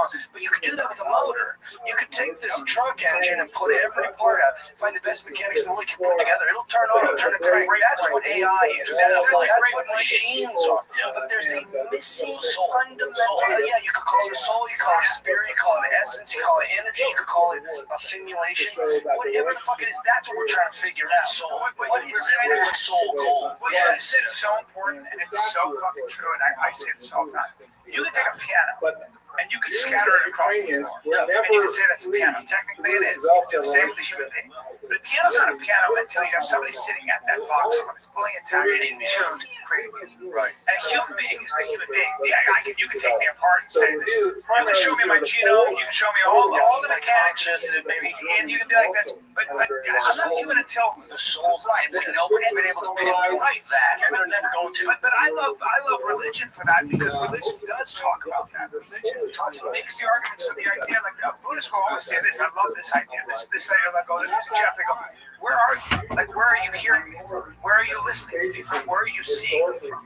When you try to locate the seat of your attention, when you try to see where Jeff is, wherever Jeff is, the truth is, you can witness Jeff. I'm in Austin. Who is watching? Who can watch you? Who can watch your thoughts? Yeah. Who can watch your feelings? Who can watch it? Because you can actually step outside yourself and watch yourself. So then the question is, who's the observer? The observer might be the real Jeff. That's what they talk about. Well, That's a fundamental issue behind the Vedanta and behind Buddhism. I just think that's why you should all go to church. That soul part is like, it's so important. You know, that's why I ain't afraid of AI. I'm afraid of motors and engines and robots. I mean, they're not going to be smarter than us. Like, you could teach it to answer questions. It doesn't have intellect. It can fix problems. Yeah, it'll be very useful. They say computers are great. I would say, but the difference is you know somebody's going to be able to create consciousness, sentience. Fuck off. That's never happened. Here's the thing. We could also Amazing if you could, but we can also shut it all down whenever we want. We can also not find that anymore. Yeah, you could. I'd be fucked if they showed Well, I would, it's kind of, they're going to come with some other apps. YouTube's not allowing you to monetize it using AI. So if you're doing AI stand-up, AI podcasting, you can't.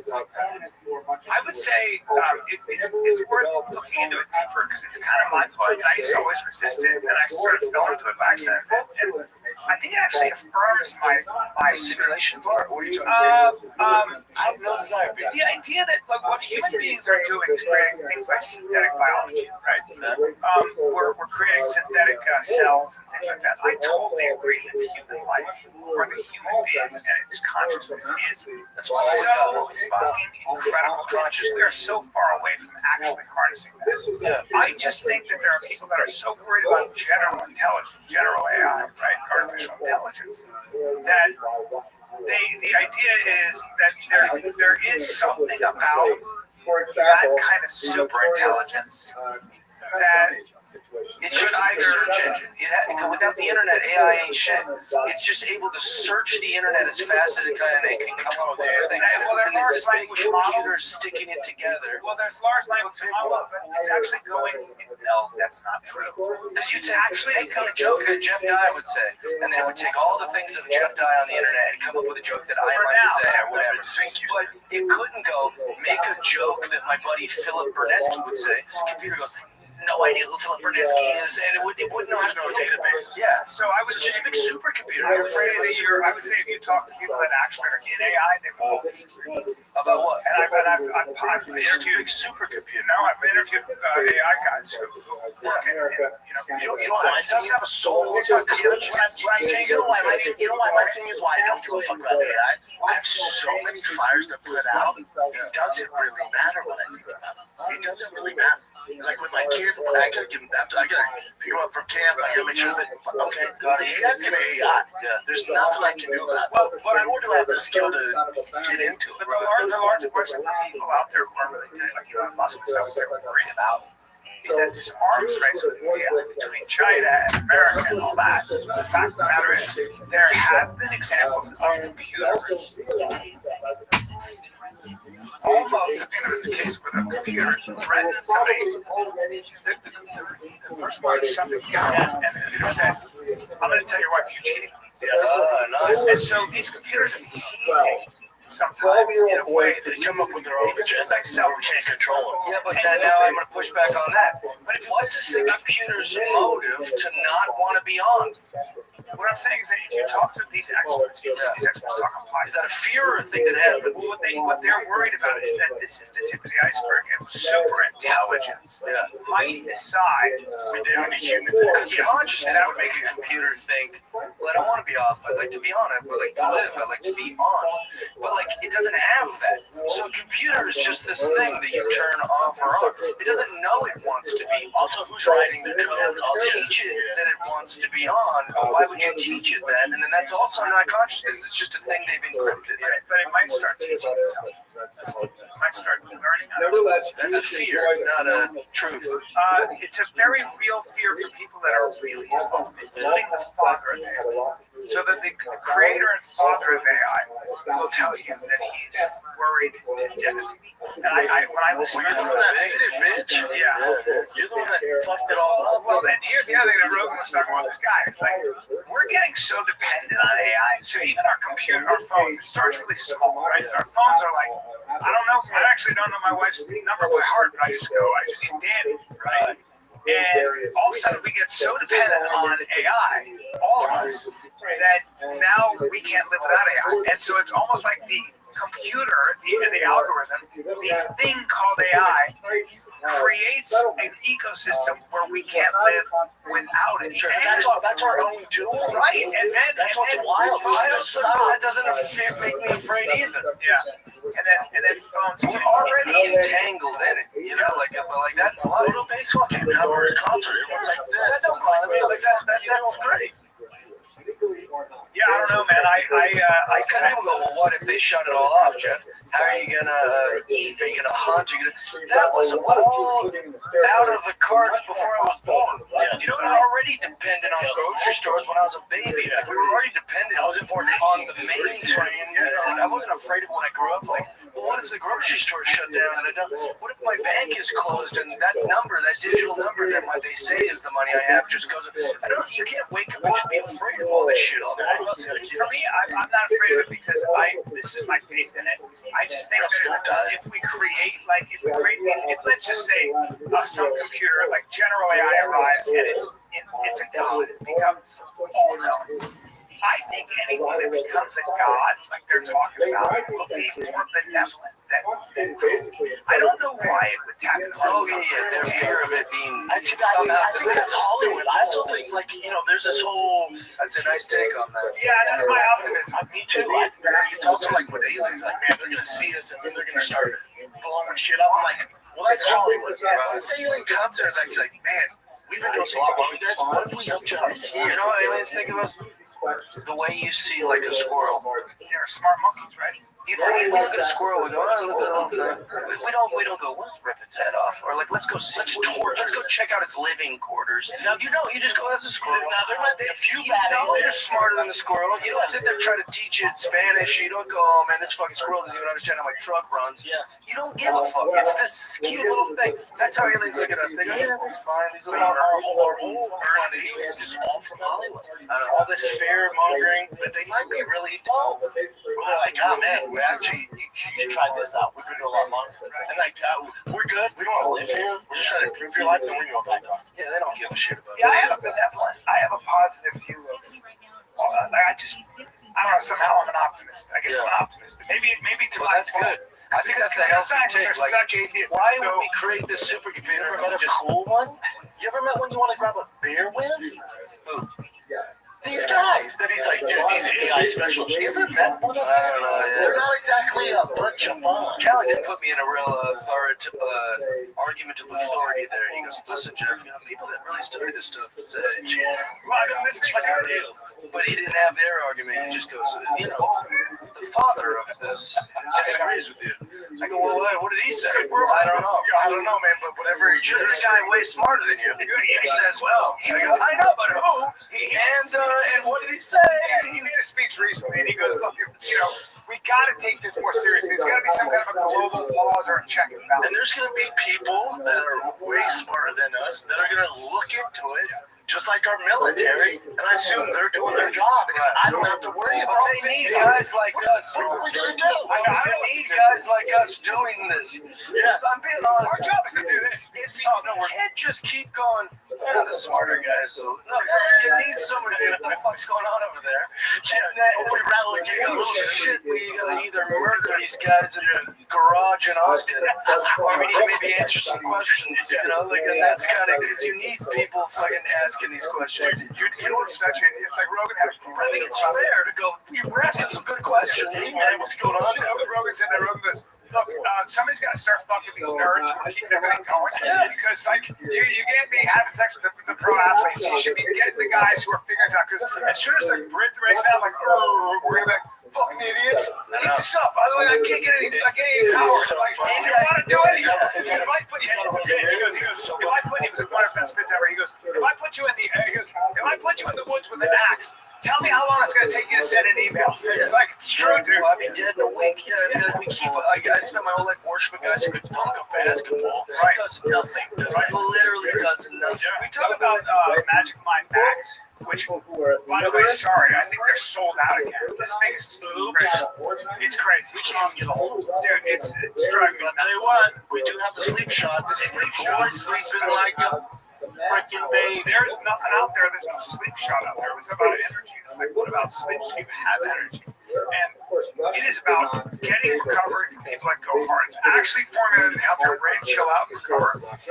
No grogginess, that's the biggest thing. Usually sleep aids, you wake up super groggy. Not these, you wake up, you're ready to attack whatever you got on the schedule. There's literally real science that went into this. Like, what are the things that help you sleep without side effects? And there are a lot of compounds. If you put them in the right combination, that is what this is about. Sleep just feels better, okay? Your sleep, take it and tell me what your sleep tracking app shows. Yeah, because Tell me if there's an increase in REM, improved quality of sleep compared to when you don't take Magic. Yeah, because you're like, oh, but I get 10 hours. Yeah, but not all sleeping is the same. You got to recover while you sleep. Exactly. While sleeping better, deeper. Put it to the test. Put it to the test. Forget what we're saying. Try it and tell me what you think. Also, this is one sleep aid with zero side effects. Zero. Feel sharper, quicker, far less stress the next day because this get ready to attack your day. So get sleep shot. There are things that fucking take over, and I go, my friend pitches for the Rockies, and the guy's like, fucking, what's the Rockies? Who gives a shit? Yeah, you did. People question everything. It's even like with this is a weird segue. It's even with like that Jeffrey Epstein stuff. It's just it doesn't work for me, man. Like there's no list. It's like, well, why is just Ghislaine Maxwell? If there's no list, then why is she in prison? If there's nothing, why is she serving 20 years? There's nothing. We have nothing. The whole thing was nothing. I don't know much about it. I'm a little annoyed. Diddy's free. All this shit seems like it always seems like it's gonna be so much more exciting, and then it's always underwhelming. Maybe 1 week call gets a job. So is Diddy going to get sentenced for a long time, or we don't know. they're sentencing him? I thought he was just fine. I thought everything's done. Well, that's still, but look at time served. Yeah, but it's nothing like he was looking at life. He's looking at maybe 2 years now. But what's weird is like me and Jay were talking about this. What's weird too is like, I have a buddy who was close to all that stuff when they raided his house in LA, and he was like, dude, the stuff we found, I can't tell you. What happened to all that shit? But I know a gal, remember that? I remember someone who was at all the Diddy parties, and it was like, we were like, damn. I text me, what's up, dude, about all that stuff? To get back. But I know someone that was at all the Diddy parties, and she said she didn't see shit. She was always there. Yeah. So I don't know. Like it's like maybe it's real, maybe it's not. I don't know. But I just always thought it'd be more salacious. Yeah. 51 to 63 months. Yeah, there are guidelines on it. That's a lot of months. That's all 51 months. What is that in years? Why do they do it in baby 4 years? 4 years. I don't know why they do it on 5. They'll probably do 3 years because he's time served. Time served in October. Nobody ever does that kind of time for Elliot Spicer, the governor of New York, and for a lot of other people. It's very rare that you actually serve time, but they want to get it. I just refuse to believe back to Epstein. I refuse to believe there's no list and that there are current powerful people on this. It just doesn't make sense. I think a lot of people think that it's an Israeli Mossad program. They were remotely gathering information on very powerful people, including American politicians, and like people like Bill Gates and like Bill Clinton. And there are interests in our government that don't want to expose On the left and right, I think that this is the one thing the left and right agree on. Like, we don't want that list to get out. Like, I'm out of here. That's what I'm saying. Like, we're all in agreement here, and we hate each other. Cover is, we don't want Zach. It's intelligence. Why can't people just be normal? That's my thing. I don't understand. I've never raped a woman. I've never been with anyone underage, and somehow I'm like a hero in Hollywood. It's been the easiest thing I've ever done. And all of a sudden, they're like, yeah, that Jeff, that's a good guy. He's age-appropriate women. He doesn't try to rob anyone or, like, fucking deceive people. I'm just a regular person, and I'm a fucking hero. Common decency is not really. Why is Bill Gates fucking? Why does Bill Clinton need to fuck a little girl? What is going on? Just be normal. I don't think anybody's saying that Bill Gates or they did a lot of fucking probably. Yeah, but like girls in cages and shit, like Epstein Island, like that was the whole Epstein thing. Island was really what I think most of it was they would get professionals, very hot professionals. But that wouldn't be salacious. No, I think it's That's not a crime. These guys are married, they film it. Yeah. So what? That's not a crime? No. You think they would hide that? That they've had an affair? The dude did it in the White House. But apparently they're underage, and no one's saying That's what's a crime. That's what's weird. I don't understand how there's nothing to do with it. There was that one guy that goes, hey, where's all the women at? Right. And how did you get to the idea like, hold on, I traveled 16 hours We can on go fucking jet for a meal. today, and I'll bring some hot fucking chicks we can hook up with. Yeah. We don't need young under. What is that? That's what I don't get. Why do they want to be I young? don't think that. I think what happened was there were probably guys, but I think what happened, Epstein, he like this at 14, 15, 16. Right. That's what did it. And apparently, Ghislaine Maxwell got those kind of runaways to come over and give him a massage and all that. So there's no doubt that this guy was into girls as young as 14. You guys really think this Jeffrey Epstein did it? No, I'm saying there's how many? There's 3 billion women in the world. I'm not believing anything 100 bitches say. Oh, you believe 100? That's like a blip in the grand scheme Yeah, of when he went to women. the 100, it's all on. No, there's no doubt that he was a scum. Right, they were all Like pieces of most shit. of the guys, like most of the dudes, like Clinton and stuff, they want to get down. They're just getting it. Hold on, let's be honest, this guy. No, especially if you're a billionaire or you're really busy. Nobody's getting on the Lolita Express. Welcome. Nobody's getting on that plane. How are you? Private island just to hang out. How are you, pimp? No golf. How am I doing? Yeah. Oh, I'm doing well. Yeah, last time I spoke to you, I was buying that coin, and then it seemed to have gone up like 40% since I bought it. That's amazing, big dog. Yeah, it is. Excellent. Thank you. What else? I also want to. What else is good in your world? Nothing really good. It's, I dislocated my arm like 2 days ago. That sucks. Was it from masturbating? I wish. It was from a drunken fight. All right, what happened? And, well, my friend and I got drunk, and then we started getting pretty rowdy and fighting, and then I ended up dislocating my elbow. But he's like 50 pounds heavier than me. And he should have had a little bit of yeah, that's easy. I'm thinking. Right, dog. And I went to the hospital, and they reset my arm. Well, that's good. So what's the plan here? How long till it heals?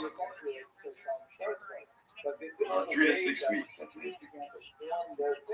All right. You gonna be all right? I hope so. Yeah, I think I'll be all right. Yeah, I just want to work out again. Do my very physical job.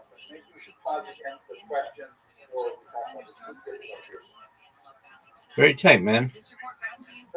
Yes, sir. Yes, sir. Thank you. How about you? Anything new going on with you?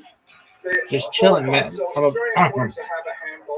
I'm about to go to sleep. I have been up all night. So apologies if I'm not more exciting. Oh, no need to apologize, The brother. western part of Ukraine is part of Poland. Hitler realizes that he cannot win. Are you into sports? Yeah, mostly like weightlifting. So not really sports, no.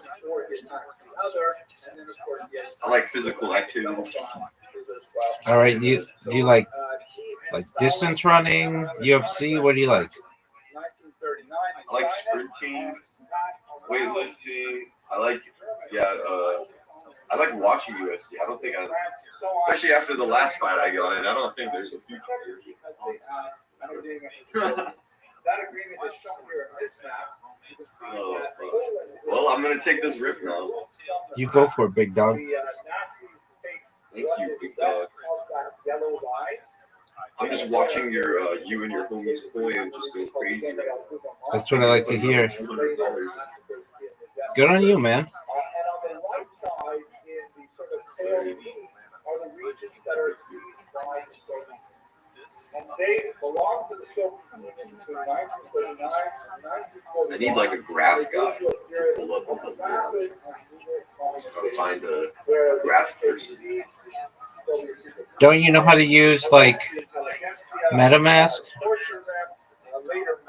No, is that like the way you project the point? Oh, like yeah. So you use something called which for reasons which are beyond what I want to talk about today, were associated primarily with Jews. Jews were believed to be. You should be like raw dogging it. This activity. Like last time when I bought it, I was like, yeah, it looks like it's gonna go up, and then it ended up doing it. And the first time I said it was gonna go up, it did as well. And I was gonna buy like 10 times, 10x. But be that as it may, the people living in these regions by the historian Timothy Snyder, the bloodlines harbored a tremendous resentment I'm looking. of the Soviets, not only for their domination of territories east, but also for the years of incredible struggle for them. Many Jews were able to flee, about 600,000 fled to the east, surviving in places like Siberia, Tajikistan, and so on. But these regions here were just ripe for much worse. And that I happened. think I'm gonna just throw money at it right now. June 22nd, when Hitler launched Whatever floats your boat, big dog. Can't guarantee anything. Yeah, it's gambling after all. Word, dog. Oh, it's called down. Before you do it, download Dex Tools. Yeah. Okay. DEXTOOLS.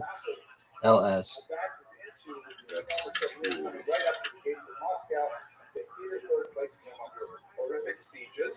But what's significant for our part of the story in particular is that behind the Wehrmacht, behind the regular army, four mobile teams called Einsatzgruppen. And these Einsatzgruppen have the task of going into the small villages, rounding up, in particular, Jews, communists, homosexuals, Jehovah's Witnesses, anyone who represented themselves as an enemy and Hitler's bizarre vision of the world, bringing these people out to ravines or forcing them to dig their own graves and then massacring them with machine guns. An estimated 1.5 There's a lot of info on this. Word, dog. Distant farmlands all throughout this region, including the 33,000 killed in Baba Yar at this time. My own family, those that did not join my grandfather fled Lithuania, also found their last resting place in an unmarked field outside the city of Kaunas. This is a marker that people put up afterwards to designate the spot where my own. Well, I like the way it visualizes the movement too. Yeah, it's really nice. Yeah, it's pretty easy to see patterns of this one. Exactly.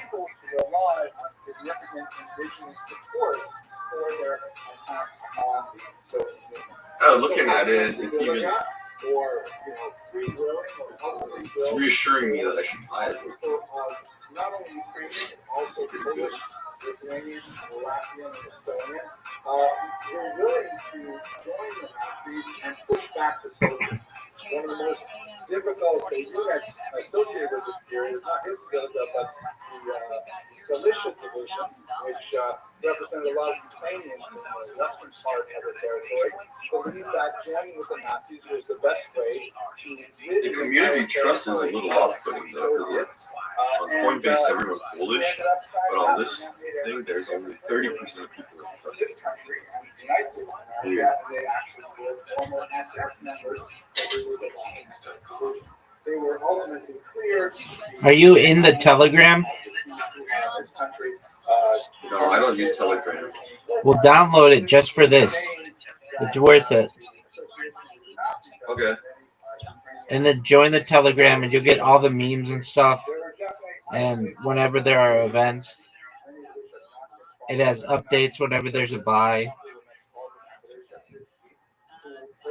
I'm in there 24/7. Oh, hell yeah. See you in there then. Word dog, you'll see. I've got a VC going all the time.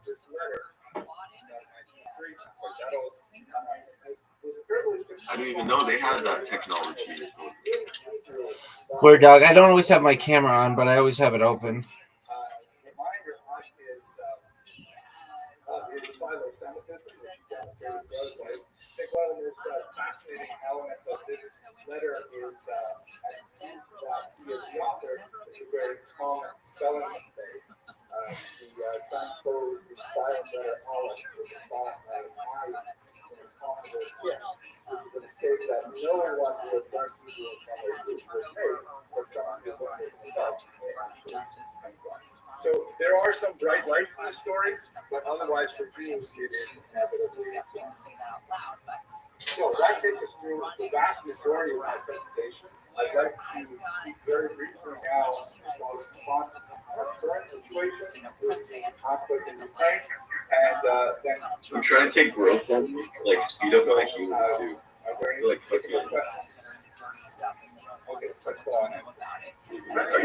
Here's a picture of Vladimir Putin in 1980 when he was a Like case the outside. and Putin is slave to the idea that Ukraine belongs to Russia.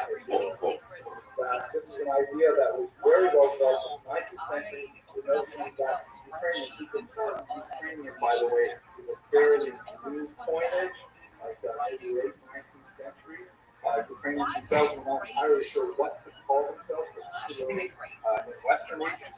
But the Russians refer to them as little Russians. They're not quite the same as us. Their language is kind of plain, sort of country-like, maybe like someone from New York would listen to someone speaking from Arkansas, perhaps, sort of smile while they heard the accent. But they would say they're basically, they're our younger brothers, smaller brothers. And the idea that they could rebel against the elder Russians, separate themselves from this territory is unheard of. It's quite ironic because the origins of Slavic civilization really begins in Kiev, and Moscow only developed hundreds of years later. When I gave a version of this lecture, it was perhaps unwise enough to actually post it on YouTube. I got so many hate hits, lots of Russian bombs attacking me when I made this statement. In reality, Russia belongs to Kiev more than Kiev belongs to Russia, because Kiev is where these race-bound societies emerged from. Russia was nowhere at the time when Kiev was already a principality. But Putin has the opposite idea, really a grand imperialist idea of the 19th century, this idea of reducing near the Russian world, Russian civilization, which must encompass Ukraine. The idea that Ukraine could betray Russia and walk away is something that is anathema. And the vocabulary that he used, which I would actually in a criminal fashion, but I also believe at the same time, believe is that Ukraine what exactly was that? Was weird? Everybody in the West got their head kicked around. We know the whole history. I've already described it in very big form. So the association of some collaboration. I must be too retarded for Telegram. I open it, I'm in the Harry Potter chat, there's like 3 messages in it. No. 17,000 subscribers.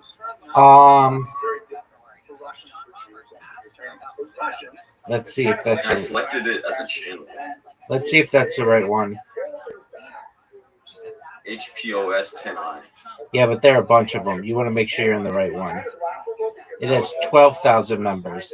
Just go to t.me/HPOS10i. Okay. Nazism for Russians represents a great imperial threat from the West. Get out of that one that has 17,000 members. That's not the right one. That looks like a scam. Yeah, you don't want to be in that one. The t.me/HPOS10i, it's always going. It's very active. A poster that celebrates some of the insurgent movements created after the war. They have like that Bitcoin addresses in that Facebook. I feel like they was. Oh yeah, this is the one I'm in. Look, when I look it up. T.me/HPOS. It should have 12,000 members. Oh wow!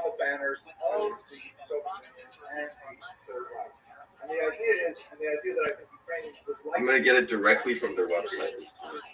Yeah, that's what you want to do.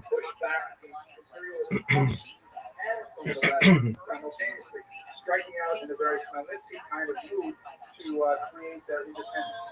That was not historically accurate. I mean, I'll just send it to you. Much better chance of getting the Soviets out doing it as their own, with the exception perhaps of one particular group. But this is the Telegram. they made like create their own standing overnight. And one of the problematic issues, especially early in the war, was the association of at least some elements of the Ukrainian military, and certainly we can debate to what degree this is valid. But the Azov division, which has like it looks like it's just sending me to the same one. I could stream it too. It's chilling though. Like I'm just confused. Like, I feel like there's a logical reason. Maybe they're still verifying me. Like show me the rest of the channel. Oh yeah. Hold on. You have to do a verification.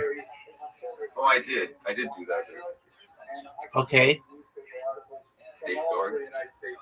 Yeah, you did the safeguard. Did you get the link from there? Oh, okay. Yes, now. Are you AM? Yes. All right, you just joined. Hell yeah. Do you see my profile picture at the top? It says video chat. Oh, yeah, that's the voice chat. Yeah, there you go. Now you're in the right one. Now I skipped the dick shrinkage box. Yeah, there's all kinds of shit like that.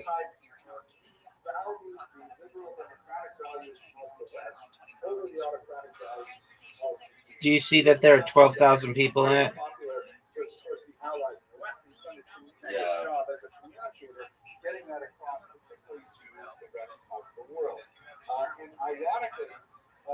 So if you just wait like 1 or 2 minutes, somebody will put something up that's interesting.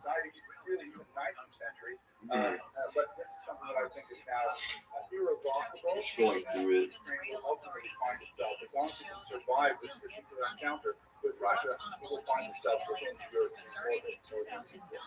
Let me conclude with some statistics and a dramatic, I think, illustration of the point I'm trying to make here. This is a remarkable study that was done in 2015 by a very reputable research center. Make sure to follow the Twitter as well. And they wanted to ask Eastern Europeans, how would you feel about making Jews citizens in your country? And when you look at the map here, it's a startling number. Ukraine has the lowest measurable level of anti-Semitism in 2015, as conducted by this very well-regarded research institute in the United States of America. Russia has about a 14% saying you would rather not have Jews part of our country. My homeland of Lithuania, almost 1/4 of Lithuania was glad my grandfather left. I am Romania, 1/5, but Ukraine is very large, but you don't know. It's 5%, it's a massive outlier, but it certainly speaks to the trend that we are discussing. And we can see in so many of the things with Zelensky's tremendous love affair with the United States. Here's a photograph of him when he came to Congress most recently. Delivered, I think, a very dramatic address there. And even Israel, for a variety of great Because everyone's talking about semen retention. It's what they do. They feel it's good for the corn. Yeah, I do that too. I'm with my people now. There you go, big dog. I'm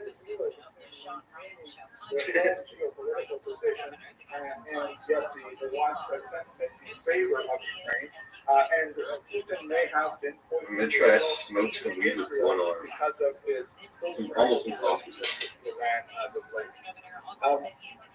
But I think the like light and cold of this shift in attitudes regarding Ukraine is illustrated by this article that came out just about a week and a half ago in the New York Times. It's a very sad article by Jeffrey Gettleman, accompanied by photographs by people from cricket, and it's about a young married couple, who decided to sign up. They were living like basic kind of yuppie lives, successful urban professionals, but they decided they wanted to fight on the front lines. They wanted to fight together, and they went to the front lines together, and they were killed together tragically. You can see that there's a photograph of them taken from their homes, and you see that they look like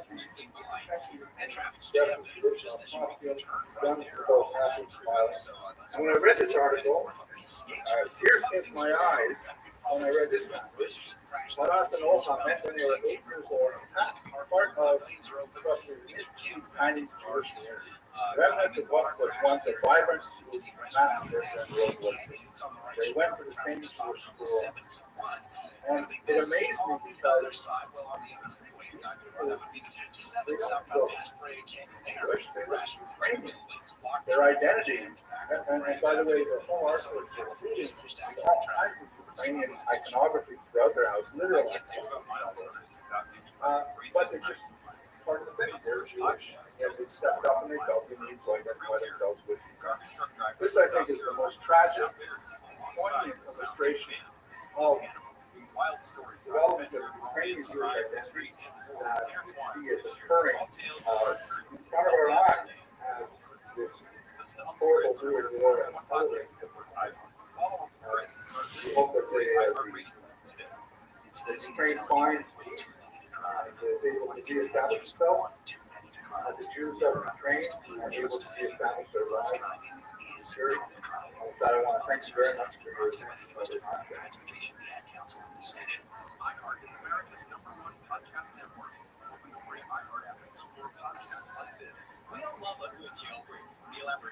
Ooh, a lot of selling going on right now. Should happen. The coin's been around for 2 years. You're gonna find that.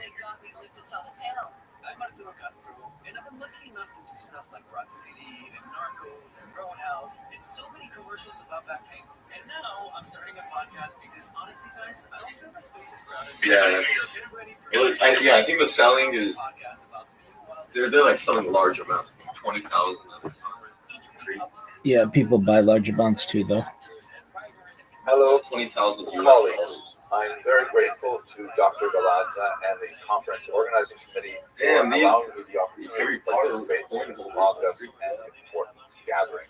I'm very sorry that I can't be with you in person. I have a prior engagement in Europe. Word. It has a market cap of almost $100 million. I'm very grateful, however, to have the opportunity to respond in video format to Professor John Paul. I was kind of conflicted because it looks like the corn is about to hit. and I hope that my comments will not be redundant, given the tremendous number of very important and knowledgeable speakers who will be presenting at the conference. In my humble opinion, Metropolitan Sheptitsky Kind of got a was similar trajectory to that, passionate like human being, last surge. man of great reservoirs of faith, and also the capacity for phenomenal spiritual heroism. That in his old age, in his 70s, he rose to his full moral stature and was able to rescue some 200 Jewish children from the Holocaust. His story is well told, of course, in Professor Redlick's path-breaking article that was printed in Professor Magaji's Morality and Reality, and Professor Himta's work essentially brings us up to date in the last 30 years of historiography. Although, as I hope to point out, many crucial elements remain unknown and in fact mired in conflict. I'm also very gratified that Professor Himta found my very brief 1990. Yeah, welcome back to War Report. I think that's what we're calling it. We can call it whatever you want. Literally whatever you guys want. It's me and my boy Jesse here. Big historiography on Sheptitsky and the Jewish community. It, of course, identified a 1903 letter that the Metropolitan had written to a Jewish community and, in fact, sent some funds to them. I'm very gratified that Professor Himta found that article sufficiently important to cite in this paper. And I think it identifies two very important points, especially relevant now, 3 decades since I authored it. The first is something that is really quite good, that it is just a lasting testimony, an actual artifact demonstrating the Metropolitan's long-standing philo-Semitism. And it also demonstrates another point that's not quite... welcome back to War Report. I think that's what we're calling it. We can call it whatever you want.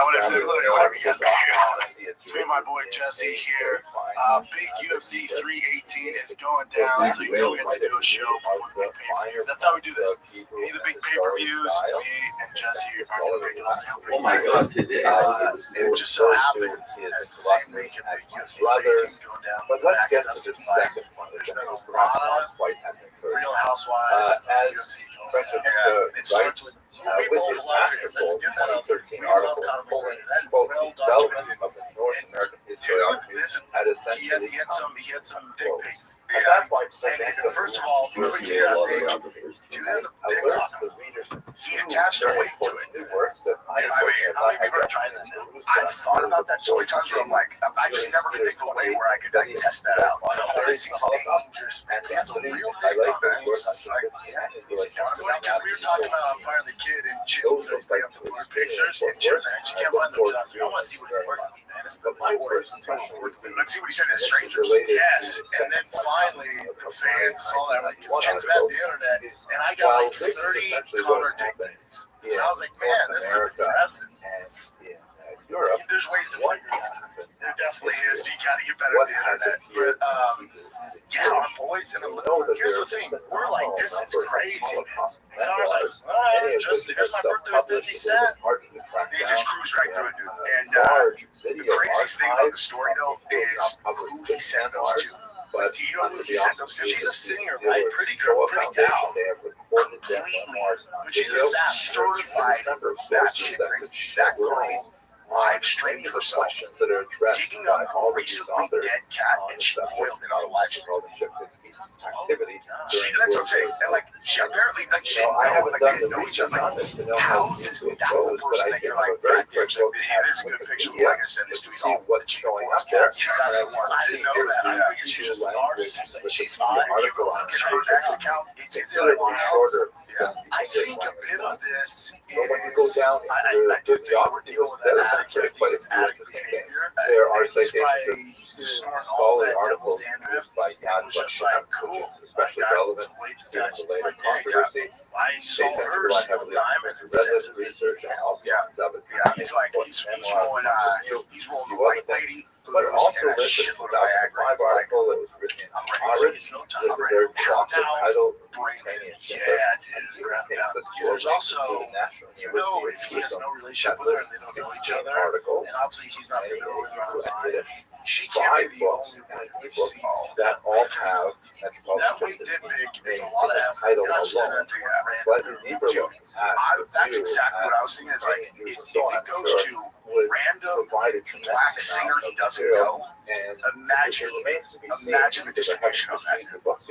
And then she was like, bro, she just blasted him out. She's like, bro, aren't you running for president? Did you see the rest of her tweets about that? Because like when people start blowing her up, she's like, are you kidding? She's like, yeah, presidency to win. She's funny. Oh yeah, no, she's like, Bill Connor. Yeah, Bill Connor.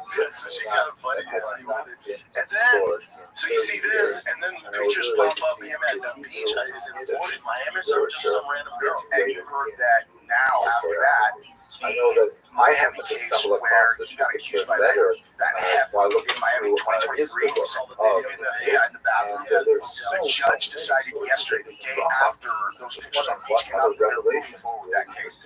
Now, if I'm being, if I'm looking at this just objectively, and it's kind of funny, it's like the judge looks at that and goes, oh, Jesus, he's like, I didn't think there was any credibility in this case. We're walking into that bathroom with that 300-pound chick. But now that I see this shit on the beach, I have to entertain that he might have actually done this. I know, dude, he just can't get out his own way. It sucks to see. As a Tom fan, like, come on, dude, just tighten up a little bit. And just a tad. He's in Fort Lauderdale. That's 20 seconds from Miami. That's your role in Miami at your car McGregor. There's a 10 if you throw a quarter in any direction, like a 10 Miami. And like many things, they usually but also, dude, Connor's not a dumb dude. I think being irrational is an addict. Even, let's say he's on this crazy freaking Nicolas Cage binge that he's going on. In particular, he knows that people is one of the most recognizable faces in the world. So he knows being on the beach with this random side chick that people are gonna see you. There's a cloud that hangs over. I have no idea about his personal relationship with Dee, but I kind of think she's like, yeah, that's her dream. I think when he's on the road, she doesn't care. Like she's just like, whatever. You're on the road. And then some fighters have that. I know a lot of athletes that do. But Bastard, he's like, my girl knew, like, when I was doing my thing, she was like, just don't fall in love. Yeah, come back home. Yeah. But what I mean, honestly, the points out, any girl who actually understands the male experience and is married to a dude in that position, that's the smart one. I mean, if you want to avoid problems, like, I guess the girl is wired to like not get jealous of that thing, and they understand it's like this is an easy way to just avoid inevitable conflict with committed conflict. Yeah, and then also remember they've been together since what, middle school, some shit like that, since high school, like literally forever. Yeah, they grew up together. So who knows? Maybe she's doing her own thing. Maybe they have an agreement like, all right, we have great family, kids, we built all this. We've been together since we were 15. Yeah, like let's experience a little bit and not fall in love. Maybe I don't fucking know this all. Yeah, I have no idea. I mean, some people are wired for jealousy, some people aren't. And as soon as this story hit, she put on, she did this long story on Instagram, just her pictures of her and Connor together, just like, this is my man, this is my man, this is my man, just instant support. And she had his back, like, through the heat hand thing. I mean, she not only supported him the whole way through, was there every single day, but she went hard to pay. She went hard to pay the thing, And also, I mean, if that's not an indicator that they have an agreement, it's like, she's like, yeah, because info that came out, like, before, she's been Warsaw. Well, he's just, I mean, Connor's story is, I smashed that. I was doing well, I smashed that. So, the only thing that was, up to debate was whether he beat her up and took it or not. And real-time writing is designed for a public audience, which we can track from September of 1939 all the way up until January of 1943, when he signed these documents to the Like there's a lot of guys that have this agreement, and they're not shoving it in his face every once in a while. Jim, there's ways to do this where you're not just shoving it out. It's true, especially if kids. If you're Conor McGregor and you're in a public place, especially in like clubs, you just aren't talking to the girl. You do it quiet and not, you're just like, so you want to get out of here later? And you know, he does not. He just does whatever he wants to do at all times, wherever he is, no matter what it looks like, including like, I just feel like I kind of want to punch someone in the face. I'm just going to punch this dude in the face. Like, no, it's not. It's out of me. It's not going to be get to the gym. And then apparently at BKFC, he whispered to Mike Perry, was like, come back, get tested. When come back, escape from the concentration camp. Is that true that he's in the test? Because I heard I saw someone said that John Jones said he's in the test. What a check. He's not happening. So I don't know. Can you check? Can you check if someone's in the test? Yeah, but then also that fight's not supposed to happen in next year. Yeah, July of 26. So and you have to have 6 months. So they could be like, I'm jumping back in, and they're just waiting. Who knows what's in their system when they get out? And then 6 months before, so they're eligible, they can jump in. Were you saw the era? No. Yeah. Because they just show up, right? Like show up anytime, whatever. If you go on vacation, just let them know. It's nice. You'll test guys on vacation in Hawaii. But there's a reason why you see some guys on boats. The moral sphere, Mediterranean, where guys are tired. Metropolitan biography illustrates those things. It only confirms John Joe has this long Bible-Semitic history. Mark, at one point in his old age, by a qualified and temporary support they can say they're doing it, and then they know they have a certain window and he was returned to that strong position. But it's weird that it's not weird. I understand. Like, if I was even very, very difficult for younger, I would jump back into this and fight the White House. So I can't believe these guys are doing it. Situation that we find ourselves John Jones, like, as historians, now a reason to jump back and actually fight the larger meaning. Now, a lot of you are like, well, that's because he's done.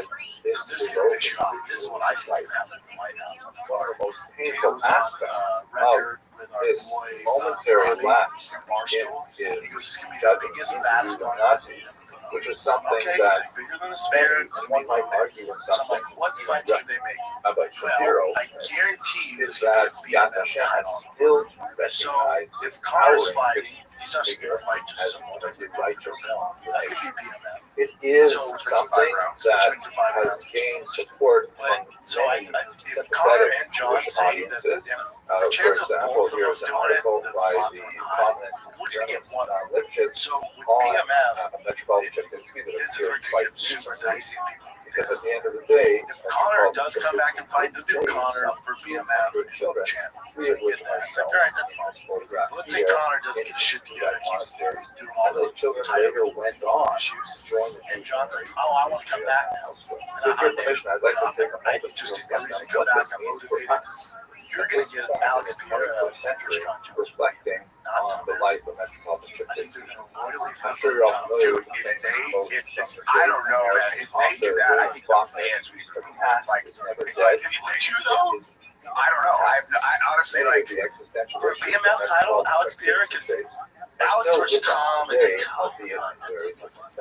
I'm sure that many of Sean us been out for a hot second, a little following slower. wars Alex very at 240, closely. BMF title, White House. If Alex comes back and beats Mohammed, both of which okay, he wins his title back, and then they're like, here, you can fight the White House heavyweight, you don't have to risk your light heavyweight title, and you fight against John Jones. And I Then cannot think the help fans will but be like, see fuck Tom. very You know, parallel that's what I think to happen. But you have to win. You have to win belt back. That would be wild. very different. But I do think you're going to get a BMF title on that White For House card. example, Right? we are poised here in the United States. So it's either if very both of them come back, it's going to go to Connor while and the House John of might fight Representatives and Tom. most Americans are united in condemnation of But Russia. if Connor doesn't get his shit together and they want that BMF title, Children, you're going to get John. but when it comes to the question of aid for People who are doubting that this card comes together, I was going to say, I have a real common sense take on that. It's like Dana said that he was going to go out to an island during COVID and build out all of the COVID protection. Got it done. And in this case, the U.S. tax base is getting paid for. So Dana can literally go, okay, this is what we need budget-wise, and they'll get all the most expensive guys on the card. And Dana was like, we don't care if there's 5 fans or whatever, 30,000. I'm talking about the deck-up paint. Who's an American-born Israeli. And I knew about this from a super reliable source. Specifically the This has been really, this isn't something that last week Trump was like, hey, let's do a card. They've been working on it. And like I was saying, one second, someone else about this, Dana and Trump's relationship. You're like, these are the 2 decision makers, and these 2 guys are such good friends. These guys probably text each other like porn memes. They're like, boys, it's gonna get done. Oh yeah. Well, even Derek Lewis, like he wins this fight, and Dana's cage said, hey, it's my buddy Trump. So he's talking about the announcement, like they're super close. It's gonna happen. Yeah, it's gonna happen. Yeah, and people are upset, like, oh, UFC's become this MAGA far right. It's like, man, I hate to tell you, the majority of the fighters, the majority of the fan base, is proud to be American and loves, the UFC and Trump and the American shit. Like, if you think that they haven't always been like this, or your favorite athlete's not more on the right than on the left, man, I don't know. It's just like the culture has kind of become one where if you are a heavy patriotic American, we've been pushed into this where it's kind of like, lots of people were independents, some people were Democrats, like whatever. I'm in the middle, like conservatives, whatever. Yeah, it's like now liberals means you're on the right. So it's like, all right, I guess we're in this team. It is what it is, dude. It's like, and even if, gosh, I was thinking about this, is like, if I had been a Democrat my whole life, and then now the UFC and Trump relationship was what it was, like if I had previously hated Trump, it would be so hard to maintain the hatred for Trump. Like I'd be like, damn it, I want to be in that crew so bad. I thought about that because Thomas talked about this a lot. He's like, you're pushing the fan base away. I'm telling you, outside, like our niche bubble new of fans, version from of Masil Tisharm was discovered in the former Soviet archives. That was written in the Ramchal's own hand. It's a dialogue. It's a play. It has characters. It has drama. There's one character who is called the Chacham. He is a earner. He's interested in, of course, learning Torah. He's completely observant and so on. But he's interested in the broader world of intellectual inquiry. And one of his interests is he wonders, what is it that those Haredim do with their time? And then one day, early on in the book, he looks across the room and he sees an old high school friend of his who he hasn't seen for very many years, and he sees that his friend has become one of the Haredim. He says, listen, I'm really curious. I have all these questions about what you do. Why did you become this way? Manly shit, they tend to be more this way. It's an anomaly, like a guy who's super into fighting, who's also still over there. He's like, I got no issues with anybody having any opinion, as long as they're not. No, the reason I like to listen to Luke is because if it wasn't for him, I wouldn't hear any other days from him. He's sharp. I listen to. He has a new channel actually that's like politics, and I listen to it every time that I listen to a smart person who is a Democrat. Hello, fellow students. We don't even disagree on anything. I'd like to invite you to participate in a new online and I was expecting us to be like course that I've created on the history of the Holocaust. I've received a lot of feedback that these lectures, which I put on YouTube some time ago, have been very well received by individuals who just want to expand their awareness of this dark period of Jewish history, but especially from middle school and high school teachers who have used these lectures in part or in whole to supplement their social studies curriculum and to give their charges an awareness of what exactly happened in the last century and why it is relevant for us even today. So please have a look in the information box below. There's a link to this online site, and I don't agree with that. Yeah, but they're so loud. I hope you find it meaningful. Thank you very much for watching. We're like, oh, all Democrats are gay, pro-trans around kids, they want women to compete against men in sports. But then you listen to normal Democrats. Gays and blacks. Yeah, no, not at all. Talking about. I don't know. You talk to a normal Democrat, okay, don't get me wrong, he's done a lot of terrible shit. But Newsom on Sean Ryan, I'm scared to watch that because I don't want to watch it. Because I know he is an exceptional politician, and I say that in a way where I'm like, this dude, I can't ever forget what this dude did during. Not to derail this conversation, but it's According to some news accounts, a woman took a brick and threw it through a bakery window. Everyone rushed in to get I know, that's why I don't watch it. He's kind of human. I know I'm going to like him. That's why I don't watch it. the stolen bread. Which is This where hatred goes down. riot sort of expanded. Sean Ryan's Into kind of grilling him, and then also Rogan got more political overtones, and ultimately, within a very short period of time, the Tsar's palace was overrun. The Tsar and his family were arrested. They would be assassinated later. And it gives you a sense of just how tumultuous and how crazy everything was at the time. They call themselves the provisional government, and the whole idea that was that they wanted to establish a modern form of democracy, and they wanted to do it right. The communists were able to take advantage and ultimately undermine Zelensky's efforts. The genius behind all of it was Vladimir Ilyich Lenin, shown here. So Vladimir Lenin, meaning Comrade Lenin, is atop there with his characteristic soft cap, and he's getting rid of all of the negative classes. Yeah, not only are we doing a fight at the White House, but in the press conference after, we're going to release the Epstein. Oh my gosh, dude. Think about that. Hey, you can charge $500 for that pay-per-view and everything. The left wants the list, the right wants the list, right? Everyone who's not on it wants the list. Yeah.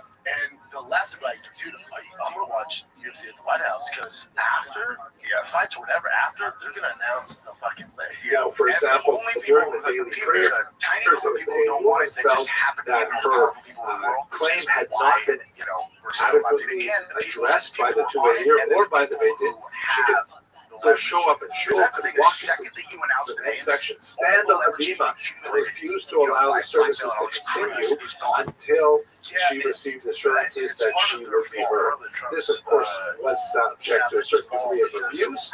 It was a fairly extreme form of sanctioned disruption, but nevertheless did allow many elements of society that did not have conventional power to be able to nevertheless make sure that their causes were heard. And by and large, this Kahila structure really functioned very well right up until Napoleon basically destroyed it with the destruction of the corporate nature of Jewish society. And then all of a sudden, Trump goes, you guys still talking about that? There's nothing there. It's like, no. You've told us for how long, how many months now that there's a list? Yeah. Doesn't make sense. Doesn't make any sense. And Pam Bondi, everybody's talking about how she's like, oh yeah, the list on my desk is like, just go back one step before that. She had a bunch of influencers, positive commandments, hand them and negative commandments. That is, Epstein files those commandments which are thou shalt do, go out and do something, and those which are thou shalt not, refrain from doing. It was like, we can also divide those horizontal axis as those which are defined by time, meaning go do this at a particular time, or do not do this at this particular time, and other commandments which are not defined by time, meaning that you must always do these commandments anytime, and you must never do these commandments during these particular times. Examples: a positive commandment, which is defined by time, would be the commandment to sit in a sukkah, right, which is an outdoor dwelling that is only for the holiday of Sukkot. A negative commandment defined by time would be do not eat bread on the holiday of Passover. You can eat bread the rest of the year. I bet Passover, you Dana and Trump are good enough friends that Dana knows exactly what's going on. I bet you Dana knows exactly why this is all happening, that she knows what creeps are on the list. I bet you him and Trump are boys like that. And just the way Trump dealt with it was like just a brief, interview where he's like, right, someone asked him, he's like, you guys still talking about the creep, Jeffrey Epstein? There's nothing there. It's not a big deal. You got to get over it. Yeah. If you were just like, listen, we're looking into it. Once this comes out, man, it's going to be trouble. We're just trying to navigate the waters before this gets released. It's going to take some time. Yeah. We will get there. Just some we got to examples some of this, people by out the here. way. some of the most amazing artwork that comes from the Hereford Ford that we looked at a few weeks ago. You guys are still talking about This that? is the one of the marriage rings that was, it's hard to imagine exactly how this ring would have been used. It's hard to imagine a single person like, hey, it looks like maybe it was used for marriages and shared. I don't know, but that's a fantastic piece of art. Wait, so you're telling me From that the 14th century Germany. Here you can see the underside of how the hands are clasped on the bottom. Absolutely gorgeous. They said Really, all I think the it cameras were puts shut to down shame and there were modern no videos. And some now of we these know designs, that. Acted like you didn't know that. You're like, the New York Times do. just think it's fascinating. Yeah, but then also, yeah, you're crazy if you don't think they were like, hey, bro, the chance it brings us up. Here's your rebuttal. Be fucking cool, dude. So he knew what exactly he was doing.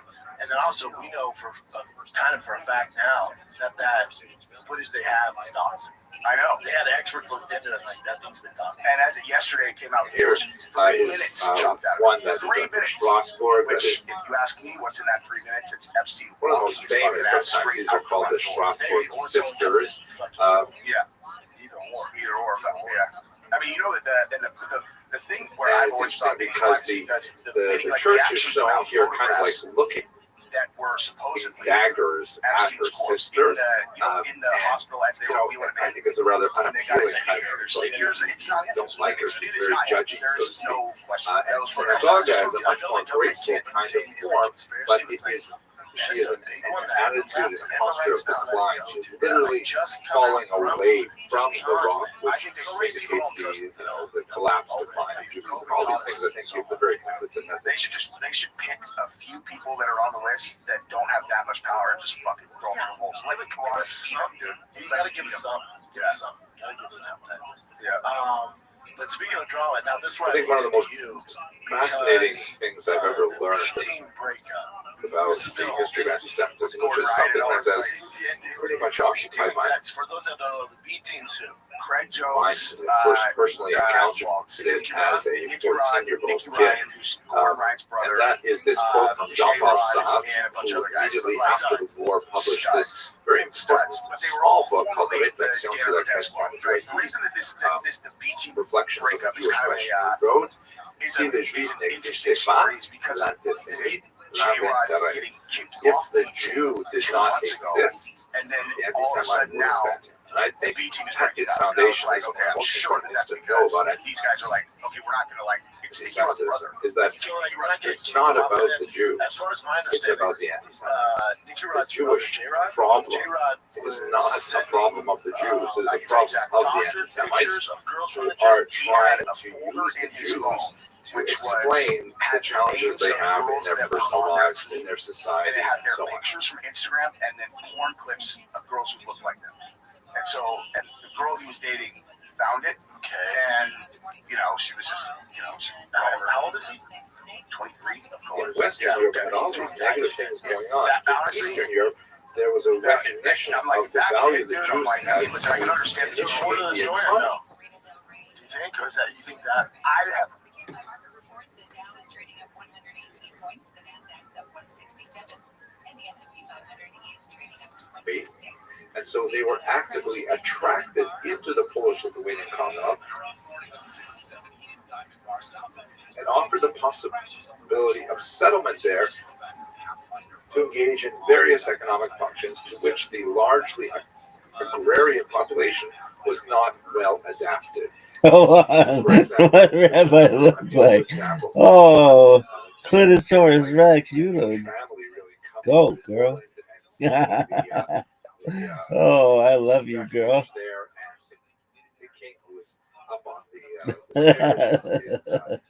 You are hilarious. Why don't we let them in? I mean, they seem like nice people, right? So this is especially noted in the various charters extended to I go.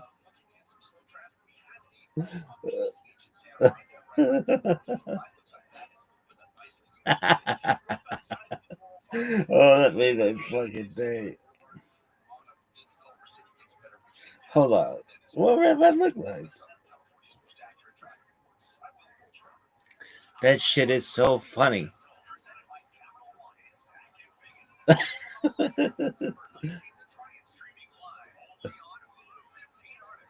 So what is exactly did Protestantism have to say about the Jews? This was the question that was posed to Martin Luther.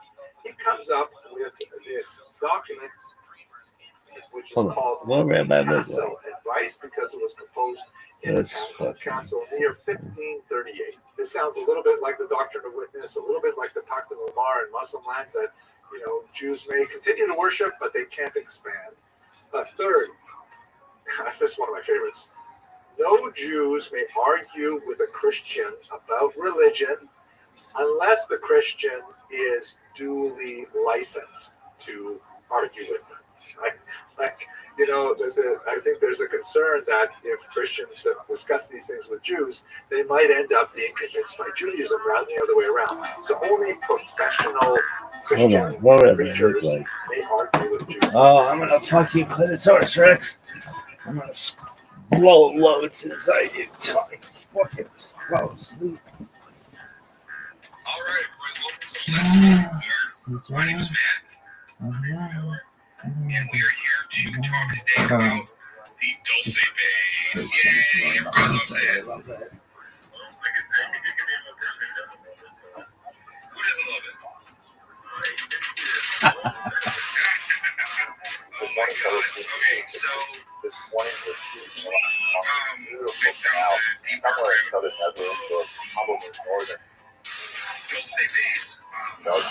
Just trying to find some more information about it because I heard about it before and I never did a lot of real research. Talk about how scary this place was, how there was a UFO hunters episode where they got called out to the desert because this guy found remains of what he thought was like a human cow genetic hybrid. And they looked at pictures of this thing and it was scary. It looked like two pieces of rotten roadkill taped together, but in a really good way. Describe himself, and I talked about that longer form. Excellent day, and I can't wait to share more of this amazing with you. Well, there was something I wanted to play for you first before we got into the actual episode. Now, I know I haven't prepped you with this, Julian, because I wanted to get your honest opinion while recording. It's this thing that they found, it's called the Aztec Death Whistle. And I don't know how recent the discovery of the whistles were. I don't think it was all that recent, but they finally figured out what it was. It was just like a fancy little thing, like a little sculpture. It actually had a purpose. So I'm going to play you some of it. Think of it but it's going to scare the shit out of you more than scare them. Just make poo fall out of you. So I'm going to play this right now and give me your reaction to it. Okay, I'm going to focus in on the So this is a humanity instruments.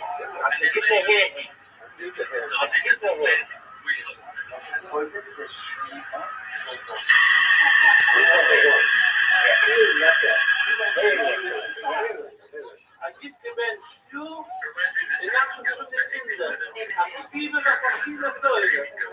he was just warming up there, okay? There's more. Hold on to your britches.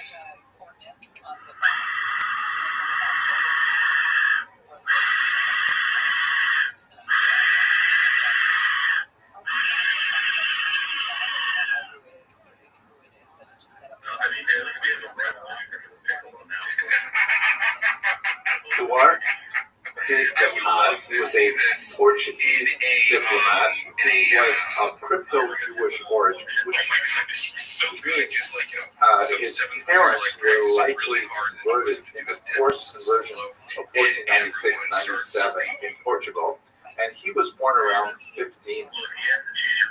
But he had this remarkable career, lobbying popes to hold off persecuting other Portuguese crypto-Jews. It's just mind-boggling what he got away with. And he went to Pope Clement VII and actually got the Pope to cancel the Inquisition in Portugal. It's This is amazing. basically had like Because this on a necklace. was able to get Pope Paul III to actually pardon 1,800 Portuguese crypto Jews who had been arrested for secretly practicing Judaism and have them released from these Portuguese dungeons. 1,800 people. Just incredible. Like little carved skulls.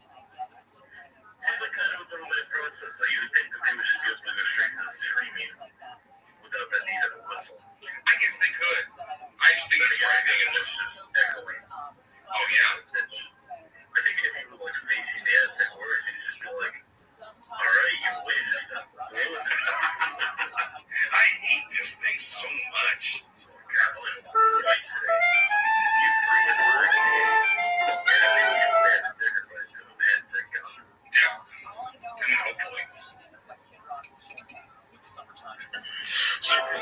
Hello, fellow students of This is the first series of very short videos that look at the question, what is we're starting all over again. We lost our first topic is if 5 minutes talking or something like that. Where does this term synagogue come Yeah, from? right. It's Greek, and it means basically to gather together. Don't say base was first basically That's the talked about translation of the term in base, the that's community more literally in the a house of 1980s. entrance, meaning a But place it where many people was come in first to gather discovered together. by This is man one of the great gifts of the named Jewish Paul people to the broader world, because this institution of the synagogue, which really began with the Jews, was later widely imitated, in particular by Christianity and Islam. So that if you go not only to your local neighborhood synagogue on Saturday morning, but if you go to a mosque on Friday or a church on Sunday, you are really going to an institution which was based on an early Jewish innovation. A synagogue is distinct from the temple, right? In ancient Jewish history, we have the central location of worship, the Beit HaMikdash, a permanent settlement of the temporary traveling tabernacle that's described in the Torah. That was called the Mishkan. And during the ancient period, all other kind of sacrificial altars that may have been set up for individual families across the land of Israel were phased out as this central location for worship was established. But the synagogue is quite different. The synagogue is not trying to compete with the temple. The synagogue is kind of like, we're too far away from the temple and we still have a desire to express our need for closeness to God, and we need some kind of place to do that. When did this beautiful institution start?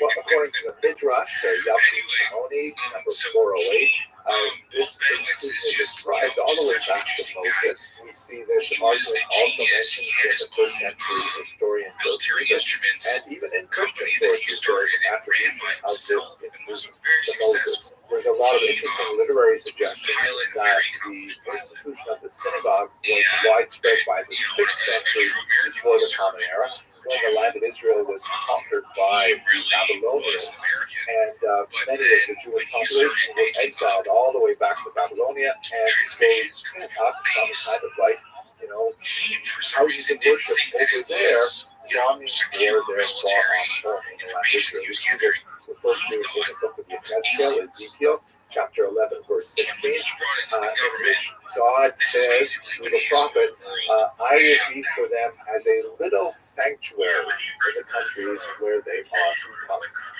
The Hebrew is the Mikdash Mahat, right? A small sanctuary. And this certainly encapsulates the idea of what a synagogue should be. There are interesting passages in the Talmud that talk about ancient synagogues from this period, one in particular called Shafayati, which was built in part by putting together some of the ruined bricks from the first temple itself, brought to Babylonia and used in the construction of another temple. And so the idea is that the synagogues today represent some little part of that ancient tradition of the temple itself. It's not hard to imagine why the synagogue would be especially associated with diaspora. The great distances that often separated diaspora communities from the central Jerusalem meant that Jews wanted an outlet to express their desire to be closer to God. And so creating a special location that is designated as a place of sanctity that seems to make a lot of sense. So we see synagogues popping up all over the diaspora. And over the course of these series of these videos, I hope to show you some of these gorgeous examples of synagogue art and architecture where Jews focus their thoughts and express them in a concrete manner to allow this function to take place. It's true that other functions were layered on top of the synagogue, but the central function was simply one of prayer. So thank you very much for watching, and here's a brief message from my rabbi, Rabbi Rothschild. After hearing that incredible perspective from Dr. Epperson about what needed to be the centrality of the synagogue in Jewish life throughout the ages, come and join us as we celebrate Parashol, our Jews, the Israel Synagogue. We celebrate two very special couples, Dr. Epperson and his wife Ilana, together with our young couple, Abby and Gila Goldberg, February 12, 2022. As we celebrate special people in a special community. See you then. If I could describe Rick Doty, it would be in two ways. One, he looks like if you took a mushroom as the basis for a human skull and then built on top of it. He's just weird, but then also he reminds me of like a really nice, kind pediatrician who molests kids on the weekends.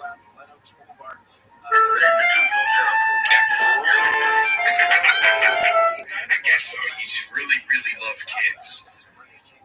But anyway, Rick Doty's job was basically to go to Paul Benowitz and tell him, hey, you are receiving information and keep it going. And, you know, you're the only one who's able to capture this stuff. In a series of short videos that I've prepared to commemorate my synagogue, Young Israel Lawrence Cedarhurst, and to promote our upcoming annual dinner. Today, I'd like to answer the question, what is a synagogue? With the response, it is a place of kindness. In the first video, we talked about the synagogue as a place of prayer, but the synagogue actually serves a very, very useful purpose as a communal gathering space. Bear in mind that, especially in pre-modern Europe, it was not so common to have like large public spaces that could be easily rented for communal functions. I mean, especially if you're living in a ghetto with very, very restricted space requirements, and people living in multi-story apartments, such as in Venice, for example.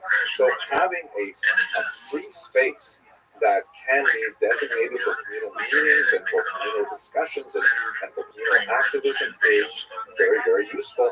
And that's the service that the synagogue provided for the Jewish community. This is especially true in not only in ghettos, but also in shtetls, in the small villages of dotted Eastern Europe, where the level of wealth might be such that the only communal space available would be the synagogue. And as such, the synagogue serves as an extremely useful logistical starting point for all kinds of community organizations, so-called sedras or committees, which deal with everything from providing dowries to poor brides to taking care of orphans and widows and travelers and providing for education and providing for all kinds of needs of the community. These would be typically organized within the synagogue walls.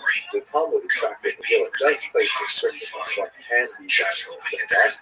It has a level of sanctity, so it can't be used, for example, as a place to organize, the conducting of business or to take advantage of the large open space to hang laundry or something like that. One can't even, for example, take a shortcut through a synagogue. If you want to get from one street to another street and the synagogue has doors on both streets, you can't just cut through the synagogue. But for the most part, synagogues in medieval Europe in particular were frequently used for all kinds of communal activities to benefit the community as a whole.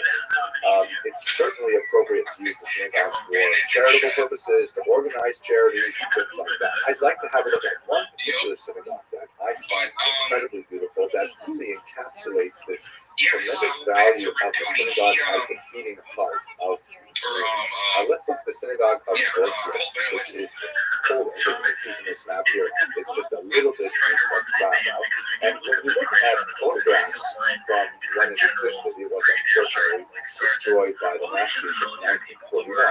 It had kind of like a barn-like appearance. I mean, it was a little bit more majestic on the outside because it had this sort of pagoda-like architecture, but it really didn't get any any sense as to within this wooden synagogue. I'd like to say two things about this remarkable. First of all, like many of the wooden synagogues that were constructed throughout the villages that God has used from the simple, almost barn-like exterior was disguised really for far more opulent, inviting traits. The exterior hid an ingenious internal controller. If you can look at this cross-section here, it's actually like a totally distinct interior. When you're looking at it from the outside, it looked like a rather large kind of, that simplistic, somewhat ramshackle structure. But when you walk inside, you felt the grandeur of this curving, gently sloping architecture that directed the eyes everywhere. And that must have been absolutely incredible experience. The second thing is that many of these wooden synagogues had their internal controllers, and in fact all of the walls richly decorated with precious colors and representations of ideas in the Torah and the Talmud itself, particularly the zodiac, as we shall see in a minute. Now, the black and white photographs we have from the Rothschild do little to really give us a sense of what this experience must have been like. Many years ago, I had the privilege of working with Al Barry at Florida Atlantic University and director Carl Hirsch on a documentary video looking at the lost wooden synagogues that were destroyed by the Nazis in Europe. And here's a short clip of look at one of those synagogues, specifically a zodiac, with a much younger me describing the experience of walking in. The narration is by Rabbi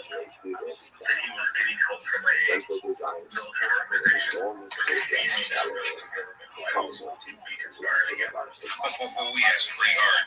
You would walk into the synagogue and would all of these they really did a number on this guy. It was not good for him. of the entire Jewish year. Associations with the very festivals that would be celebrated on each of these members. He started off and actually receiving information Surrounded by underneath it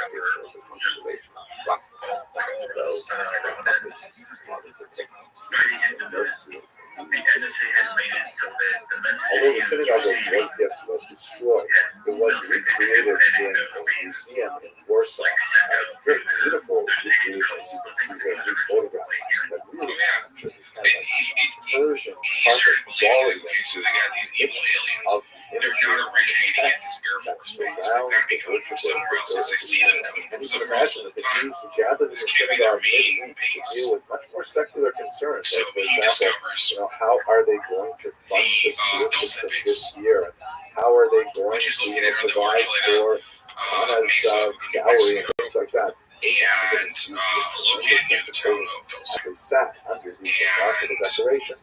This becomes And this is one of the his reasons why mecca. my wife Ilana and I I are mean, so he proud just, to be enthusiastic he will supporters be, of young he took Israel helicopters because over it, like many schools throughout Mesa the a world, number of I know it's the fucking value weird. of testing of Because time. when you And see although there are the multiple movie minyanim that that are occurred throughout the day, and it is first and foremost a place of prayer, watching the movie, tremendous you see the pictures that he took, and it's like, yeah, this is really like spacecraft, food bank, spacecraft crashed, and like this is its atomic fuselage, and he's like pointing and all this like some circles and arrows everywhere, and then you're just, very, very enthusiastic about it. I hope that you will join us at the dinner in February. you somehow spilled something on it, insane, and that's what you got. Alan and I are so honored that this shul chose us to be the young leadership awardees at this year's dinner. Please join us if you haven't already signed up. We'll take Shabbos, February 12th, 2022.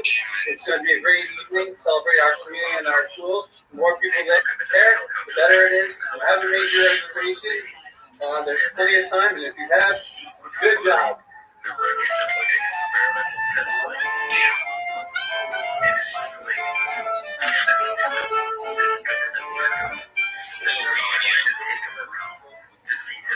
Misinformation, and that he's actually finding more details about secret operations that they created. He is just the unluckiest. You're right, that is a space. He really is just the unluckiest motherfucker that's ever existed.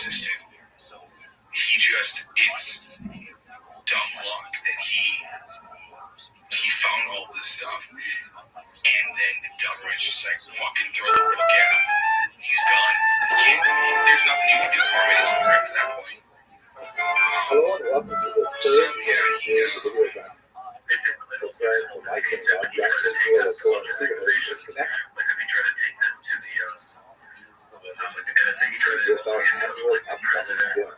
I've been asking the question, what is a shul? And today's response is going to be things that place of the course. We should certainly not discount the role that the celebrations play in the development of a cohesive national identity that helps to build their long-term aspect. And then there's Rick Doty there who's saying, providing a place where groups could get together to celebrate not only lifestyle celebrations like bathing and weddings and so on, but also the collectible celebrations, the holiday cycle, and so on. And in that context, I'd like to take a quick visit to one of the most fascinating things about the Jewish world, that's Europa. So have a look at this map here. This is where it's located, on the Euphrates River, not too far from the Talmudic city of Nahar. It's a rather unusual association with the ancient period because it was actually lost for about 1700 years. Here's an aerial view of Europa, and this is especially fascinating because the entire city was basically lost until the 20th century, when it was accidentally discovered by a British military patrol just digging up places in connection with the post-World War era. The city, which was known in the ancient world, was destroyed in 1856 by the King Shapur I of the Sassanid Empire. This is, by the way, for those who may have been on the famous Shapur Malka. And when it was discovered, it was actually preserved in a remarkable condition. The reason for this is because the Romans, who were trying to defend this outpost from the Sassanid Persians, had actually taken all of the buildings that were by the wall in particular, ripped off their roofs, and filled them with desert sand with an attempt to fortify the city against the invasion. This was to no avail, but it actually had a really interesting consequence for Jews in that the Dura Europa synagogue, which was located right by the city walls, was remarkably preserved and matured. It's good that intentionally exposed, we know that the synagogue was constructed in the year 245 as the Common Era because, of course, there is a plaque that mentions the names of the donors. So it's one of the great things about Jewish archaeology is that the synagogues always have plaques, right? Those inscriptions tell us how lost things are. So let's have a look at the synagogue now. So you can see the western wall, which has the Aron Kodesh on it. Of course, it is the western wall because we are on the east side of Jerusalem. Here in America, we tend to think of Aron Kodesh on the eastern side of Jerusalem. And you can just get a sense of what it must have been like to walk into this building with these amazing covered literally every inch of the wall space. And because of the sand, it was actually preserved for 17 years. No light entered in to fade the painting. Although we can't see levels of renovation work where some paintings were painted over slightly adjusted. So there's this incredible effervescence and energy in these paintings. It is a beautiful scene of the temple. As you can see that the figure third from the top right is still labeled as Greek as Aaron the priest. And this amazing mural that shows the scenes in the life of Moses, which also indicates fascinatingly that the music guru of Europa apparently had more compunction about portraying the images of women faced in tears of a glorious multi-figure representation of the Jews crossing the Red Sea with Moses showing several figures. You can notice here, by the way, that the artist clearly has, in some cases, there are apparently a few distinct artists that are demonstrated here. One shows very Roman influence, or rather Hellenistic influence, and a lot of the figures are shown in togas, and the other seems to have much more Persian influence, a lot like Persian type clothing. So, and you see battle scenes going on in Europa. And here's one of my favorites. This is a great image of the humiliation of Haman, who is shown here. He obviously had lost his pants somehow. He was walking mortified in a symbol of great honor. So one can only imagine that these remarkable images must have accompanied a sense of awe and celebration excitement just gives us a little sense that the element of rejoicing underground near Gulf Central building we call the synagogue, and it is one that I associate very closely with my synagogue in Israel going through. I really hope that you'll be able to participate in one form or another, hopefully by actually coming in person to our dinner celebration this year. Thank you very much for watching. Hi, it's Stephen and Marjorie Kellner. We are so excited to join together for the Yoke Dinner on 2/12/22, honoring two awesome couples, the Abramsons and the Goldbergs. We moved to the neighborhood 25 years ago, and our number one priority was to find a house that was close to us. We were so fortunate to make Yoke our home. It's an honor and a privilege to join our Yoke family on 2/12/22. Please join us at dinner on 2/12/22. And it turns out, like, you know, they have, like, advised them on everything from, like, techniques and drilling techniques to, like, how, elections are going to go and stuff like that, and world health and things like that. Like, they're deep into every part of your life. Julian, I'm going to send you a link. You got to look at it. Just read it. Really, it's a quick read, but I mean, it comes back to just that meeting. And I know that we said that it was pretty much like what, it was 1987. That was it started in '79 and he ended in the late '80s. I know one of the links that you gave me, they were talking about how Truman was the first one to meet Hello, welcome to the fourth in a series of videos looking at the question of what is a synagogue that is specifically associated with annual Shul dinner for the young Israel Lawrence students. So today I'd like to speak about the synagogue as a place of memory. What I'd like to begin with is a small joke where I'll try and make it really quick. So basically, there's this women's group in South Florida, and they put together a lot of money. They raise a lot of funds in order to buy a fighter jet for the Israeli Air Force. Tremendously expensive endeavor. And they raise the funds to buy this fighter jet, this F-15 fighter. And they have a big ceremony at Fort Lauderdale Airport where they're all sitting on bleachers, and the pilot is there from the IDF. He's about to get into the cockpit for the very first time on his maiden voyage, and he salutes everyone on the bleachers. He gets up into the cockpit, plays down the collar, fires up the engines, and goes racing down the runway. I have seen some hand-drawn diagrams of the fires up the engines and goes racing down the runway the other way. And he stops again. This time to go firing up the taxis up to the bleachers again. He pops open the collar, he walks down onto the tarmac, goes up to the president of the Hadassah group there, and says, "Ladies, I'm afraid the plane will not take off. We have to remove at least some of the flaps." For those of you who attend synagogue regularly, you know what I'm talking about, because synagogues have a tremendous amount of their vertical real estate devoted to plaques of various kinds. So-and-so donated for this, so-and-so dedicated to this, and things like that. And that's really a very cool tradition. If you look at this example here, this is the so-called Theodotos inscription, which is about 2,000 years old, the very oldest inscription, dedicatory plaque really discovered in the synagogue that was found in Jerusalem. The text reads, significant, Theodotos, son of Benedictus, priest and head of the synagogue, where he's a Kohen, and he is the archie synagogue, meaning he's like the president of Kohen, and at the same time president of Israel, son of a head of the synagogue, and grandson of the head of the synagogue. Got tremendous influence going back 2 generations of Shul presidents. Built the synagogue for the reading of the Torah and the teaching of the commandments, as well as the guest rooms, the chambers, the water fittings, as an inn for those who meet from abroad. The synagogue was his father's founded with the elders and Simonides. I'm not sure who Simonides is or why he doesn't very end of his church, but nevertheless, this is like a typical plaque. It says, who paid for it, and refers to prior generations and says what was dedicated to the good.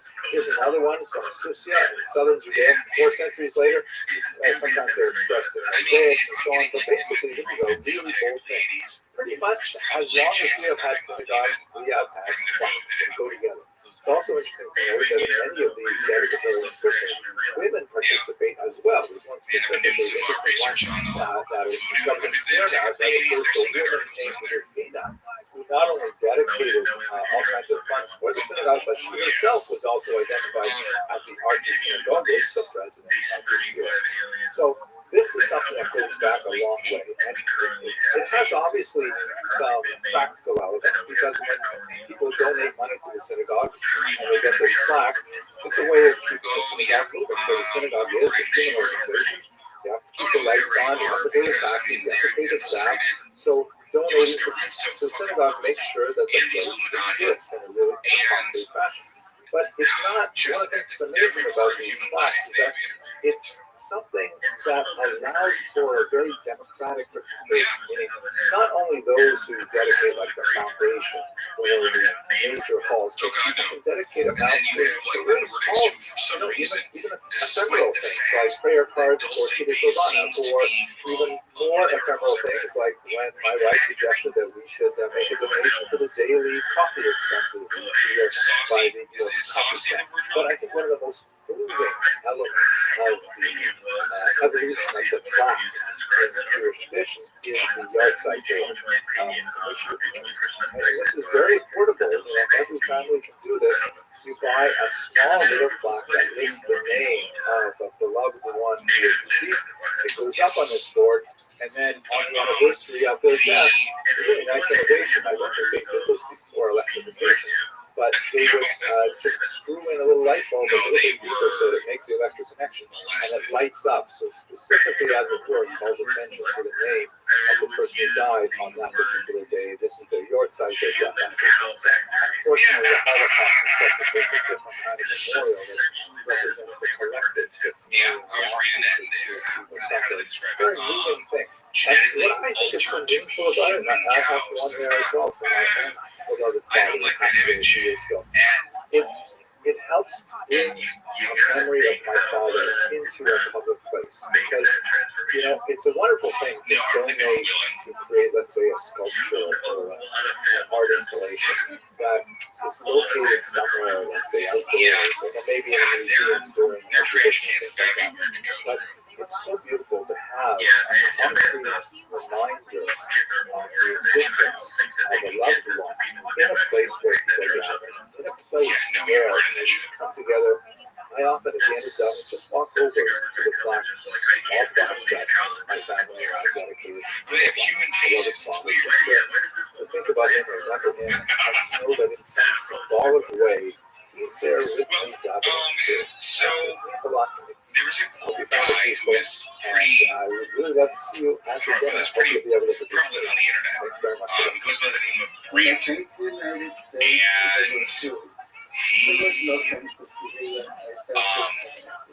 I know he was actually named at one point. I just can't find his name anywhere. Pretty much. He had a really good article that he was talking to a former Dulce security base, or Dulce base security officer named Thomas Edwin Castillo.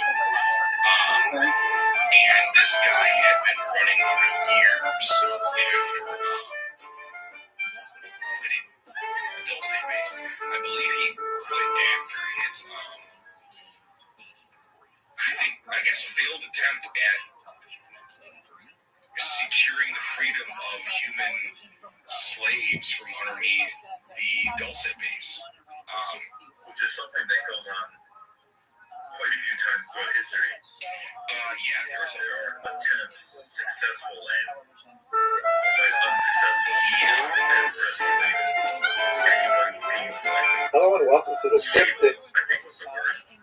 Anyone who doesn't have 6 or 7 arms protruding out of their chest. In this series of what is a synagogue videos, in which we're talking about an aspect the synagogue life, and I'm comparing these videos in connection with the upcoming annual dinner of my synagogue, Young Israel of Lawrence Cedarhurst, where my wife and I are privileged to serve as the guests of honor at the annual dinner this year.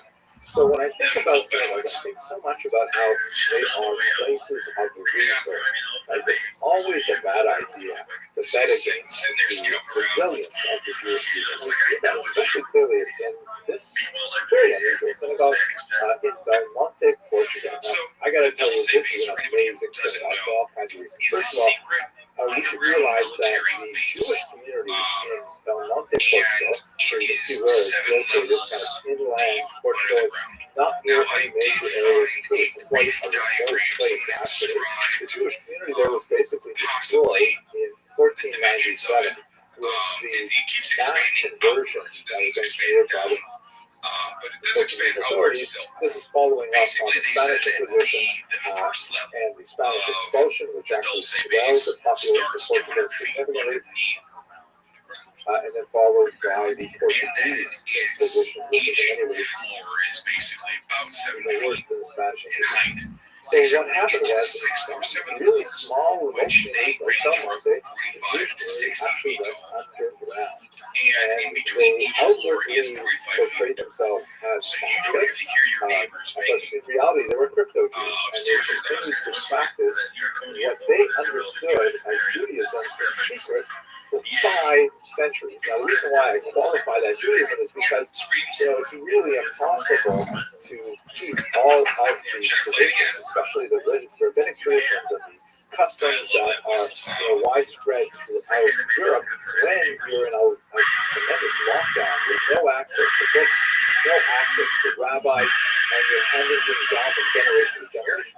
It is amazing the degree to which the Jews of Belmonte hung on to their traditions. They were eventually discovered in the early 20th century by this man, Samuel Schwartz, who was a Polish Jew working in the region as an engineer. And, came to talking with people there, and people said, well, whatever you do, don't do business with anyone from Belmonte, because, there are Jews there. He said, what? Jews in Portugal? They've been kicked out since 1497, or they've been forcibly converted. How are there any Jews left? So we went to Belmonte, and at first the Jewish community there was very hesitant to reveal themselves. They didn't quite trust him. They asked him a lot of really probing, hard questions to see if he really was Jewish. You can imagine the conversation, right? Funny, you don't look Jewish, you don't sound Jewish.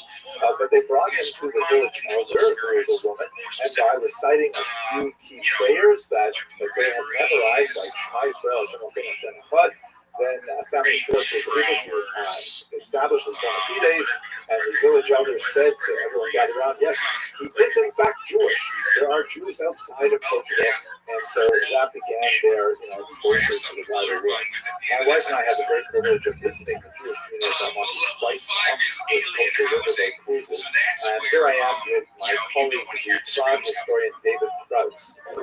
Behind us stands the Beit Eliyahu Synagogue of Belmonte, which was inaugurated in 1956. And this is really like the pinnacle of the renewal of the crypto-Jewish community in Belmonte. The gentleman behind me is the president of the Jewish community of Belmonte.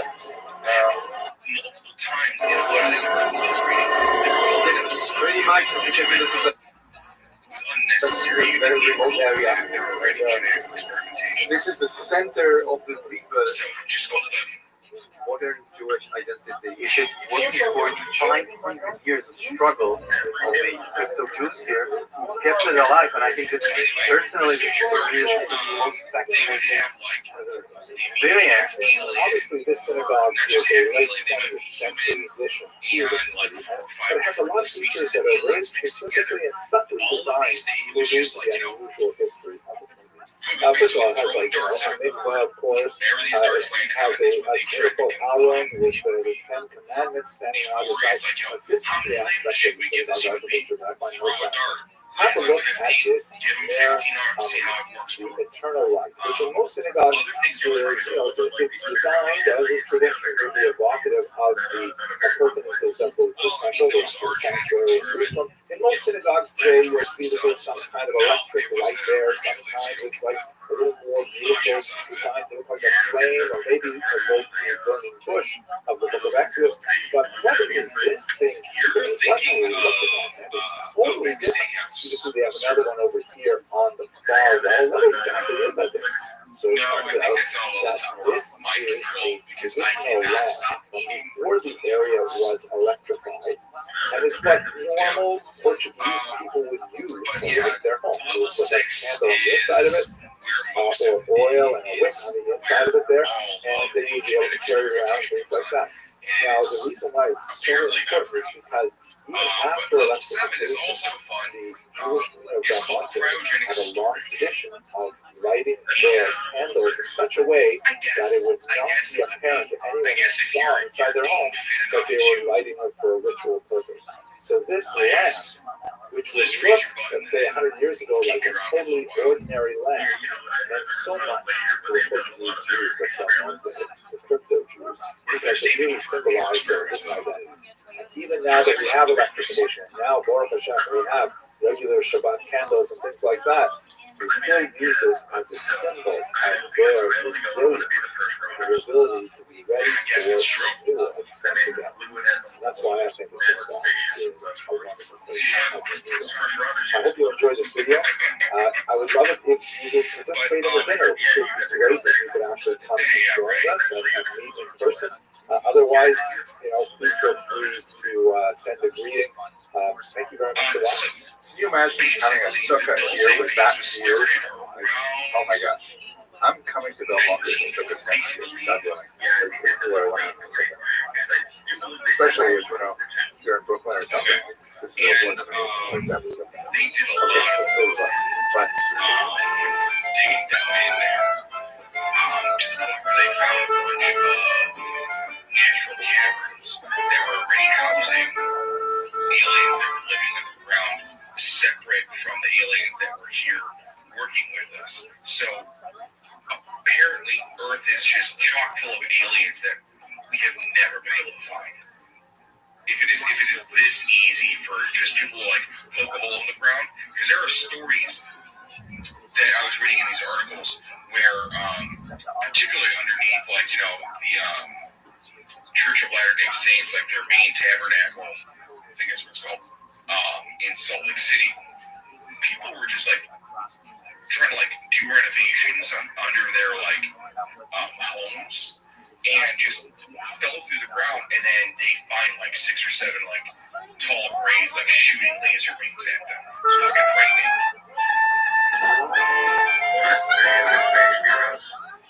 No, the government came in and hello and welcome to the 6th video in this series in which I asked down the house and then moved the family away. So the question, what is a synagogue? These videos are prepared to promote the upcoming annual dinner at my synagogue, the Young Israel of Lawrence Seahurst, where my wife and I are very privileged to serve as the guests of honor.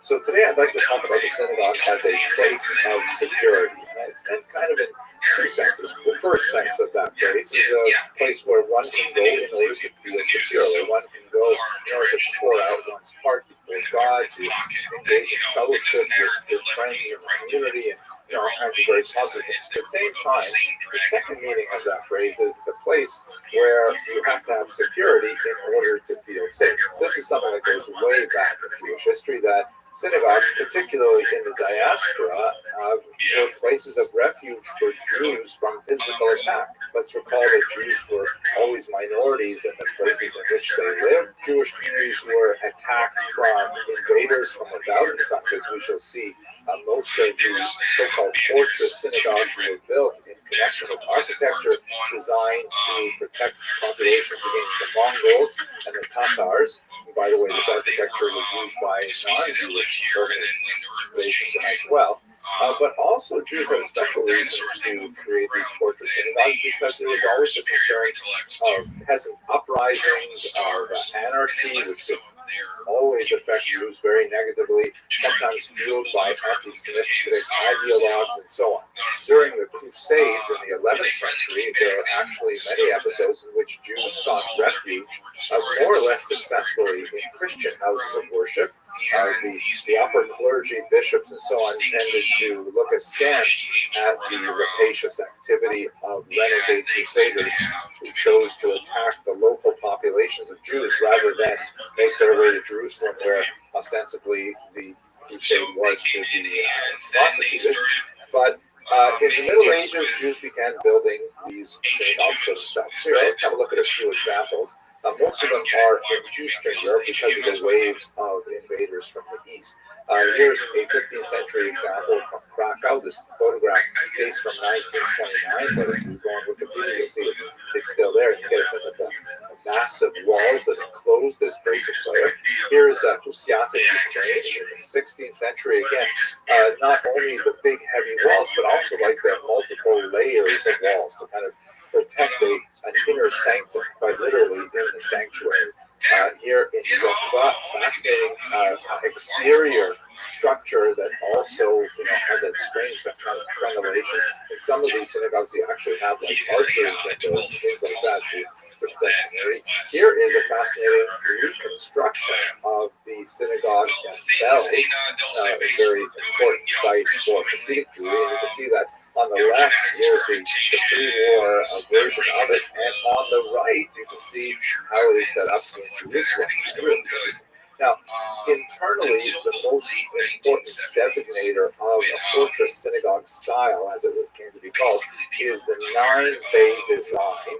You can see in this architectural drawing of a bird's eye view of the Vorstadt synagogue in the view or the book, which at the time was in Poland. Now is in Western Ukraine. And you can see that right in the center there are 4 pillars which surround the bima. These pillars would go straight to the ceiling to give the building more structural integrity. So that meant that surrounding the bima and including the space within the space that the bima itself represents, we have 9 bays. That is a very common structural design of the synagogue. Reinforces the halakhic imperative to have the bima. Are you having a totally joyful day, Rabbi? Yeah, baby, I'm just trying to get some sleep. I've been up all night. Apologies. Yeah, baby. How you living, Pip? Space within the space, right within the very middle of the synagogue. Looking at it crossways. This is the Ukraine laterally. I'm for world peace. Of the room like that. You also see the Yahweh knows I am. There you go, big dog. These architectural designs tend to exude strength and stability, which is precisely what you want portraits to do. So what are you? Modern era, unfortunately, just going on. I'm Jewish. No, I would love to answer any questions that you have, but I'm trying to get some sleep. I've been up all night, so if you don't mind, I'm going to get some shut-eye. Excellent. Take care, my man. Come back soon. Thanks, buddy. Did not open for their attacker Yom Kippur 2019, and his attack was foiled, at least in terms of people who were inside the synagogue, people who were outside the synagogue. And of course, here in America, we have the same kind of situation where the Tree of Life synagogue was tragically attacked in Pittsburgh 2018, also attacked in Colway, California. And just 2 weeks ago in Colorado, Texas, a man comes in and takes the people in the synagogue hostage. Terrifying kind of things that continue to happen. You're saying you're telling me that it wouldn't stop feeling like if you security is a reality for synagogues, historically and unfortunately even today in our country. When I was making this video, I made the kind of sad realization that actually the very first person I say good morning to is the security staff at Young Israel, either Bob or Chris or whoever happens to be on duty that morning. They're the first person who is at the door, making sure that I'm safe when I get into the synagogue and helping preserve the safety and integrity of everyone in the building. And this is just part of what it means to have religious freedom in this country. There's a price associated with it, a psychological price, a sociological price, and an economic price. But when we are united, that's when we can manage these costs. And in that context, we invite you to participate. If you're able to attend the dinner, it will be great to meet you in person. If you're watching this from far away and it's not convenient for you to come to the dinner, then consider supporting the security costs and many other things that go along with the running of this wonderful synagogue, Young Israel of Lawrence East. Okay, I hope you found this video interesting, and thanks for watching.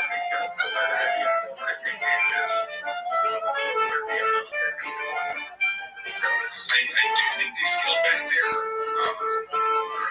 their operations, and they're just keeping it low key because I think the Draconians are already in all the high level positions. It's not like it was in the 80s even. Because now it's just, you have people in office, you have people like literally all across the world. Oh god, yeah. Because you don't hear about gray shapeshifters, but you hear about reptilian shapeshifters all the time. Oh yeah. Oh yeah. So those are fun. I mean, those are great. They're just going around people's houses and stealing their crops and stealing their cows. Because I mean, you still have to use something that's completed to compare your progress. Yeah, that's true. They're just blindly trying to make human female cows. Hello, fellow students of Jewish history, and welcome to the seventh and final video in this series looking at the question, what is a synagogue? This series is prepared in conjunction with my synagogue, Young Israel Lawrence East, and their annual general issue upcoming. Today I'd like to look at the aspect of the synagogue which makes it a central place for the community. And to do that, I'd like to take you to the Rhone River in France to look at the medieval synagogue of Carpentras, which I had the privilege of visiting a few years ago. And let's have a look at the exterior, moving into the interior, and then to the remarkable discoveries that were made in the basement. The synagogue is located in the Jewish Carrière, or the Jewish street. One might call it a ghetto, particularly for later times when it was actually sealed. At one point, as many as 2,000 people, something like 15% of the town's population, lived in this tiny space. When applying for badly needed renovations in the 18th century, there was quite a tussle with the local bishop. The bishop insisted that there be two windows, horizontal windows, added to the left and the right of the two vertical windows, such that when Jews actually entered the synagogue, they would be walking directly under the shape of a cross.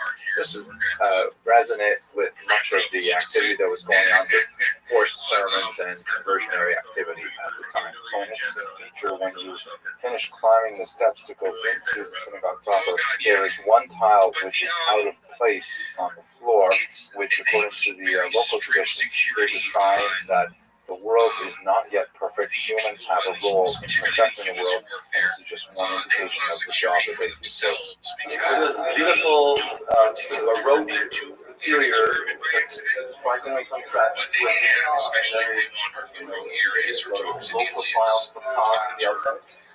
And it's the oldest synagogue in France and the second oldest in Europe. There are some remarkable, charming idiosyncrasies, like a miniature chair of Elijah that sits in an alcove on one wall. Stand up there so she'll learn to stare. Wow. Another interesting feature of this 18th century Baroque style, the Torah would have been read on the opposite side of the room. And on the second floor, you actually have to go up some stairs to see the original Shulchan. The synagogue administration was so welcoming to us here in Carpentras. We were coming from a significant group with Kosher River Cruises. A lot of important people are traveling with us. And so they not only showed us their prized possession, the Sefer Torah with a Sephardic style case, but they even opened up the area behind the Aron to show us all of their antique Sefer Torahs, which were to warn some of the letters that faded, no longer could be used for public reading, but they had behind the Aron a dark space which lovingly preserved some very, very old Sefer Torah, centuries old, and they allowed me to go in back. This is incredible.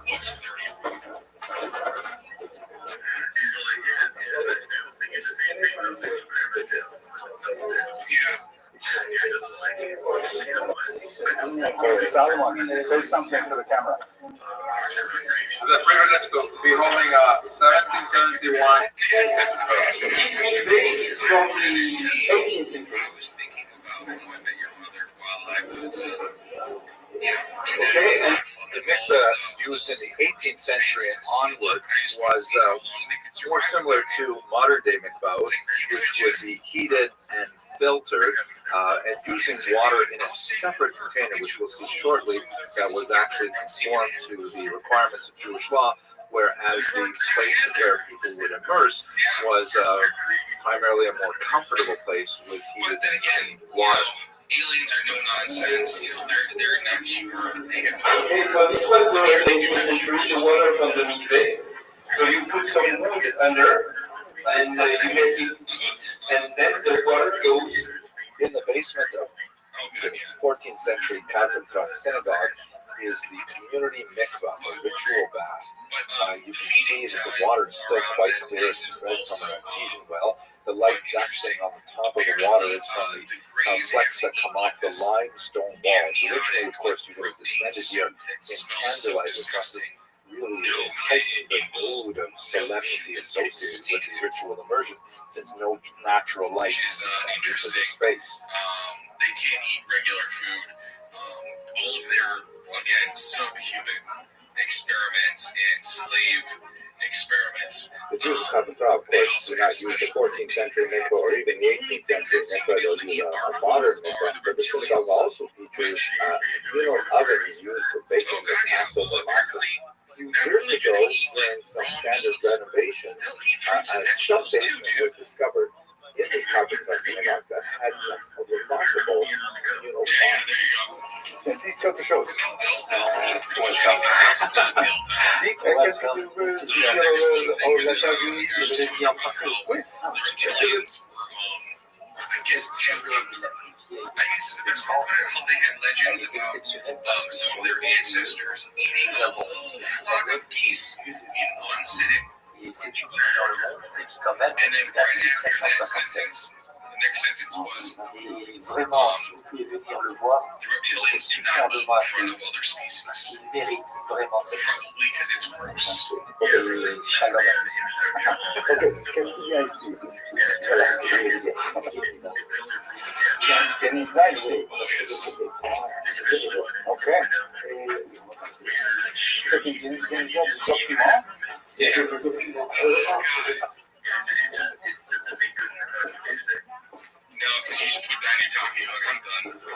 Incroyable. Vraiment incroyable. Non, je ne le prends pas. C'est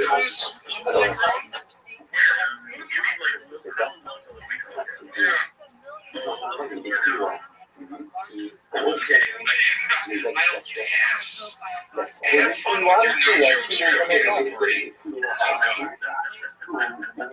Rejoignez les habitations. Are really rough to get around on the Dulce base.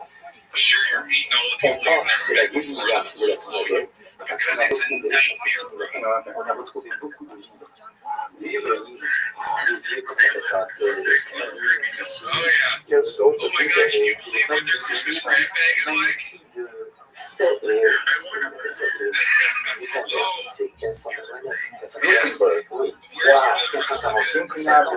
50 ans après le projet. What I find especially fascinating and meaningful about the discoveries in the sub-basement of the Cathedral Synagogue is that they literally had corridors physically connecting the homes of the Jewish quarter with the synagogue. That the Jews wanted, perhaps for security reasons, a direct and immediate and secure access to the synagogue from their homes, which indicates just how important it is that we are connected to our synagogues today. That's especially true in an era when We are increasingly fractionated as a people and spread out across a wide variety of geographic locations. It's true that we have this remarkable ability to connect now with the internet, something truly unprecedented since the Gutenberg era, but we cannot rely on this virtual connection to replace the actual connection of being physically together with other people in synagogue. So I hope that this short series has been meaningful for you. If you are able to make it physically to the dinner, then I would love to meet you in person. And if our geographic distances are too wide to make that possible, perhaps you'll consider supporting either our synagogue, which I would certainly love, or your own synagogue, so that we can increase the participation of Jews in this wonderful institution. Thank you very much for sticking with me through this series, and I hope you have a fantastic day. But the reptilians, their leaders seem to have a little bit more personality. It's the worker caste and like the warrior caste that are absolute nonsense. Like, do your work, don't fucking talk to me. I ain't got time for this. Yeah, the leaders at HBO. Yeah. It helped develop sort of sense of humor. Yeah. They're watching The Wire and Californication and stuff. Meanwhile, the worker bees are out there. Yeah. And this Thomas Castillo guy said that, because he was a security officer, that he spent a lot of time securing human workers from aliens on like the 5th and 6th floors because they just didn't understand the customs of the aliens, so they had to basically rescue them, ransom them from the aliens, and then wipe their memories and move away because they were useless at that time. I think you're given like 15 seconds from capture to cage. So nothing really bad happens. Once you hit the cage, it's experimentation time, bro. Yeah.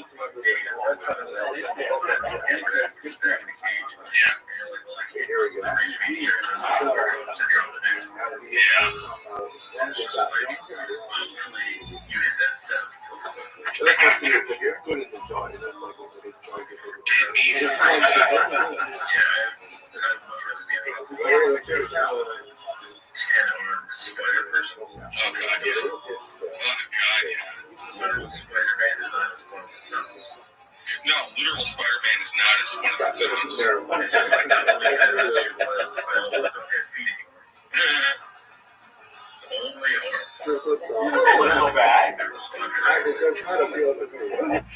Well, I think we did a good cursory episode of Say Base.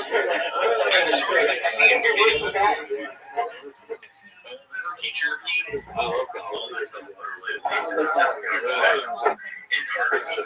Are you the doctor on standing by?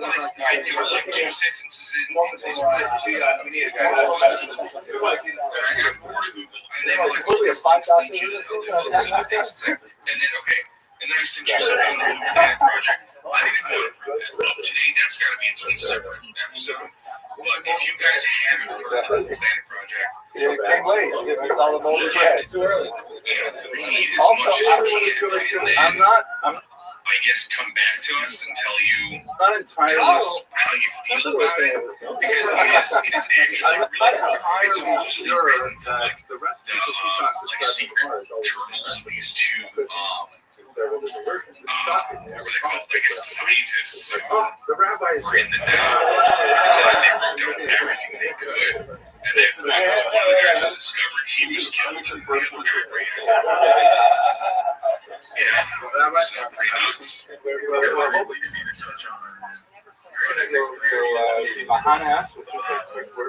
No one's tasted it yet. No one has.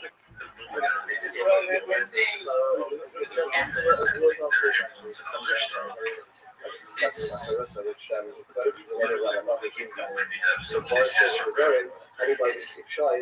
He's never learned this. He's done. And eating bread with bread because this is really an extension of bread. So not the big aspect of the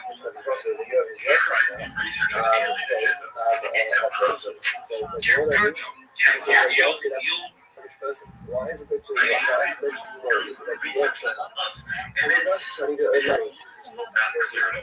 money? Why do you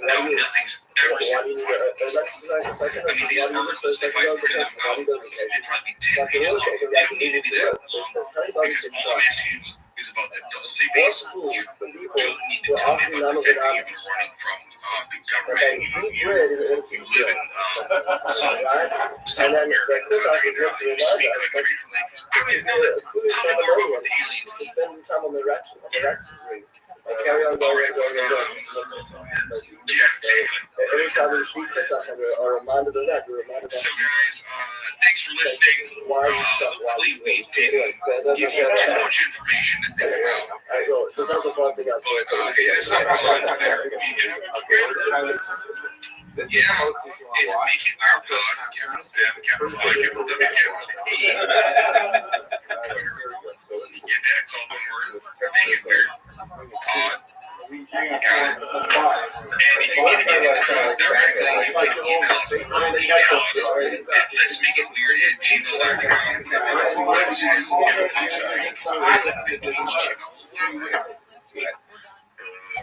This has got to come out someday. Julie, you got anything to say? I think there's the version.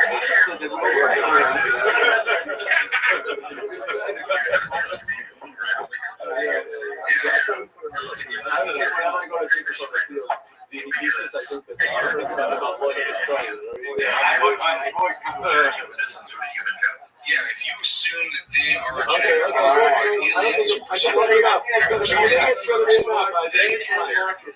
it's just a safer bet if they're unemployed. If they try to be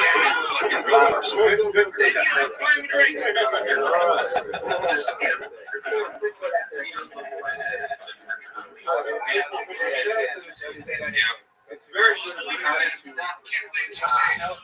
Okay, I would like take this opportunity to. Well, I don't think I'm but I would like to use this opportunity. And thank you for listening to Let's Make It Weird. And why don't you keep making it weird, right? We're also going to. We gotta make sure we really we're going to take out on my favorite sound in the world.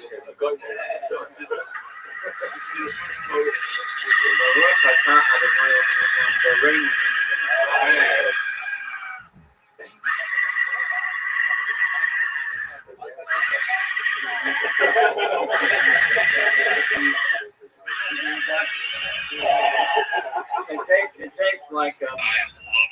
I can just imagine that you serious.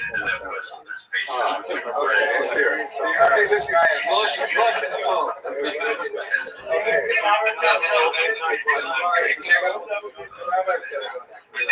think it was actually filmed someplace outside of Chicago. At the end of it, it's like, imagine if I took this to downtown Chicago down over there. But, well, man, that would be a mess. You know? All right, man, I'll see you later. Okay. The Dulce Book by Brandon. Forward. Have respect for the common, for the dark places of the earth are full of the habitations of cruelty. Psalm 74:20. Small bullets what's going on near Dulce, New Mexico. Small bullet above top secret military industrial like projects. Small bullet headquarters for a Bavarian-backed New World Order. Small bullet vanguard for alien infiltration and invasion. Small bullet massive intelligence agency disinformation. Small bullet collective mind control or mass hallucination. Small bullet all or a combination of the above. For several decades, researchers of paranormal phenomena have devoted themselves to specialized fields of French scientific investigation. Some of these various fields of borderline research, which have surfaced in order to document or attempt to explain a wide divergence of phenomena, have included aerial or UFO phenomena, psychic or psychotronic investigation, cattle and animal mutilations, vampirism, men in black, conspiracies and assassinations, secret societies, underground anomalies, quantum mechanics, legends and mythology, ancient civilizations, the movement and other cryptozoological encounters, energy grids and other geomagnetic anomalies, biogenetics and plural, cybernetics and artificial intelligence, abductions and missing time, hypnotherapy and mind control, missing persons. There are no doubt many others that I have not mentioned. In the 1950s, experts in some of these areas of investigation began hearing the first faint hints that something was going on in the American Southwest, near the Four Corners region of the United States. At first, these hints and rumors were brief, vague and confusing, yet they sparked enough interest to provoke further investigations as the years passed. At first, these French scientists who concerned themselves with the mysteries and anomalies of this region began raising more questions than answers as they continued to probe into an enigma which seemed to eventually focus itself in and around a small desert town lost amidst the mesas of northwestern New Mexico.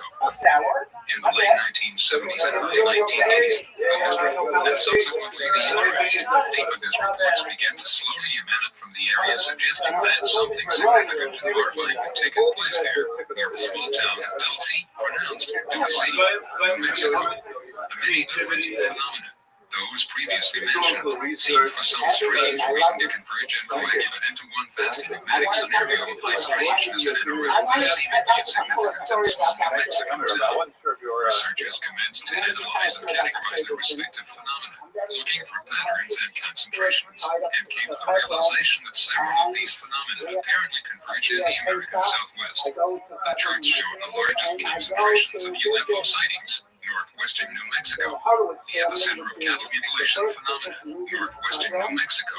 Other experts in their fields began to find similar patterns merging and linking with other phenomena at underlying levels. Researchers into conspiracies, secret societies, underground anomalies, legends and mythology, ancient civilizations, energy risk, geomagnetic anomalies, biogenetics, abductions and missing time, missing persons, and investigators of other specialized fields of research began looking toward this small desert town. These unusual convergences of phenomena in the singular locale sparked even more interest in investigation. From that point on, it was as if some ancient seal had been broken, as if an ancient cloud of darkness had begun imploding in upon itself, broken apart by the piercing light of human perception and the relentless probings and scrutiny of brave and daring souls. Sensing that something very wrong and unnatural was going on here, something ancient and evil, some of these brave souls, who by choice or chance found themselves battling it out on the front lines against ancient forces that were determined to keep themselves from being exposed, continued to wage their all too often personal battles against the enigma. Some of these inevitably losing their minds, if not their very lives in the process. As these brave souls were worn down by the intensity of this psychic warfare in their efforts to expose and defeat this mystery of iniquity, to coin a biblical phrase, they sent out desperate calls for reinforcements. Many answered their call, and the ancient and formerly invisible beast that had managed to hide itself below the deserts of the Southwest like a dragon in its lair began to stir in rage and terror at these new exposures, and to lash back at its newfound enemies. The repercussions began to be felt throughout the whole country, through which the beast had reached out its deadly tentacles, which were also in the process of being exposed along with the black heart of the beast itself. The walls of the ancient fortress concealing the beast, or the enigma, began to crumble and fall with increasing intensity. From the murky blackness within, the faint collective cry was heard, as if from another world. The voices of multitudes who were desperately calling out for help to the only ones who could hear them, those who were beginning to see, yet had not yet become the slaves of the enigma itself. Many of us who have continued to battle have sacrificed our comfort, our social and economic welfare, and in some cases even our very lives to fight the enigma, because we have caught a brief glimpse of the potential threat that the enemy within poses to the future of liberty and to this great independent nation of America. What you will see throughout these pages is the collective results of our efforts, and I'm not ashamed to say, the results of more than a little divine intervention as well. Many of us, such as yours truly, have been victimized by the enigma for the greater part of our lives, and have decided that the only way to be free from its grasp is to practice the old military rule: the best defense is a good offense. So there you have it. Like those before us, we send this work forth as a warning and a call to arms, to others who value truth and freedom. For those who may not believe everything that follows, I challenge you to become personally involved, however, using caution in the event that these collective reports do turn out to be true and prove the claims made even point by point, one way or another. This is the challenge that those of us who have contributed to this work leave with you. I remain Brendan, dedication to the woman of my dreams, whose distant cries have reached me in the night. Whoever you are, wherever you are, this book is for you. Introduction. Note, I must confess that I have thought very long and hard about the possibility of publishing this text in book format in order to relieve the financial burden upon myself that has resulted from a lifetime of mental and emotional suffering due to my own personal involvement with the enigma. Angry at the personal loss, I justified to myself that if I could make a profit by selling the innermost secrets of those hidden and insidious powers working behind the enigma as its overlords, then there would be nothing wrong with benefiting at their expense. I still believe this to be so. However, realizing that events in this world are quickly leading to a final apocalyptic crisis, understanding the pain that millions of abductees around the world have felt and are feeling, and hearing the distant cries of those who are lost deep within the labyrinthine depths of the enigma itself, I have decided that the right thing to do would be to send this information forth at no cost, other than the heavy price that all those who have brought this information to you have paid. Consider it my patriotic duty. All I ask in return would be for your prayers, for the many abductees who have been rejected by an unbelieving and cynical world, for myself and those who have contributed to this work so that our sacrifices will not have been in vain, and especially for those who are the most desperate of all, those who have become lost within the cruel dungeons of the enigma itself. Pray that they might be protected and preserved even in the midst of the fearful hopelessness and despair which they face, so that they might once again see the light of day. Disclaimer. Much of the information in this volume is of an incredible and, some might say, an unbelievable nature. I have decided not to hold back any information or claims regarding the Dulce enigma and related scenarios. The reason for this being that underground or earth-based anomalies are always there for anyone who is interested or daring enough to probe and investigate. UFO events often appear and disappear, along with the evidence, when the object or objects depart. Underground or earth-based anomalies, on the other hand, cannot and do not disappear and will, and because of this, they are far more vulnerable to being exposed, as legitimate or not. Throughout this volume, I have nevertheless offered my own opinions and perspectives based on circumstantial evidence, true reports from different sources, which relay identical themes, and so on. These admittedly are my own opinions and can be received or discarded according to the reader's own perceptions in regards to the nature of reality. I have formed these opinions based on my own perceptions of the overall data, and since these are my perceptions, they are not infallible, but are subject to change or revision with the revelation of new information. The reader is free to form his or her own conclusions and opinions based on the accumulated data, just as I have done. Whether you consider the information, which follows science fact, science fiction, or perhaps a little of both, science fiction, you might say that should not detract from the fact that these reports, which are derived from hundreds of different sources and have been condensed within this one volume, make for fascinating reading, either way one looks at it. So with this, there is nothing else to share in the way of introductions, other than to say, sit back and enjoy the ride. Brendan, October 1996, Chapter 1. Those conspiracies that are too incredible to be believed are by the same right those which most often succeed. The following article comes from a single quotee, see Technical Consultant. No. Deck, 1991 issue, the death of a journalist in West Virginia, plus the jailing of an alleged CIA computer consultant in Washington State may be elements of a much wider scandal that could have serious implications. What started out as an investigation of an apparent case of pirated software has grown to be a project involving hundreds of journalists all over the world. The dead journalist, Joseph Daniel Eli Casolaro, was found dead August 10th in a motel room in West Virginia. His wrists were slashed 7 times on each wrist, and a suicide note was found nearby. The only manuscript of this book, with accompanying notes, was missing. The book, provisionally titled The Octopus, was meant to be an explosive expose of misdeeds by the Justice Department under the Reagan administration. Time magazine also reported that Casolano's research centered on gambling and attempted arms deals at the Cabazon Reservation near Indio, California. Indeed, the scope of Casolano's investigation was so large that any one of a large number of areas of research could have been the trigger for a possible hit. When authorities declared his death a suicide, his relatives definitely stated that Casolano's mental state was sound, indeed upbeat, after the completion of his book. Casolano started his work nearly 2 years before, investigating the bankrupting of a small computer software company called Intel, allegedly by the United States Justice Department. Intel, a company headed by Bill and Nancy Hamilton of Washington, D.C., no connection to researcher Bill Hamilton, whose writings on the Dulce Enigma appear later in this volume. Brandon had developed a package known as PROMIS, Short for Prosecutors Management Information System, to act as a case management tool for the Justice Department's unwieldy workload. Intel President Bill Hamilton has claimed that Mies associate Earl Ryan was given control of pirated versions of the PROMIS software by Mies to sell back to different United States government agencies for great profit.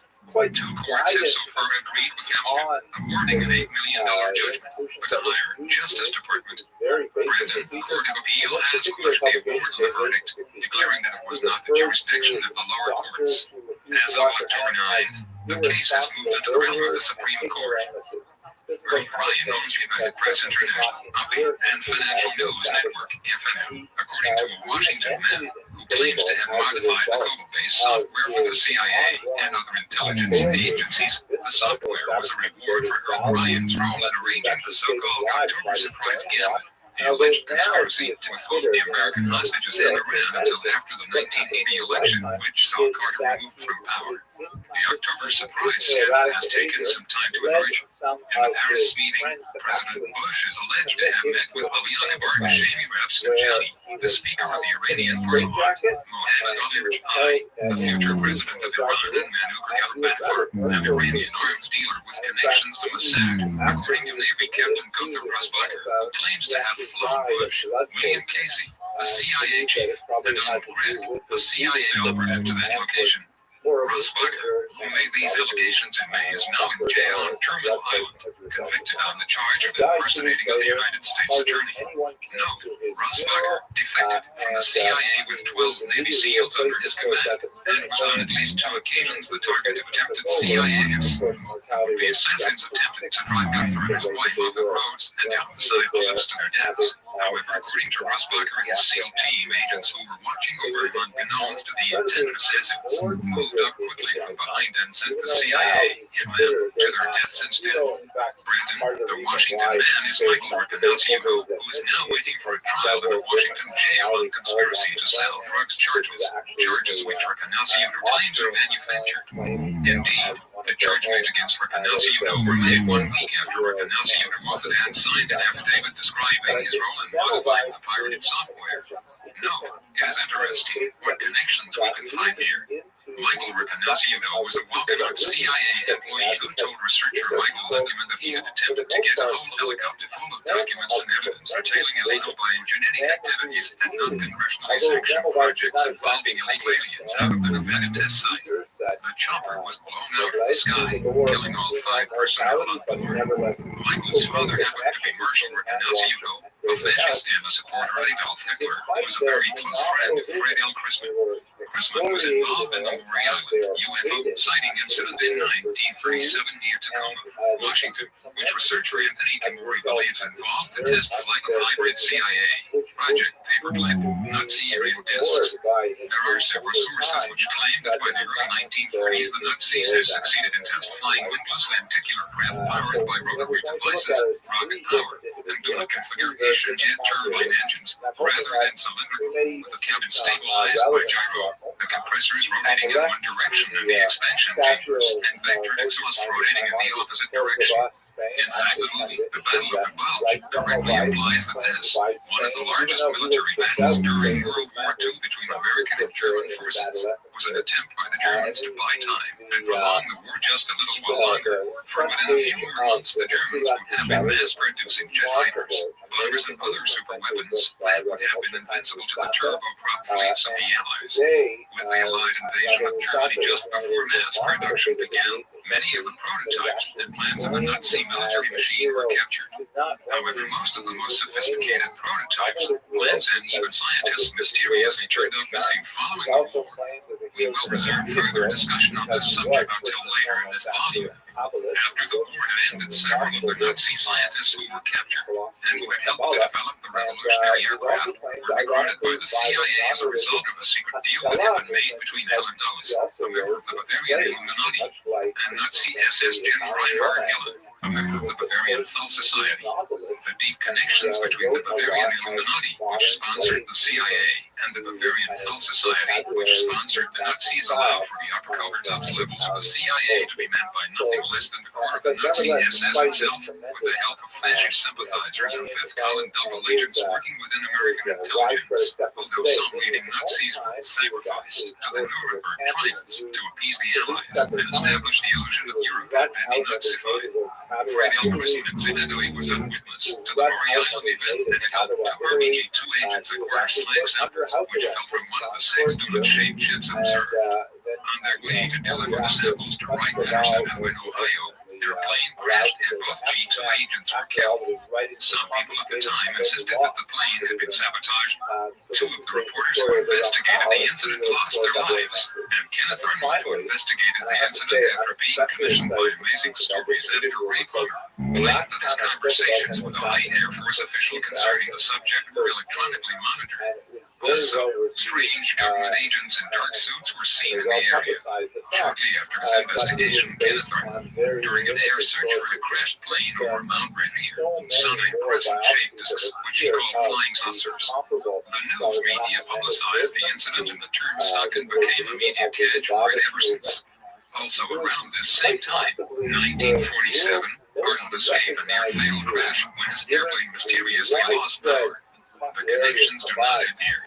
Fred L. Grisman was a close friend to Clishaw, whom Louisiana District Attorney James Garrison, see the movie JFK, accused of being the CIA mafia go-between in the John F. Kennedy murder. Garrison arrested Shaw in an effort to charge him in the CIA with the JFK assassination. However, only a few days before the hearing, Garrison's star witness David Ferry was killed, and Garrison's remaining evidence was not enough to bring about a conviction. Fred Grisman was the first man Clishaw called when he heard that Garrison intended to implicate him. Garrison also believed that Clishaw himself was involved with Project Paperclip, a secret operation to bring Nazi war criminals into the United States by the hundreds, some say thousands, and give them immunity and new identities in such institutions as the United States intelligence, the military-industrial complex, the space agencies, and the various Rockefeller-connected oil cartels such as Arco, Standard, Exxon, Zapata, etc., corporations that were supported by the Bavarian-based secret society lodges, corporations that had actually sold oil to the Nazis during World War II and helped keep the Nazi war machine operating. According to Garrison, Grisman worked as a middleman between the fascist policymakers and the lower echelons of the military-industrial complex. Oh, what a tangled web. These American mega-bankers and traitors to freedom had supported the Nazis in an effort to initiate a Bavarian-backed New World Order under the cover of the Third Reich.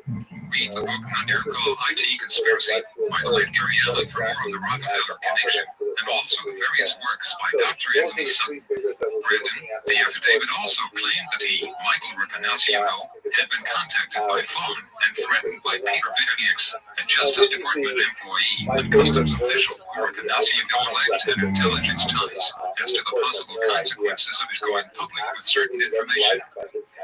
According to Rapanausio, Vitanieks was a frequent visitor to the Cabazon Indian Reservation near Palm Springs and visited with tribal manager John P. Nichols. Nichols was in essence Rapanasio's boss at a number of enterprises conducted on reservation land, and the promised notification was just one of these projects.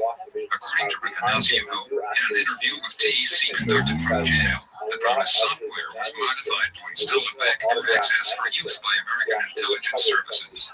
The software was then sold to 88 different countries as a sort of Trojan horse package enabling us to access their intelligence systems. According to Riccanosi, these companies included Iraq and Libya. Correspondence between Nichols and other companies, if authentic, indicates that Riccanosi claims of his expertise in the area of electronics and armaments appear to be true. Marshal Riccanosi, Michael's father, is a reputed former business partner of Richard Nixon. According to Riccanosi, the fuzzy status of reservation land as sovereign allowed elements of the CIA and organized crime to conduct business uniquely. Among the projects worked on during this time were joint projects with Wackenhut, a company loaded with former CIA and NSA personnel in business ventures with the Saudi Arabian royal family and other unusual projects. A joint venture with Southern California Edison will soon be generating power from biomass drawn from local waste outlets. Biological warfare projects were investigated with Storgen laboratories looking into the creation of pathogenic viruses, and enhanced fuel-air explosive weapons were created and tested in league with Meridian Arms at the Nevada testing range, which matched the explosive power of nuclear devices. These enhanced weapons gained their power from polarizing the molecules of the gas cloud by modification of the electric field, a technology developed from exploring Thomas Townsend Brown's present work, a knowledge which Riccanosi claims he gained from working at where in Reno, Nevada. Riccanosi is said to have worked on the enhanced fuel-air explosive weapons with Gerald Bull of Space Research Corporation. Bull, now deceased, later became an arms advisor to Saddam Hussein. It is said that Hussein possesses the Phi technology. In July, Edson G., a reporter for the Financial Times of London, was shot and killed in Guatemala. He had reportedly been trying to interview an American named Jimmy Hughes, a one-time director of security for a Cabazon Indian Reservation secret projects. In April, a Philadelphia attorney named Dennis Seisman was found dead, killed by a single bullet in his chest. According to a former federal official who worked with Eisman, the attorney was found dead in the parking lot where he had been due to meet with a woman who had crucial evidence to share substantiating Riccanosi claims. Both Eisman's and MG's deaths were declared suicides by authorities.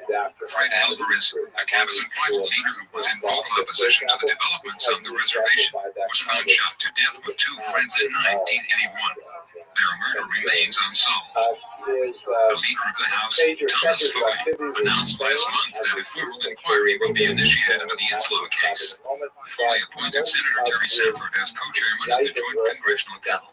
Prior to his election, Senator Sanford was the attorney representing Earl Bryan in his 1985 takeover bid for United Press International and was instrumental in appointing Earl Bryan, a medical doctor, to the board of Duke Medical School, of which Sanford is president. However, despite repeated requests from journalists to produce photographs showing Riccanosi together with Bryan, and requests to produce his passport showing his alleged trip to Iran, he has not yet done so. Also, Riccanosi failed to be able to describe Reader Vinity X to CNN's Moneyline program, claiming a medical condition which prevented him from remembering clearly. This led one former intelligence operative to speculate that we may be witnessing a very sophisticated intelligence operation being played out in public. Former FBI Special Agent Ted Gunderson speaks for Riccanosi credibility. Gunderson, who lives in Manhattan Beach, has worked with Riccanosi for many years in his capacity as private investigator. Together, according to Gunderson, they were responsible for thwarting a terrorist operation during the Los Angeles Olympics. According to Gunderson, Riccanosi was well known in certain circles as a genius in almost all sciences.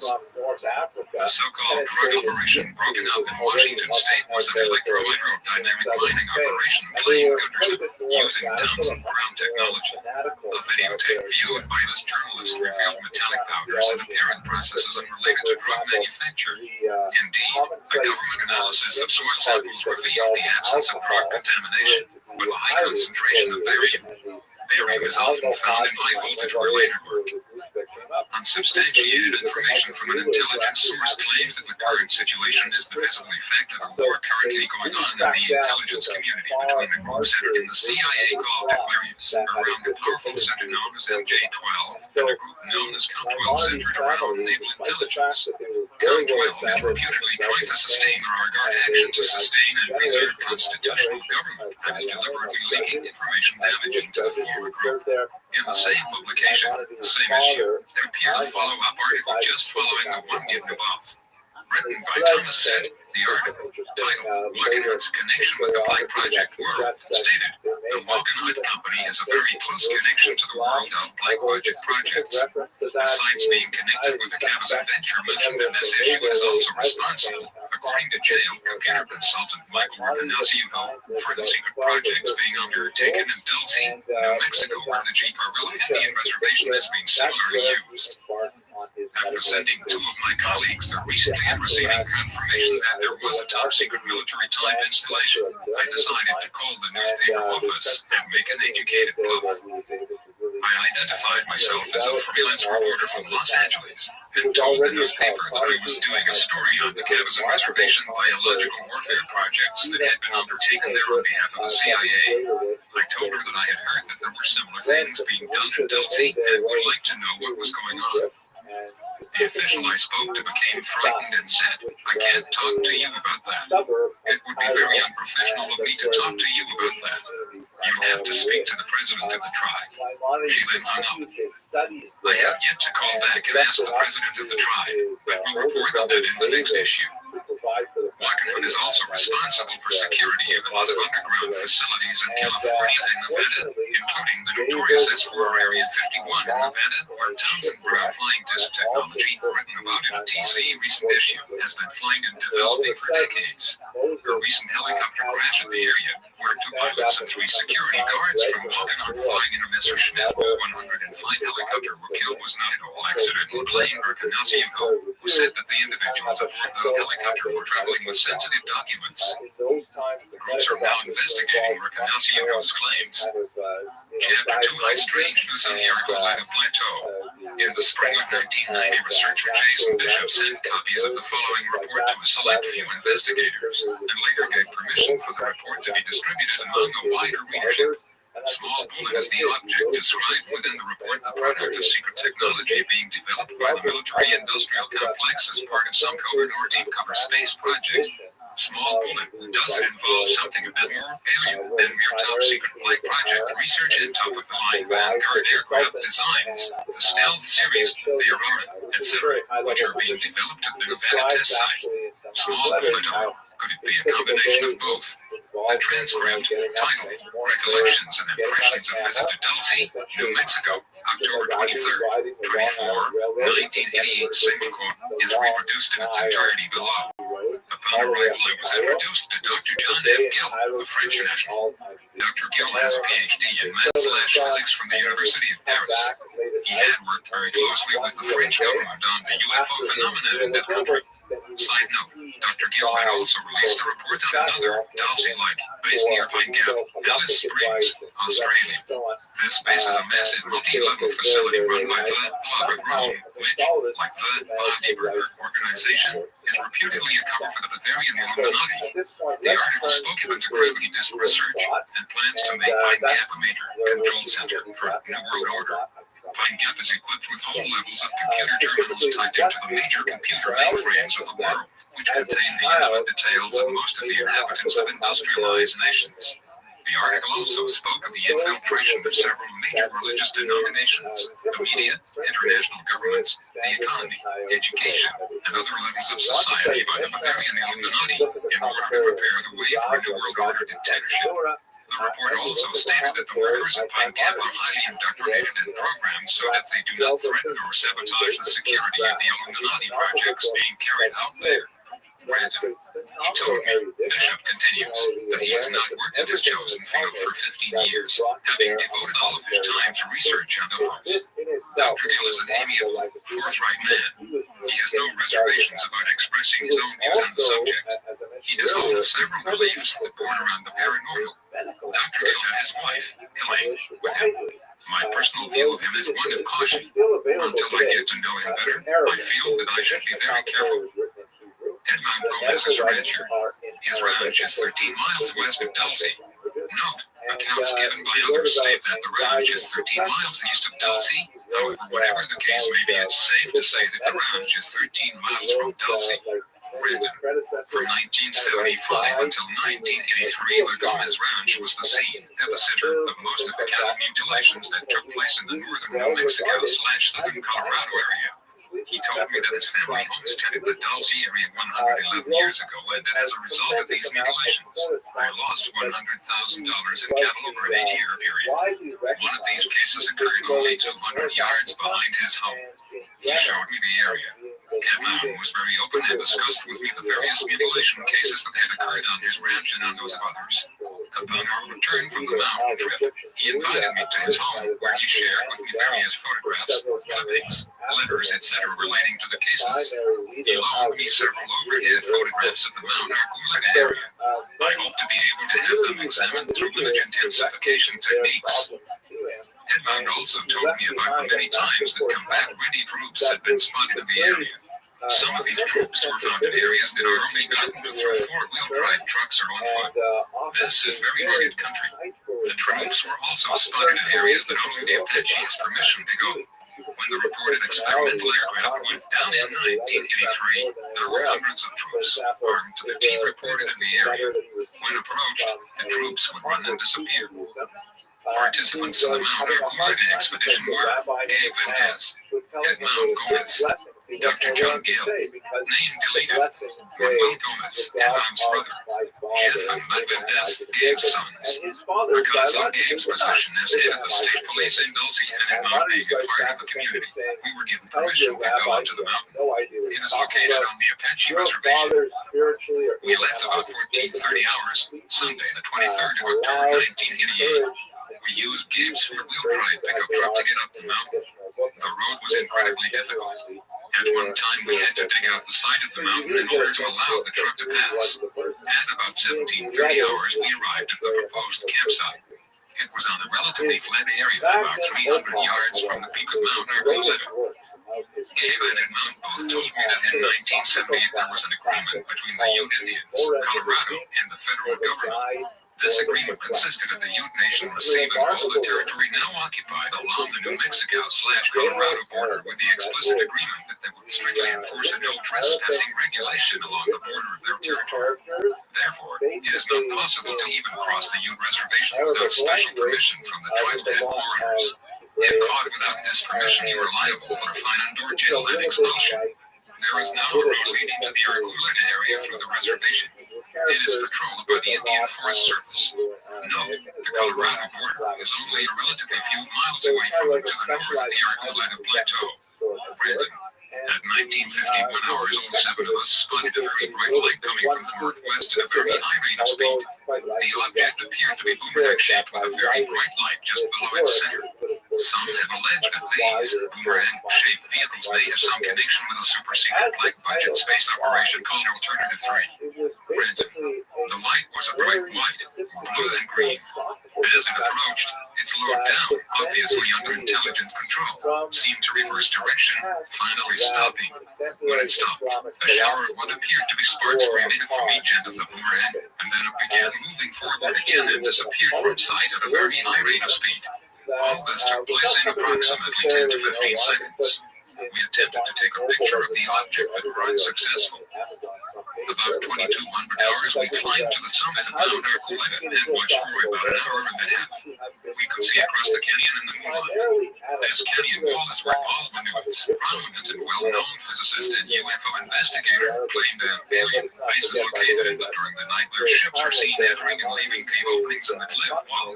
During our stay on the peak, we saw two very bright lights on the cliff walls in the exact location where Paul said the base openings were. There are no roads on this cliff. The lights would appear suddenly and then fade over a period of time until you could not see them. At this time, we also heard voices that sounded like radio transmissions. The voices were not understandable, but they were there nonetheless. The same light pattern was seen by myself and Edmund Gomez as we sat on the cliff. At about 1 o'clock, we also heard voices. At one time, we thought we could hear trucks moving, but we could not be sure about this. After 2 o'clock, there were no more sightings or sounds. On Monday, the 24th of October, 1988, the entire party climbed to the peak once again. We were looking for evidence that there had been a crash of an experimental aircraft flown by an Air Force general in 1983. This crash was reported in the newspapers for 2 days as a small plane and then hushed up. The craft was rumored to be a captured UFO flown by Americans. We were hoping to prove that there indeed had been a crash, but also to find some physical evidence. Dr. Benowitz reported that the craft had clipped off a large tree in its descent, and hit another tree, regained altitude, skimmed over the peak of Recoleta, and hit a third tree in the valley north of the peak. It was then reported to have hit the ground, flipped over twice and came to rest. We found the trees as reported by Benowitz. They were all in line with each other and the final resting place. The first tree was about 40 inches in diameter. It was hit about 30 feet off the ground. There was no fire. I have taken samples of this tree for analysis. The other two trees were smaller, approximately 12 to 20 inches in diameter. There was evidence of fire release. Samples of these trees were also taken. Between the second tree and the third tree, we found large pieces of what appeared to be part of the first tree. One piece was burned while next to it was one that had not been burned. Samples were taken. While searching for physical evidence, a standard issue style ballpoint pen was found. This is of the same type used by the United States government that can also be purchased by the general public. Strange to have been found in such a remote place as this canyon. The alleged crash area showed a large semicircular area with new vegetation. The area above the semicircular area was covered with new vegetation also. Samples of the soil of this area were taken. My overall impressions of this trip are mixed. I believe that there is definitely something going on in the area. What it is, I do not know. Perhaps there is a base there. Perhaps it is jointly operated by aliens and the government, as claimed by John Lear. Then again, it could be of the United States base so super secret that there are no fences around to arouse any suspicion. Then again, I cannot say for sure. I do know that the evidence that we found in so definitely points to the fact that something is going on in this area. In apparent confirmation of the above, Gabe Vendez, a former state police officer in Dulce, New Mexico, who was a part of the expedition described above, was contacted by researcher Alan B. Walton in 1990 in an attempt to confirm some of the information concerning his involvement in the UFO mutilation investigations. During a telephone conversation with Valdez, the following was learned. He and others had seen strange flying objects in the area. However, he himself was unsure whether these were UFO single-code of alien origin or some type of top-secret aircraft being tested by some secret faction of the government. Something DID crashed near Mount Arboleda several years ago, but again, he did not find any evidence conclusively proving whether it was an object of human or alien origin. There is another road leading to the Mount Arboleda area at Mesa, aside from the one which goes through the Ute Indian Reservation. As for the Ute Reservation Road, much of it is in good condition. Only the area around the Arboleda region itself requires four-wheel drive vehicles. He did investigate cattle mutilations, and at least in some cases a known nerve agent was discovered in the carcasses and other indications suggesting that the cattle were being used for research in DNA experiments. Quite by accident, while scanning the internet, I was surprised to discover yet another confirmation of the events described earlier by Jason Bishop. This third confirmation of UFO activity near Dulce, New Mexico, by members of the expedition team was given by none other than John Gilly, one of the Mount Arboleda expedition team members mentioned earlier. Gilly's own report follows. Subject, UFO report from Dulce, New Mexico, file UFO 749. Summary. Report of UFO sighting over Mount Arboleda, New Mexico on October 23, 1988 by John F. Gillette. Location and time. Southern slopes of Mount Arboleda, 5 miles NW of Dulce, New Mexico. Location of the phenomenon, south to north trajectory for about 2 miles, stopping very close to Mount Arboleda summit. Estimated closest observer's distance, 480 yards. Distance from observers to spot where the UFO stopped, 510 yards. Time, 7:51 p.m. Mountain Time. Duration, stay 5-6 seconds. Witnesses, Ileana Allegri, R.N., Gabe Vendez, Edmund, Fred Valdez, Jack Sullivan, Ph.D., Manuel, local kid, Greg, son of Valdez, Jeff, another son of Valdez, John Gill, Ph.D., Note, Jack, you probably be Jason Bishop, which is itself a pseudonym used by a researcher and a friend of mine who uses this pseudonym because of his deep-level research into some very dangerous areas of investigation. That is, if one considers the revelations such as those contained within this volume to be dangerous information under certain circumstances. Granted, circumstances of sighting.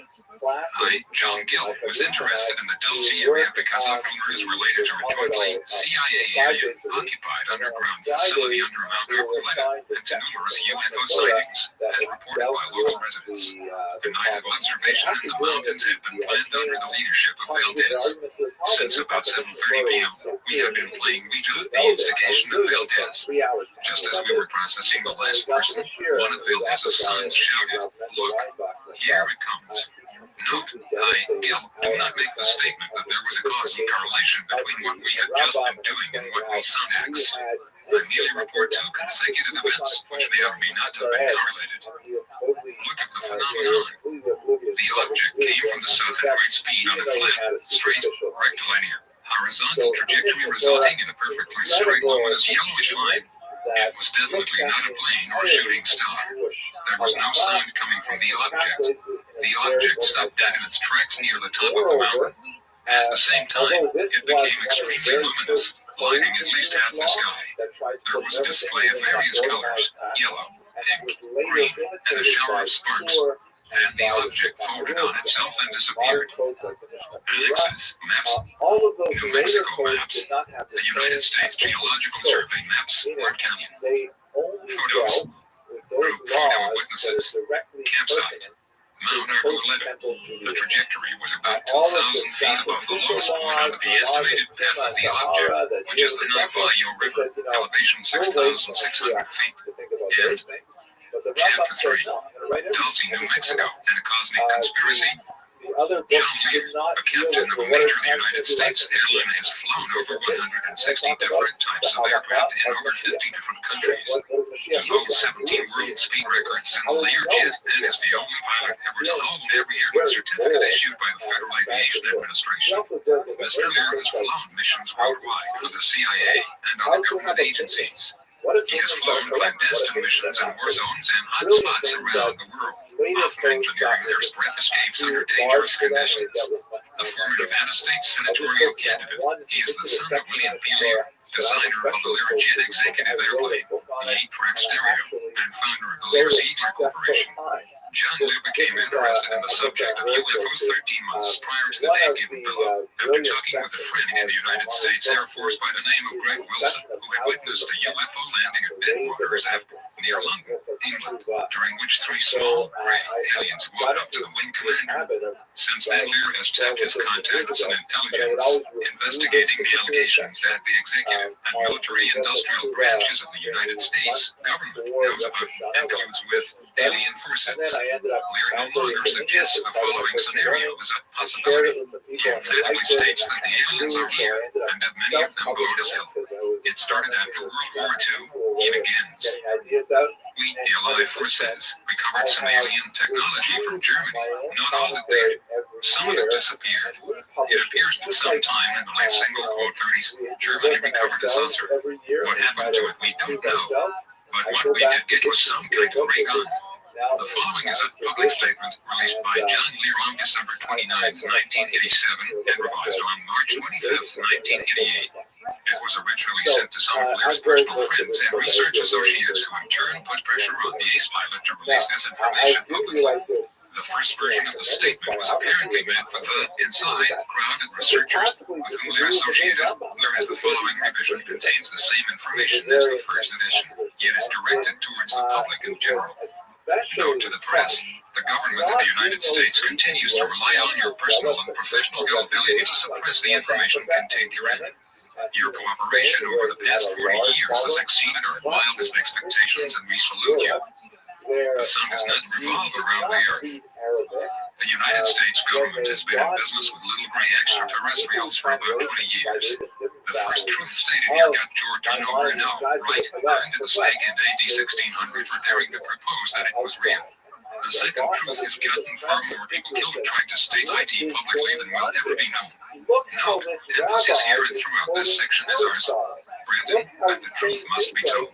The fact that the earth revolves around the sun was successfully suppressed by the Roman Church for over 200 years. It eventually caused a major upheaval in the church, government, and thought. The realignment of social and traditional values. That was in the 1600s. Now, about 400 years after the first truth was pronounced, we must again face the shocking facts. The horrible truth the government has been hiding from us over 40 years. Unfortunately, the horrible truth is far more horrible than the government ever imagined. In its effort to protect democracy, our government sold us to the aliens. And here is how it happened. But before I begin, I'd like to offer a word in defense of those who bargained us away. They had the best of intentions.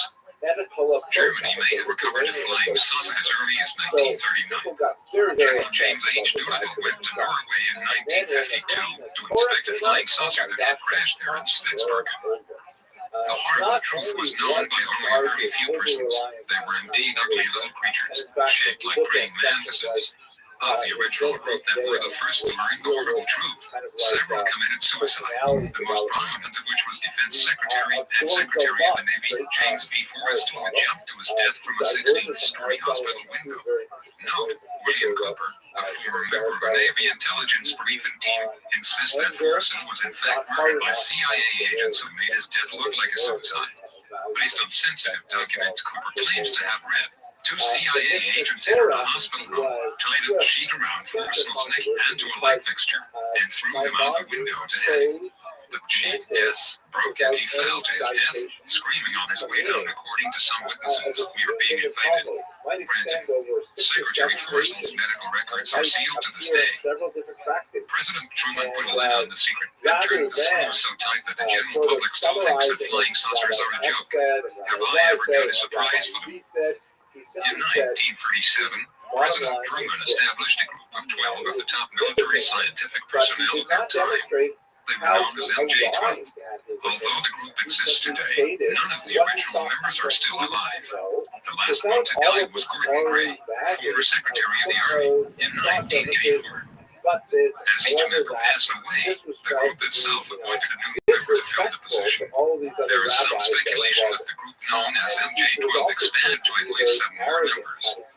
There were several more saucer crashes in the late 1940s, one in Roswell, New Mexico, one in Aztec, New Mexico, and one near Laredo, Texas, about 30 miles inside the Mexican border. Consider, if you will, the position of the United States government at that time. They proudly thought of themselves as the most powerful nation on Earth, having recently produced the atomic bomb, an achievement so stupendous it would take Russia 4 years to catch up, and only with the help of traitors to democracy. They had built a jet aircraft that had exceeded the speed of sound in flight. They had built jet bombers with intercontinental range that could carry weapons with enormous disruption. The post-war and the future seemed bright.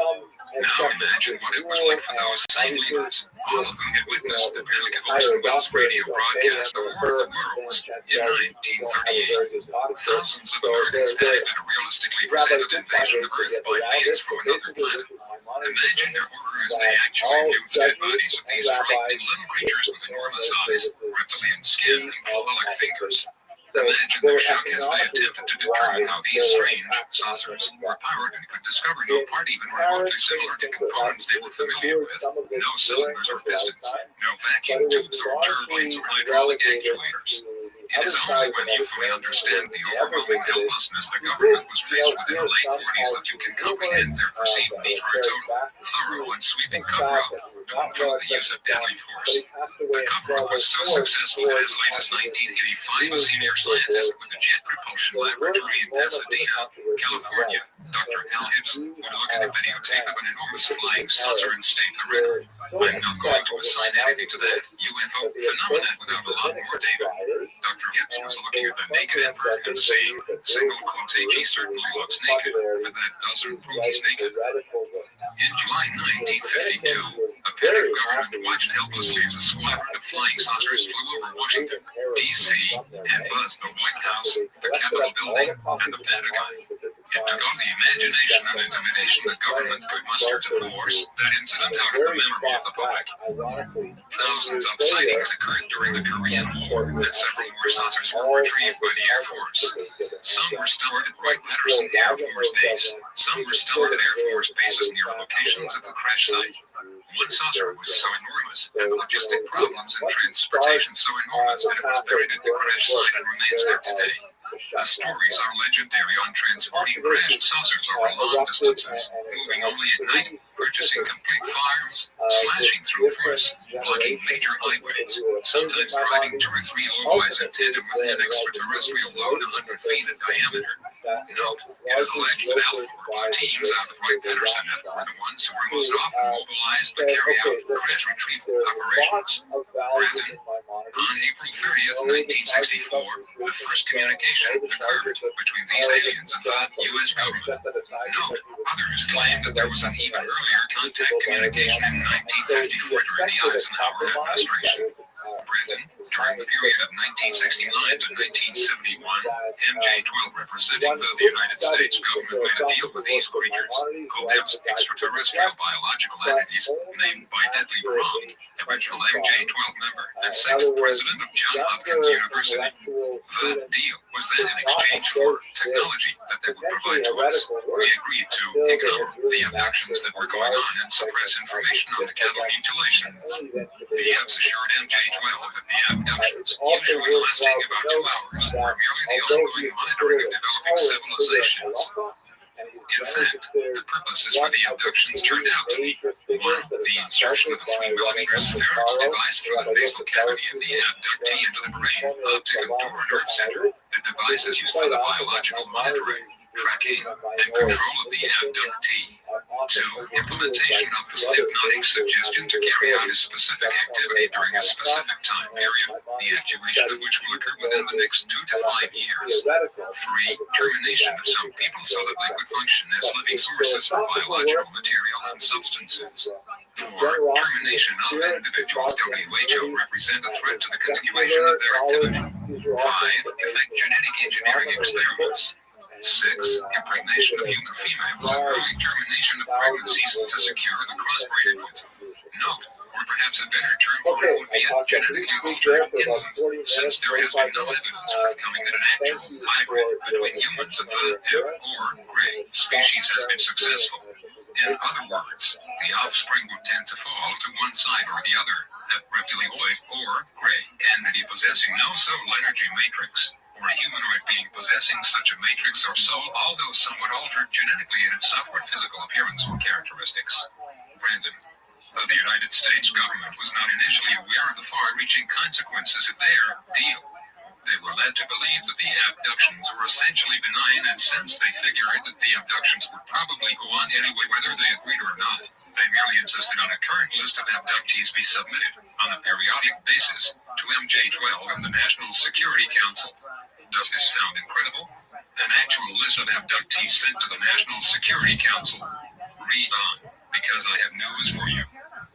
EBs have a genetic disorder in that their digestive system is atrophied and not functional. In order to sustain themselves, they use enzyme or hormonal secretions obtained from the tissues that they extract from humans and animals. The secretions obtained are then mixed with hydrogen peroxide to kill germs, viruses, etc., and applied on the skin by spreading or dipping parts of their bodies in the solution. The body absorbs the solution, then excretes the waste back through the skin.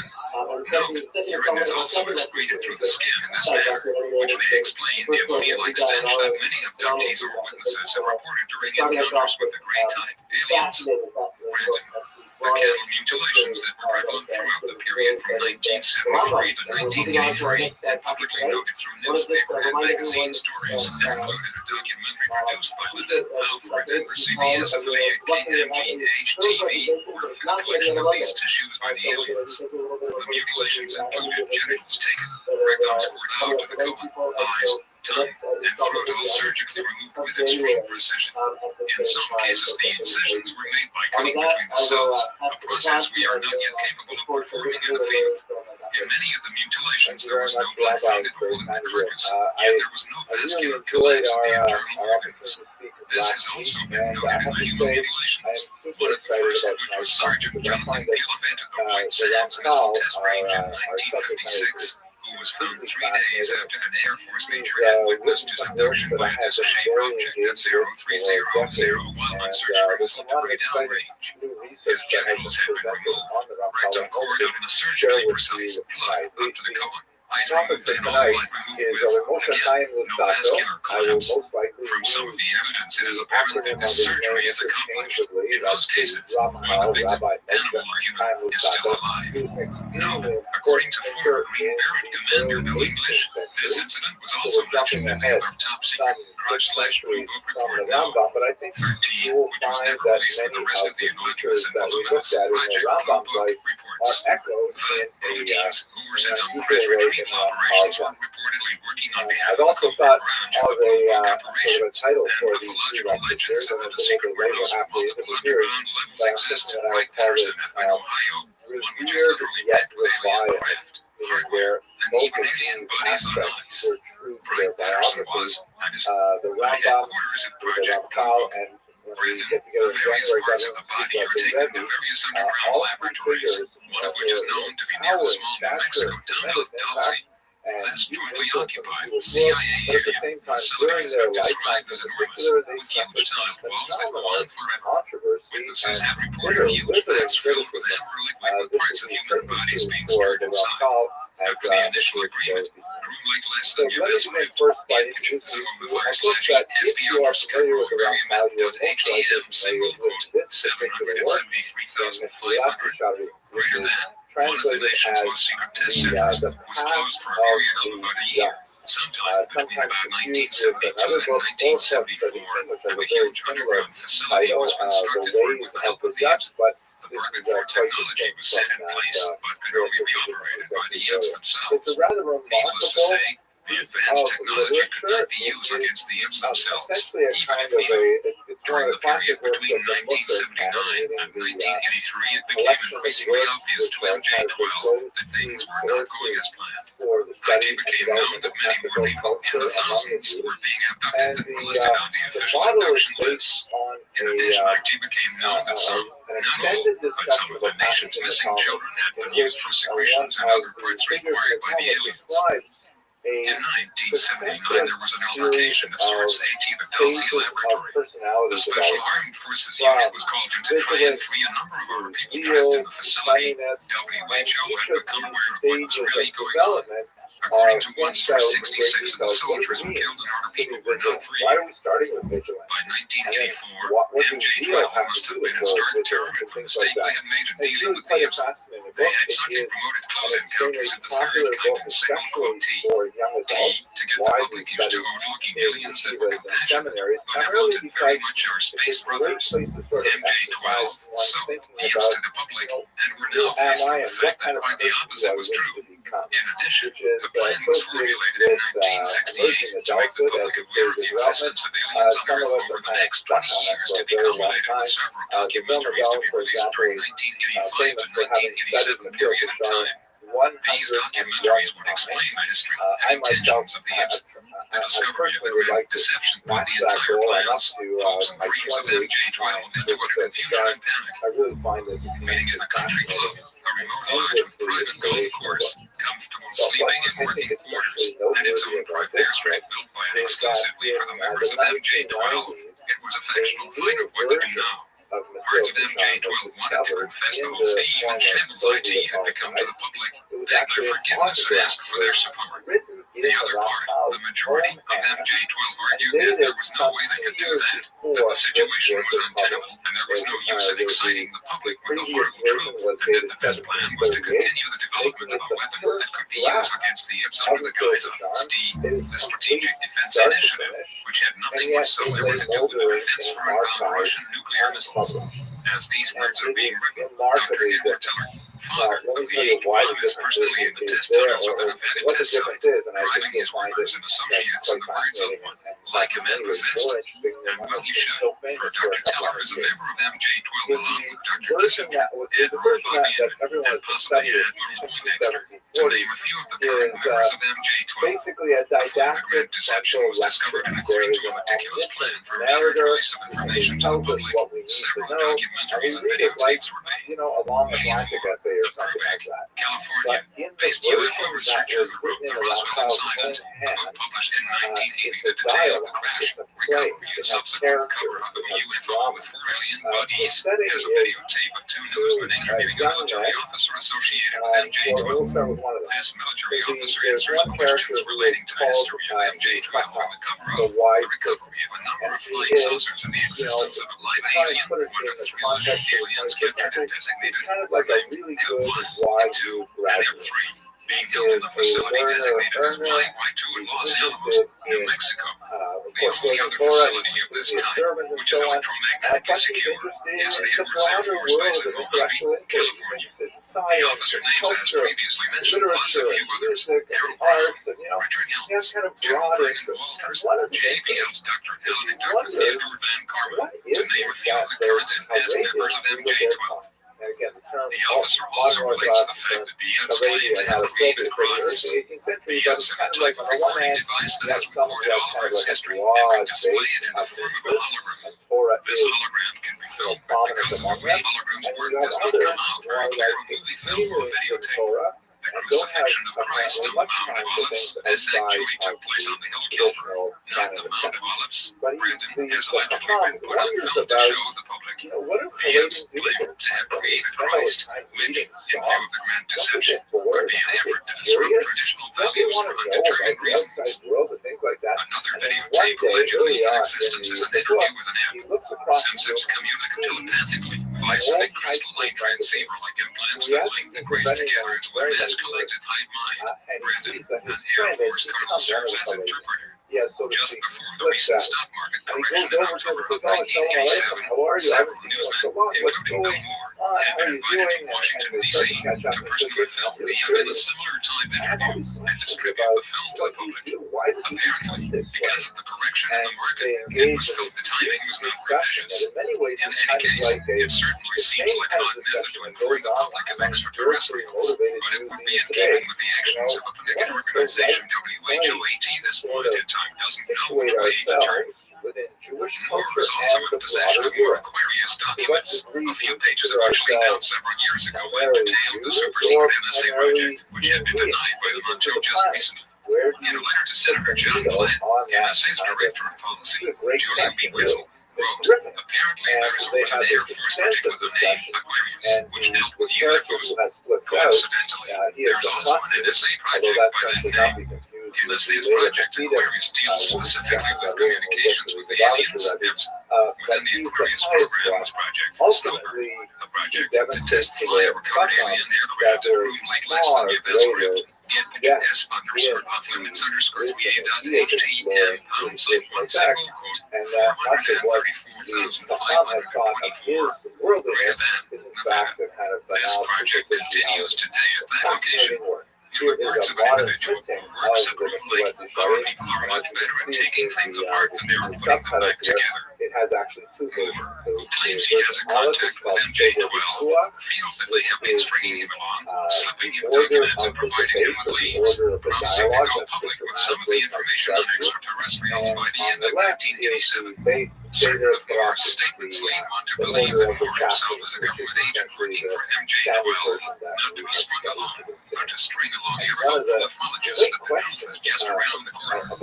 Consider, Moore states emphatically that he's not a government agent, although in Lee Graham, a Southern California-based ufologist, was investigated by the Defense Investigative Service for possession of classified documents received from Moore. Moore himself was not. 2. Moore states emphatically that the cattle mutilations of 1973 to 1983 were a hoax by Linda Howe, producer of a strange artist, to create publicity for herself. He cites the book Munevidence as the bottom line of the books. Munevidence was a government-sponsored book to explain the mutilations in conventional terms. 3.